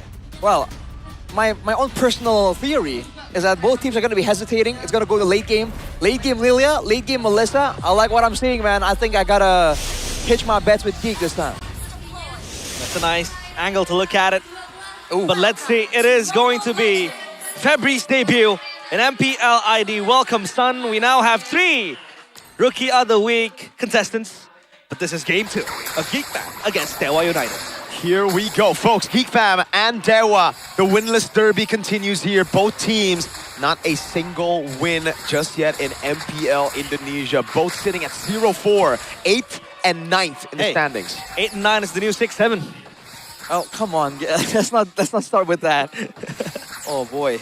I think a lot of eyes are on the EXP lane for sure. Because of Febri and also because of Kin. Oh, yeah. Right, let's see how that goes. Because in the mid lane, the Lilia is going to clear. What can they do with that pressure, though, is the question. Oh. I mean, Kin's doing a good job here, dealing damage on Febri, but it's a Uranus, right? Febri? Oh, my God. I think he's good. Shield. It makes Kin lose out a bit. Ken's... Oh! Wait, what? First blood for Hazel. That's not a Hirara, by the way. And that's another kill. Mr. Arrow as well lands. Dewa United just capitalizing over these massive early game wins. Geek Fam look completely out of it. They go to the bottom lane for a gank. You don't get anything for it, though. Man, that is not the start that Geek Fam wanted. Brother. But again, they do have assurances now for the late game. Looking at the emblems by you. Dragon Hunter for Kenziski there. The fighter emblem. And for maybe, he's not going for the Master Assassin either. So both are just prioritizing scaling as soon as possible. See what Frenzy can do, man. I think the glue has a lot to say on how this game really plays out. But right now, immediately, Dewa. Whoa! Yeah, Frenzy's gonna take it like a good boy all the way. That's gonna be a big damage from Nazara and the boy, but it doesn't really do anything now. Frenzy's trying to open up as a level 2 glue. No respect given over, and Dewa say, hell yes, sir. And this little set piece that they have with the Gatot Kacha X Selena combo, it's so easy to pull. You stun, you taunt, and then the arrow comes in. It's always guaranteed to land at least 6 out of 10 times, maybe. But yeah, they've given so much tempo for Dewa now. Geek Fam, are they gonna have to bank on the late game, or is it over now for their early game? On the bright side, the XP lane is still winning, quote-unquote, for Febri. But again, what are they going to do with that, right? Frenzy, in particular, needs to acknowledge that, okay, they have a winning EXP lane. Maybe let that guy, let the big bro, like, check out the bushes, you know? He's alone. No. Oh! That's the consecration as well. It's going to be the mobilization and the Abyssal Arrow landing. Febri taken out now in the bottom lane as well. Not given space at all, and Geek Fam cannot reclaim anything.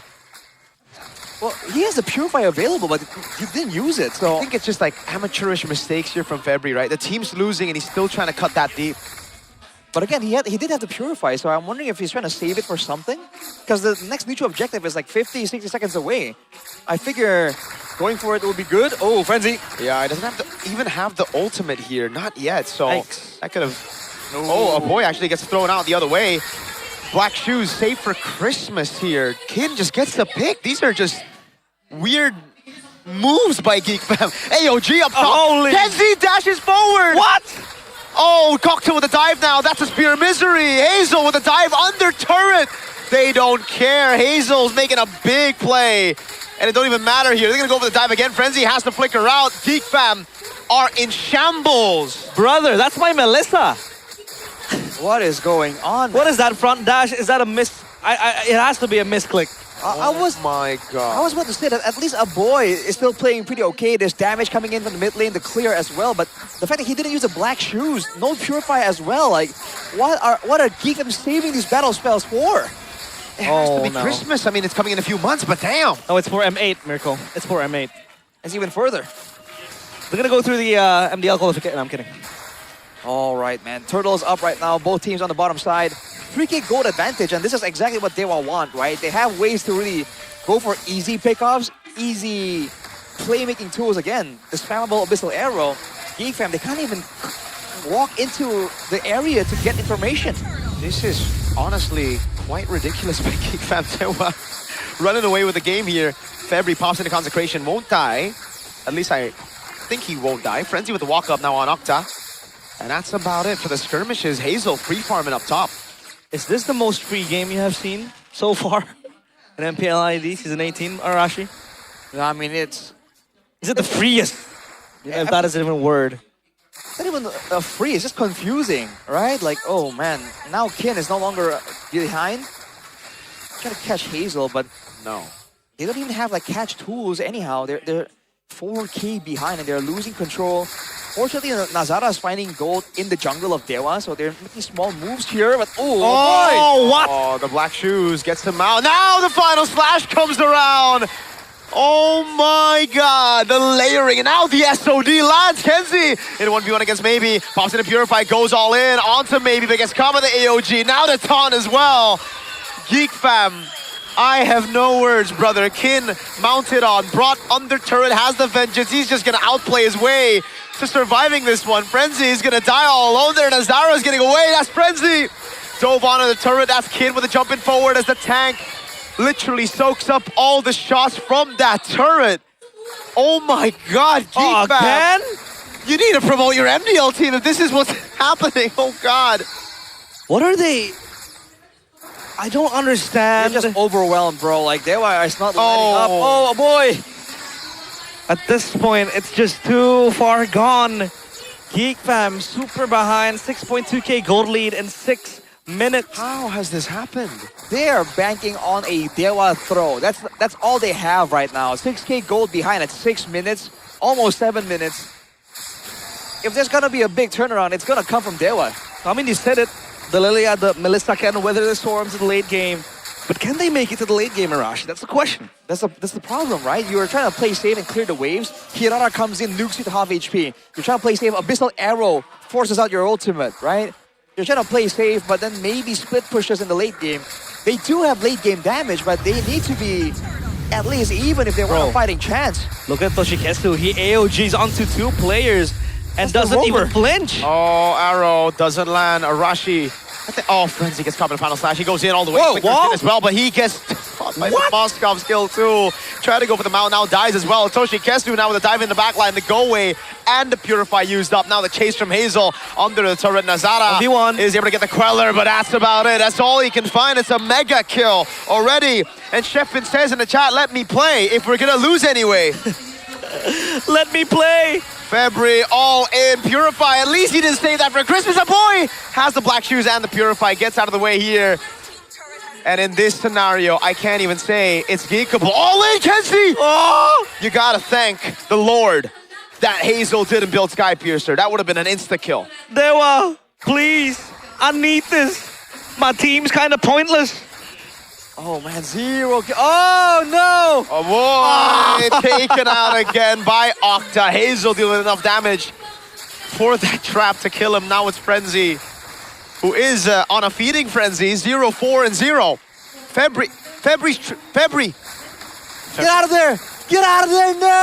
Run, February, Get run! out of there! Survive! Run. They're gonna try their best, but their best is not enough not to deal with Dewa United right now. 14 and 0. This could literally be the biggest gap in skill we've ever seen since Season 9. Season 9?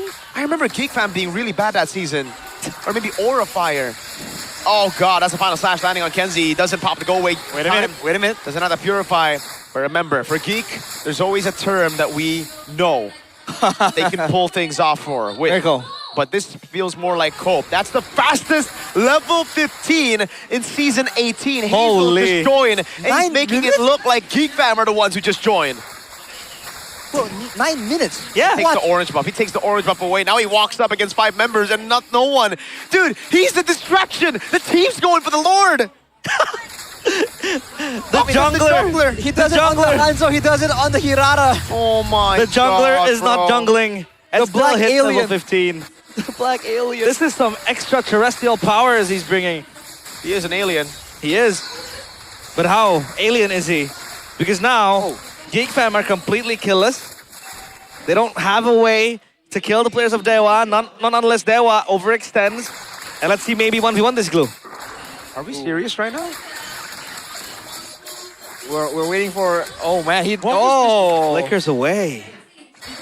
Okay, Hazel Hazel. up top. They're gonna try to go for the dive. Hazel just 1v4s easily as Frenzy has to recall down below. Folks, He bought time. I am baffled. We need to start the hardcore copium. He bought time. Geek Fam gonna defend. 14k damage difference. It's fine. February, you have Purify. Oh god. Oh! SOD! Maybe with the dive on their turret. Oh, it's everybody dying. Frenzy at least. Oh, they get a shutdown. There you go. Nazara gonna be caught again. The EOG lands this time. The Purify comes around. Kenzie trying to defend, but at this point, there is no chance. 18-1. A 10-minute and 38-second game. Dewa have just steamrolled past Geek Fam. Folks, it is 7:15 Indonesian time. The fastest day in MPL ID Season 18. I can't wrap my head around what the hell is happening. That gap is way too big, and this is why you don't want to do or make these changes. Not even the 5 days before MPL. This is made literally 15 minutes before game number 2. And Geek Fam, they got beat. They got pulverized. They got stomped. I mean, I know that in the movies, the geeks, they get bullied, but I wasn't expecting to see a similar story play out in the Land of Dawn. The drafts made sense. The strats were there. But Dewa just said, we don't care about all that. Science, numbers, what is that, dude? And they just beat up the geeks. Still pointless, still winless for Geek Fam. Nothing to really enjoy if you're a Geek Fam watching this game. Complete outclass. Just a gap in skill. Dewa coasting around, breezing past Geek Fam. And up on stage is Dewa for an interview. Dewa United berhasil mendapatkan kemenangan pertamanya di MPL Indonesia Season 18. With the win in Hai Week teman-teman 3 Season Dewa, akhirnya bisa ngobrol-ngobrol. Hello, Dewa. Gimana kabarnya, Maybe dan yang lainnya? How are you guys? You guys doing great? Akhirnya bisa interview. Finally. Happy, gimana perasaannya hari ini? Interview Happy, with Bude. excited, Or atau rather gimana? Bule, excuse me.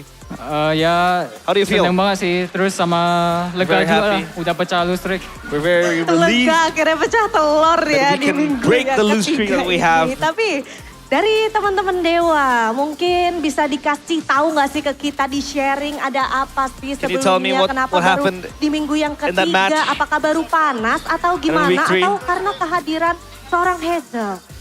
Hazel, was it also because of him Sebelumnya entering the team? kita banyak gak connect aja satu sama lain sih. I think previously we didn't Itu connect doang sih sebenarnya. one Tapi another. sekarang semua udah solve ya, problemnya udah aman. And now we Ya can solve pelan-pelan it. udah ke-solve lah. Well, slowly we are solving the problem. Lah. Nah, sekarang dari Maybe sendiri nih. And now for Maybe. Melihat match yang tadi berjalan dengan amat sangat luar biasa. Taking a look at that Dari game that Maybe, went very melihat performance dari near Kenzie flawless untuk for you. di season ini gimana sih?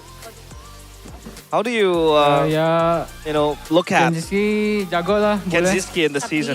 Tetap jago aja. Tetap jago, nggak ada Maybe tapinya. says, well, Kenziski is good. It's still good. Oke, baik. Still very good. Tapi Kesu, di sini Kesu, kenapa tadi kamu pindah? Coba klarifikasi. Tadi Kesu? udah di sini, tiba-tiba maybe yang disuruh Why, samping why, aku. why are you moving? Soalnya pemeran away from utamanya me? maybe sama Hazel. Because the main character is maybe and Dikasih Hazel. tempat untuk pemeran utama gitu. Yeah. Giving a Cuman, place for dari the Kesu sendiri. main character. Ada pressure nggak sih untuk bermain di season ini? Is there a pressure for you? Pressure ya pasti ada For lah. the season? Yeah, I think Tambah pressure is juga always going to be there. Momentum kita juga dari awal week sampai week 2 nggak Was the momentum Terus ya, from the early weeks to up till now? Ketutup lah. Isn't really there, but now it's Pelan-pelan udah ketutup. covered. Dari Kesu and we're sendiri, trying to gimana get nih back to caranya winning untuk ways. bisa menghandle itu semua, melawan semua rasa pressure-nya? How do you untuk deal tetap with the tenang? pressure? How do you deal with everything? Ya, sebenarnya kuncinya di Okta sih. Okta yang selalu semangatin tim. Okta? Kaptennya soalnya dia. Kaptennya. Okta Ya. galak gak pas kemarin It's lagi the lu key. streak? Iya, galau banget dia. Oh galau, galak gak? Galak. Galak juga, galak dan galau berarti. Iya. So Nanti he's ya Okta, nanti very aku wild. tanya ya Okta ya. And very Cuman di fierce. sini ada wajah baru. Hai Hazel. Well, Hazel. Welcome back. Seems like he has a lot of Indonesia. Gimana fangirls nih ngeliat MPL Indonesia yang in the arena. sekarang? Ya kayak biasa seru banget lah di sini dan ya aku udah biasa juga kan di sini. Well, I Dan think senang it's banget very sih fun bisa here. Balik lagi. Senang banget bisa very balik happy to lagi. be back Bahkan in di MPL debut ID. match kamu memberikan performance yang luar biasa Well, in your match, sekali. Ini you gave a very good performance. What do you think about it? Biasa aja malah kita kayak main rank tadi sebenarnya kan. Feels like we were playing ranked. Tapi karena mereka On that game. baru ganti roster juga sih dan ya mereka It's juga also because they baru, recently changed their ya, roster. wajar. So Wajar. it's expected. Tapi kalau misalnya kita ngelihat match yang tadi, menurut kamu apa yang perlu diperbaikin dari teman-teman Geek Fam? What do you Kalau think misalnya needs to boleh be fixed kasih from tips Geek and Fam? tricks. Boleh We can kasih give a tips few lah. tips to them. Menurut aku sih balikin audit Z. I think they need to reinstate Audit TZ back to the lineup. Gak ada dia. Without kayak dia them, kayak kehilangan jati dirinya lah yang Geek sekarang. Fam just are losing themselves. Kalah juga tapi kalau ada Audi ya masih Well, I mean, jalan even lagi. if they lost with Audit Jalan TZ, kita it kalau isn't ada really a Audit TZ. humiliation. Cuman dari Hazel sendiri tadi kan aku dengar pas kamu ngobrol-ngobrol sama Eterna. Well, Hazel, you were talking about preparation Twitter now. kamu tuh cukup amat sangat singkat gitu ya. Kurang lebih 4 hari, itu beneran Hazel? Well, you Bener, only karena train with the team ya, for 4 days? Aku juga baru dikontak sama orang-orang Dewanya week Well, I was- 3 yeah, dan that's true. I was langsung contacted latihan, langsung scrim dan by cuma Dewa 4 hari, kan match-nya a Jumat week juga, ago, jadi and 4 I Wow. scrimmed. Tapi I went to the cara kamu gaming house and bisa langsung get along sama I yang just lain, connected bisa with the langsung team. keep up sama yang lain, gimana sih? how did you keep up with the bondingnya other tuh team? gimana? How did you keep up with the other players? Kita How did you guys mandi bond bareng, together? terus main game-game lain. Oh, play together, Ya gitu aja sih. Oke, baik. shower together. Jadi cara bondingnya memang unik ya. Melakukan bit kebersamaan banyak ya. But togetherness Salah satunya tadi is juga udah the diskusi middle makan name. bareng, seru-seruan bareng. Alright, itu dia. Dan pastinya performance kamu hari ini apakah sudah cukup puas sama hasilnya? Well, your Hazel? performance, are you satisfied with it? Belum dong. Masih Nah, no, goals it's not kita really. playoff dulu lah minimal. I think I Tapi can kalau only be ngeliat satisfied performance if we kamu can kali make it ini to the kalau bisa playoffs. rate 1 sampai 10 berapa? How would you rate your performance Hari ini in your 8 return ya skor today? kita nanti karena pelan-pelan aja pelan-pelan. Oh, Eight. perlahan tapi I'd give it a pasti solid gitu ya. 8. Oke, dan Kin, hi Kin. Hello. Hi, Hello, how Kin. are you? You good? Yeah, I'm good. How are you, yeah, Kin? Yeah, I'm good. Because you get triple kill, I think, with your Arlet. Apa? Oh, udah bisa bahasa Indo. Dia udah jago Oh, belum? Baby udah bahasa bisa. Oh, Udah jago. Oh, Can I lo udah speak jago. Indonesian? Kamu mendapatkan triple kill. You got triple kill. Got a triple on kill with that your Arlet match. With in that your match. Arlet. Finally, we Finally. can saw your Arlet. Gimana rasanya main do Arlet you think? lagi? How did it feel playing Arlet again? Senang sih. Senang. Very happy. Senang main Di Arlet. patch ini. This Di patch patch, ini gimana especially. kalau misalnya menurut Kin sendiri tentang game yang tadi? Apa? What did you think What about do the you, what do game you think earlier about on? that match? About the previous match? Oh, mungkin kita lebih satu decision sih. Lebih satu decision dan itu juga yang bisa dibilang mungkin Well, we're kunci more on the same kemenangan page untuk now. Dewa kah? Did that give Yeah. the win to Yeah. Dewa? And he says, Tapi yeah. kalau kita ngelihat tadi ada pergantian di game yang kedua. We did see dari a Marcel ke substitution Febri. What do you being think about made that? by Marcel, by Geek Fam, from Marcel to Febri. They changed their EXP. What do you think about that? Gak tahu ya, kayaknya sama aja sih. sama aja? Iya, gak ngaruh. Gak ada I don't problem know. apapun dari I don't really know. I think santai-santai aja. same. There isn't really Santai-santai an aja, memang impact luar biasa ya. being Kalau made by the misalnya substitution. sudah So, jago, ya semua santai saja. Tapi Okta di sini, ayo Okta klarifikasi. Emang benar kamu galau dan galak? Enggak. Okta, are you sad and Ini fierce? perasaan mereka aja boleh.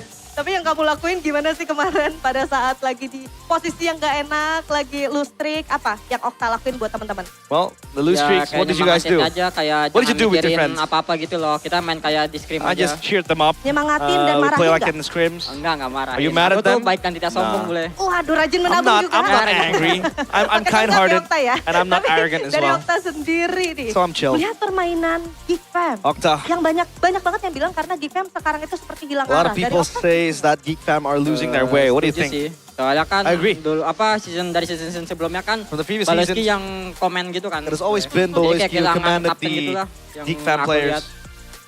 Jadi And now it berasa seems like banget they ya, Okta lost ya, that dari Okta leadership sebagai role. tim penantangnya gitu. Do you feel that as well? Cuman sekarang udah berhasil dapetin kemenangan nih. Ya, alhamdulillah Bude. You're able to get a win. Alhamdulillah ya. Gimana caranya untuk Thank God. mempertahankan kemenangan itu? How will you Ya kayak terus maintain belajar the wins? konsisten aja sih boleh. Terus sama kayak jangan cepat puas gitu. We just need to Soalnya be kan consistent. kita We cannot masih di be papan bawah. complacent as Jadi well. akan naik We're terus still ya. down bottom, Amin, so semoga aja we will boleh. try to Amin, keep semoga climbing. aja. Cuman Okta, ada nggak sih hal yang kita nggak tahu nih tentang match tadi, tapi Is there terjadi yang anything Okta bisa that we share buat don't kita know from that match but happened in that match anyway? Apa ya? Nggak ada boleh. Nggak ada, semua jadi yang Oh, no. terlihat itulah yang terjadi. Iya itu yang terjadi. Bude. Tapi Everything we komunikasinya gimana saw tadi? Aman was what kah? happened. Atau panas? Atau ya udah kita ketawa-tawa aja? How was the Komunikasinya kayak communication in the team? nahan si Praba sih boleh. Soalnya dia kayak sering maju-maju terus nggak punya Well, ngalap mundur. The communication was more of Coba us itu trying to kenapa sih? hold Kenapa? on and Kenapa? trying Coba to, kenapa? Boleh you know, dikasih mic, just boleh dikasih put Hazel on a leash. Because he kept on going in. Kenapa tadi kata Okta kan maju-maju terus gitu? Kenapa? Well, Octa said you kept on going forward. Nggak diapa-apain gitu, jadi ya udah maju aja terus. Oh, Well, bahkan because tadi, when we were kayaknya advancing kalau forward, saya they did nggak salah nothing. tuh ada So why momen not? Just kalian keep on going berdua forward. nih sama Kesu, kamu ada sempat udah ulti bersama tapi terkena angin gitu ya. Ada angin, ulti angin gitu ya. Itu kenapa sih kalau boleh Oh. tahu? There was a misplay that you made Ada di game 1 kalau nggak salah. with Itoshi Kesu. Coba itu dari Kesu, coba That you Kesu. ulted nothing. Ya. The Belleric, what happened there? Ada Natalia di situ sebenarnya. Oh sebenarnya ada di Actually, there's a situ. Natalia over there. Nama gue apa pengen So we ulted. tangkap Natalia di situ. Oh So- baik. Jadi bukan ulti angin ya, udah langsung dijawab ya You're ini focused pertanyaannya ya. on Natalia. Oke, baiklah last question. Ini bebas siapa aja yang Last mau question. sampein boleh. Apa yang kalian pengen sampein Anything you wanna untuk say to the, teman-teman anak dewa yang anak selalu dewas mendukung kalian? That has been constantly Silakan. supporting you guys throughout Dari all Hazel season. boleh? Oh, buat anak Hazel? dewa yang sekarang udah datang, thank you. Anak Dewas, Walaupun kita thank masih you. di bawah, The kalian support. tetap datang, tetap support kita. We was on bottom, but you guys kept on coming. Dan buat Besti, sorry. And for our Ketemu lagi nanti. Best Oke, friends, or luar besties. biasa sekali dan anak Sorry dewa. for the Marilah loss. kita sambut. Ini dia kemenangan pertama untuk Dewa United. And this is Dewa United.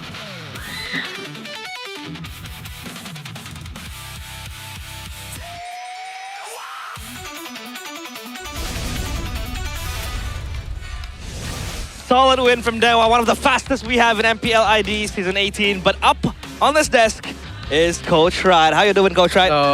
Before we go any further, Coach, I want to ask you, what do you think of this? Oh my God, bro. Hold it, please, and show the camera.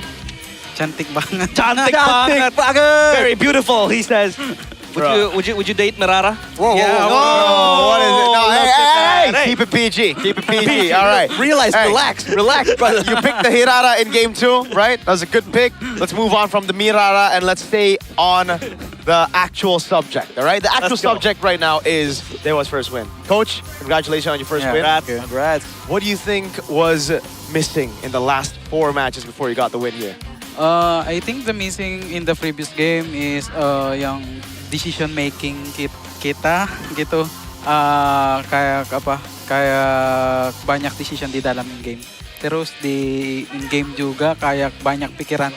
Itu kenapa kita lama juga setup gitu karena mereka pikir oh ada yang ini, ada yang ini, ada yang ini.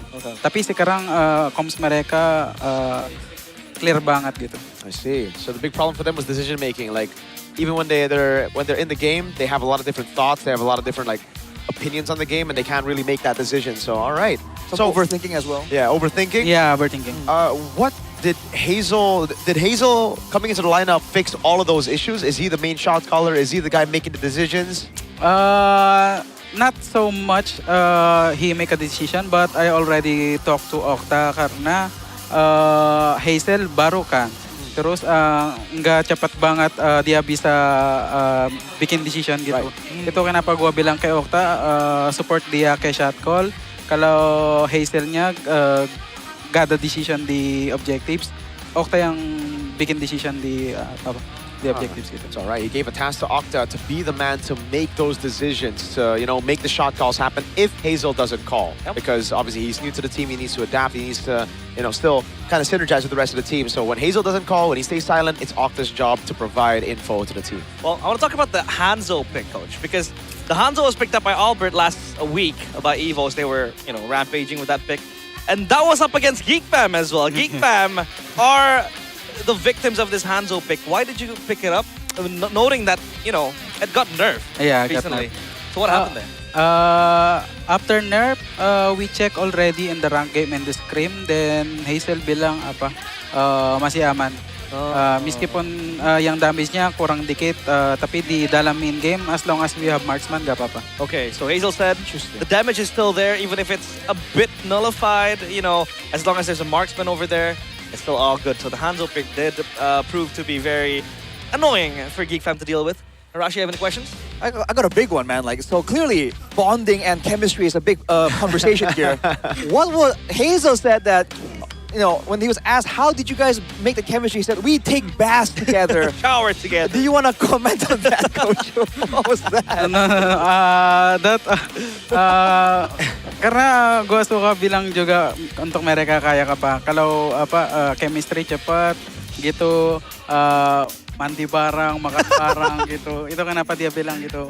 Itu bercanda doang. Tapi itu bercanda doang. So it's a joke.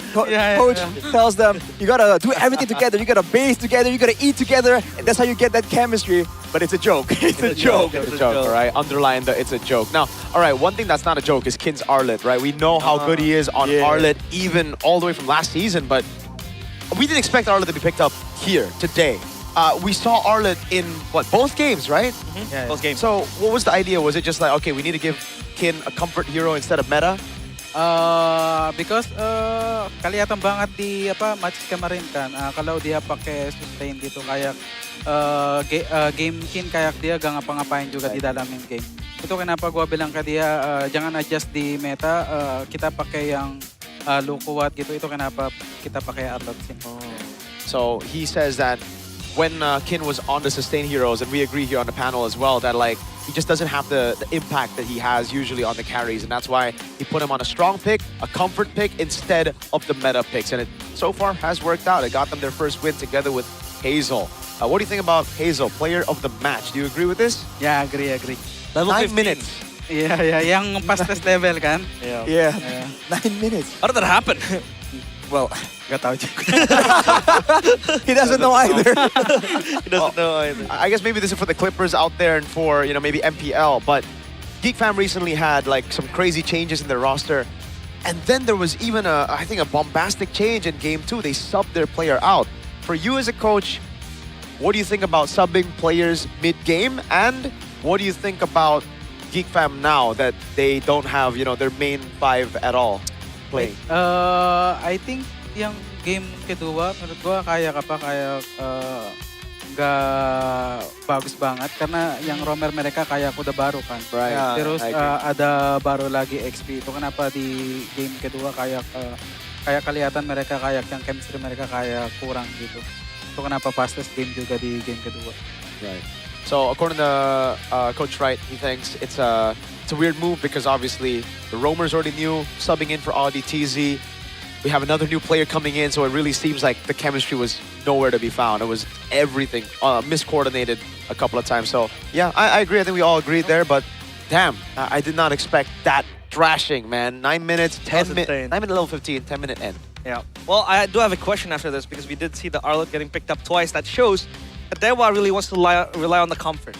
Will this be the game plan going forward, or will you try to, adjust Even more to the meta? Is it a secret? Might be a secret. As of now, it's like we pick comport, but the thing is, there's something else. Is a pick. Because we know you as a coach that likes to pick these cheese picks, funky picks, and you showed it with Hans also. Rashi. We saw Selena twice there. Is this going to be a recurring pattern? Because it seems like Octa is pretty comfortable there. But because usually Octa is the one that goes with the crazy picks. Any comment on that? Gada sih di latihan kita itu kayak Octa suggest gitu dia pede pakai Selena doang itu aja. Okay. So he says that Octa is just confident with the Selena, and Selena just delivers for Octa. Okay. I think one of the last questions I want to ask Coach Wright is, how do you personally go through a 4 losing streak? Obviously a lot of questions arose from that lost streak. A lot of people already maybe thinking there's a lot of pressure obviously as a coach as well. So how do you deal with it? Karena gua udah pernah rasa yang kalah terus pas gua di MPL PH yang di TNC. Itu kenapa gua sekarang kayak I give them like a boosting confidence gitu. Gua bilang kayak semangat mereka gitu karena masih awal kan. Right. Terus masih percaya proses kita season ini. Gitu. Well, yeah. So just being there, experiencing it firsthand as a coach. You've been there in the position before on a losing streak. Well, yeah. So that really built the mentality as well for Dewa and for Coach Wright as well. But before that, maybe before we release you back to talking with your players, do you have anything to say to the Dewa fans? To all Dewa supporters, thank you so much for still supporting us. Meskipun kita kalah di awal season, kalian masih di sini. Kita trust the process only gitu. Trust the process. So playoffs. We gotta translate that, no?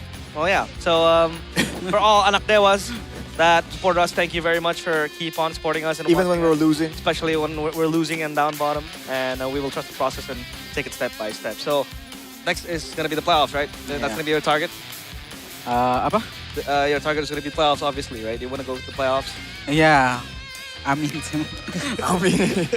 Wow. Okay, well, thank you so much, Coach Wright. Thank you, Coach Wright. Thank you. And we'll see you so much in your next match. Bye-bye. All right, see ya. That's it for Coach Wright. Are we gonna let him go on cam? Okay. You can leave. Okay, thank you so much, Coach Wright. Okay. Because usually we would have something else, but yeah. W Coach Wright, man. W Coach Wright. Thank you so much, Coach Wright. Thank you, man. Appreciate it, man. Well, there goes Coach. And who will fill this empty seat? So before the interview began, I was asking him because he was talking about in Indonesian a lot, right? So I'm like, wait, so which language do you prefer now? And he's like, oh, I keep speaking in Indonesian. Yeah. I prefer speaking Indonesian now. My English is actually really bad because I haven't been using it. I was like, what? He's fluent Indonesian, by the way. I think that like happens to a lot of people though. Even Kelra. I think Kelra is more comfortable speaking Indonesian over speaking English. But that's just the thing when you constantly use something more than others, right? And we have been using Todak Throne a bit more than all the other chairs. So it's just for us here. Kind of like, damn, man, why can't we have this at home too? Actually, Miracle, there's something better than Todak. What? Whoa. 4 Todaks. 4 Todak. Better than 8 Todak is 4 Todak. 3 casters, 4 Todaks, bro. Yeah. We have 4 Todaks available. Miracle's gonna bring one home, me too. Amen. But Todak is all about Are performance. you? Yeah, I want to bring one home too. Yeah, I don't think you can. You can. You can, Arashi. It's How fine. dare you? It's not about just what happens in game, because having a comfortable setup and also steering is going to make a huge difference on how you play the game. And Todak Throne is a gaming chair that doesn't bring only just the style, but also delivers when it comes to performance. They are also currently offering a special MPL edition release, just like what we have right here, right?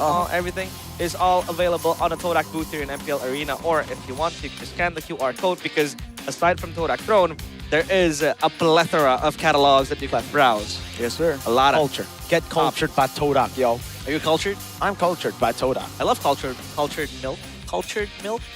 Huh? What? Do you know cultured milk? Like when it's about to turn into like yogurt or cheese? Yeah. Tastes good. I'm also cultured by Todak. What do you even... yeah, well, anyways. Todak. Todak. And don't forget as well, if you want to enjoy world-class visuals, you can use the Google TV 100 S90 series from Aqua Electronic. Aqua Electronic. And that is what we casters also, experience, the MPL viewing experience, is all brought to you by Aqua. We also have an Aqua TV back on stage. Did you watch the 4-hour stream on the Aqua? Yes! Yes. And you know how I watched it? I watched like this. Whoa, a bit too much information. If you guys want the MPL viewing experience to feel like you're right there in the arena, the AI picture quality feature smartly detects every scene to automatically enhance colors, lighting, and image depth. That's why she was watching like this. With mini LED display and Dolby Vision, every visual looks incredibly clear, sharp, and realistic, especially on the massive 100-inch. Do you have a 100-inch TV? I don't. Okay, so what do you have? What's the size, bro? Size of an Infinix phone. I'm kidding. Oh, that's a tablet or something. But I think you can find a plethora as well of different products here for Aqua. It is the Japan #1 brand, as you can see up there. There's a washing machine. I believe Sheffin has the washing machine. There's also all kinds. Hey, Saigo no Product. Psycho. Psycho, that's right. Psycho is like glass. Yeah. Or as the future devil says, Mirai Psycho. Mirai Psycho. Mirai Psycho. If you get that reference, you're a man of culture. Well, Mirara-san, kawaii desu ne. Domo arigato. Domo arigato. Domo arigato. ソーセージ食べるですか？食べたい？何のソーセージ？これソーセージ。So good ソーセージ。This is the best sausage you can eat. It's packed with plenty of meat and, perfect snack before the war. Ones? I'm trying the spicy Usually before a Lord battle or like a Retri battle, I go for a bite. And, Wait, before the Lord battle? Yeah. For a Lord dance. See? How's the sauce? Very good. Very good. Yeah. Very good. Because sometimes I don't really like sausage that's kind of plain. And the hot sausage gives it There's nothing plain about this sauce, bro. a bit of Very a good. kick. Man, wow. Oishii? すごく美味しい. すごく美味しい. Like, they could probably sell the sauce, like, separately and people would buy it. This is good. This is great. これソーセージ一番の食べ物。一番好きな食べ物。Yum yum. Thank you. Yum yum is right. Thank you, so good. It's beautiful for you when you want to stay focused. You're grinding ranked. I can play MLBB with one hand, so I have one hand on the analog, one more, and just biting sauce. Damn. Playing MLB with one hand. Relatable. Like I can just hold like this. And then you can just tap skill. But don't forget to check out Captain Barbershop, because if you want to get a haircut like Mirko and Arashi, sleek as always, it's all available in Captain Barbershop, because your appearance has to level up too. And you can stay fresh and stay sharp with grooming at Captain Barbershop. It's easy. Scan the QR code and you can get a 50% off discount of grooming at Captain Barbershop. Don't just let your skills be the MVP. Your hair also needs to be an MVP. You think the junglers out there, like Kyrie, like King Kong, they need to have good hair as well. That's true, yeah. Only good retri. It's part of the job, bro. It is. Part of the job, especially when you're on camera so many times, almost every day of these Friday, Saturday, Sunday matches. So, every day. Go get your every day haircut with Captain Barbershop. Still the same question though I have. What? Is he do hair transplants over there? Maybe you could go. You had a whole week to go to Captain Barbershop and ask them that question, man. But I was too busy playing MLBB. But yeah, gotta lock in. Have to lock in. Well, Captain Barbershop. Captain Barbershop. Go check it out. Now let's check out the standings. Standings? Wait, where are the kingdoms at? Oh, my goats! I need to ask. Pikachu by Vitality though, up there with 4 match points. Sheffin. Being claimed. Sheffin. Oi, oi, oi. Geek Fam still no points. A semblance of their MPL team. Definitely a tough loss to swallow for a lot of people. By the 3. Sheffin and the boys. Sheffin and I believe there was one more. Oh, 4. Yeah, 4. That's an upgrade, bro. Actually 5. We can count Marcel, Nazara, and then the management behind Geek Fam. Dude, I thought... Wait, are you saying like the only supporters are actually within the management? That doesn't make it any better, brother. You know what? I think Marcel might not be a Geek Fam fan anymore after he stopped out. He might just be like, you know what? I'm done. I'm balling. Yeah, it has to be a... I'm done with Mobile Legends. A weird situation to be in, man.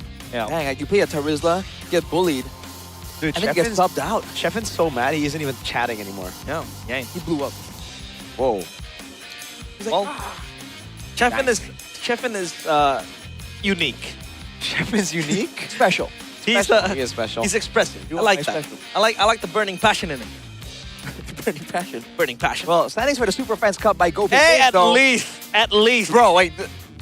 What are the... How does this keep happening? Like, Why? Yeah, the what's team up on with the this? bottom. Why do they? Their community is like, dude, we gotta get something, and then they just like go ham in the Super Fans. Why Cup. are they the best at like That's community crazy. events every time? You're right. Arky Kingdom were the ones up there. Exactly. They were 0-3. Now it's Geek Fam 0550. This is crazy. Isn't this like a signal to just sub in the The Super Fan at this point, you know what? Like, dude, even RQ. I don't think RQ last season were this bad. Well, I gotta say, MPL ID game two, Yeah. game two, I don't think it ever got quite that bad. Because even Coach Red was mentioning that like there was a new guy in town. Yeah. Then you go and sub another guy. And he that was like, that was rough. Dude, it's crazy when you ask someone who knows about the game, right? How did that happen? And he says, I don't know. I don't know. Like, Yeah. that's just chopped. I think even he was expecting a tough game. He was like, damn, these are some good drafts. And then He didn't even think. He just said, went I like, don't know. I don't know either. He said, Damn, that's a good question. Gak tahu juga, which literally means I don't know either. It's crazy. It's crazy, but tomorrow's schedule is Wow. for Cray TLID up against Onyx in the opening match, Alter Ego against Evo. So that's gonna be one to watch. But man, oh man. Bigatron, are you ready for your first loss of the season? You know what? I'm actually afraid, you know? Because, like, BTR, We did it before, we can do it again. They are the streak breakers. They love breaking streaks. And right now, well, technically, RQ are not on a streak. That's They true. just won. So, That's true. no, Rashi, better luck next time.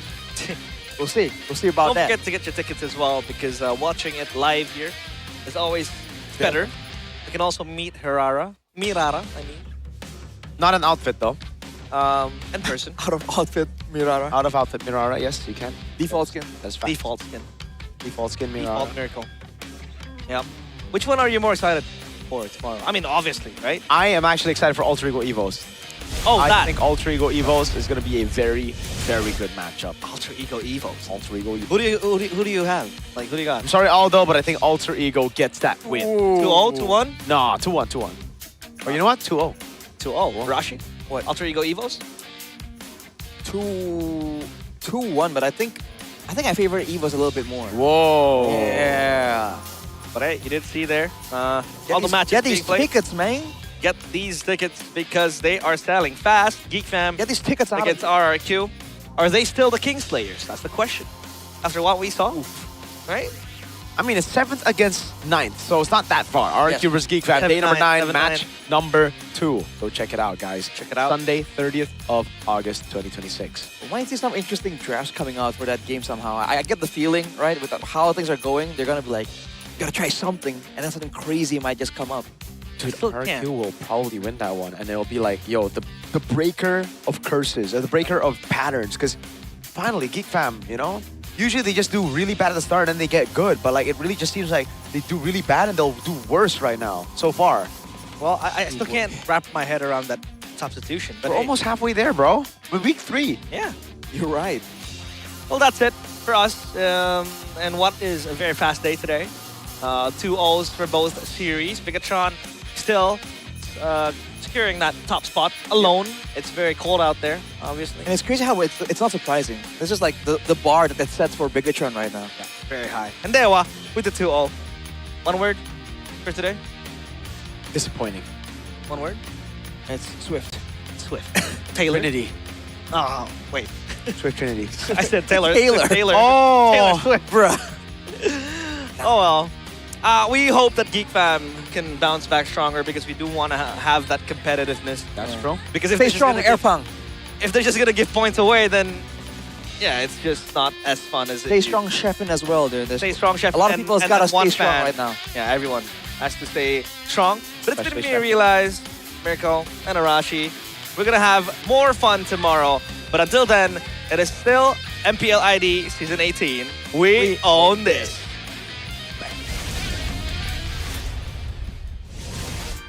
Itu dia akhir cerita dari week yang ketiga, hari yang pertama, di mana kita melihat Bigatron by Vitality masih menolak untuk tumbang, lalu disusul dengan kemenangan pertama dari teman-teman Dewa United. Tapi besok pastinya masih ada laga-laga yang luar biasa panasnya. Jadi pastikan kalian sudah mengamankan tiket kalian. Dan juga kalian selalu kirimkan support kalian untuk tim-tim maupun player-player yang sedang berjuang untuk mengamankan tiketnya menuju ke Kota Pahlawan Surabaya.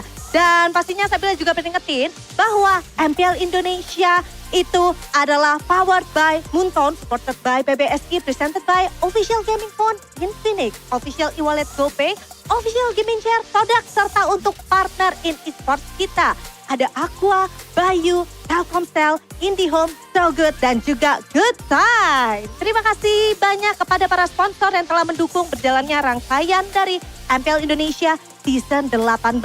Tapi ingat, besok masih banyak sekali yang akan terjadi karena 3 match akan kita saksikan di hari yang kedua. Maka dari itu jangan lupa untuk saksikan terus MPL Indonesia Season 18. We on this!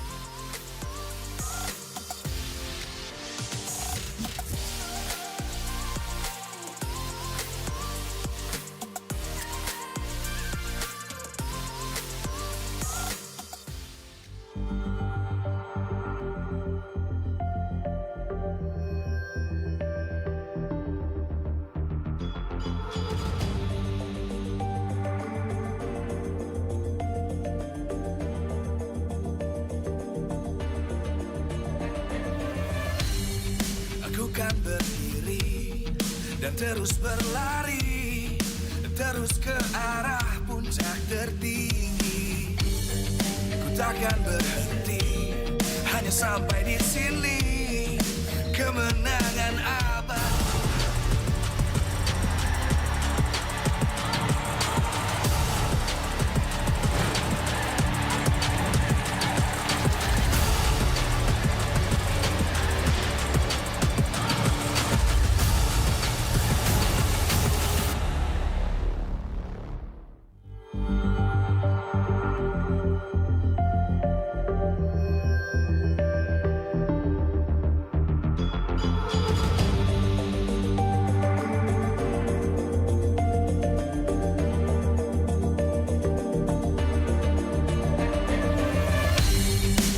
Kan berdiri dan terus berlari, terus ke arah puncak tertinggi.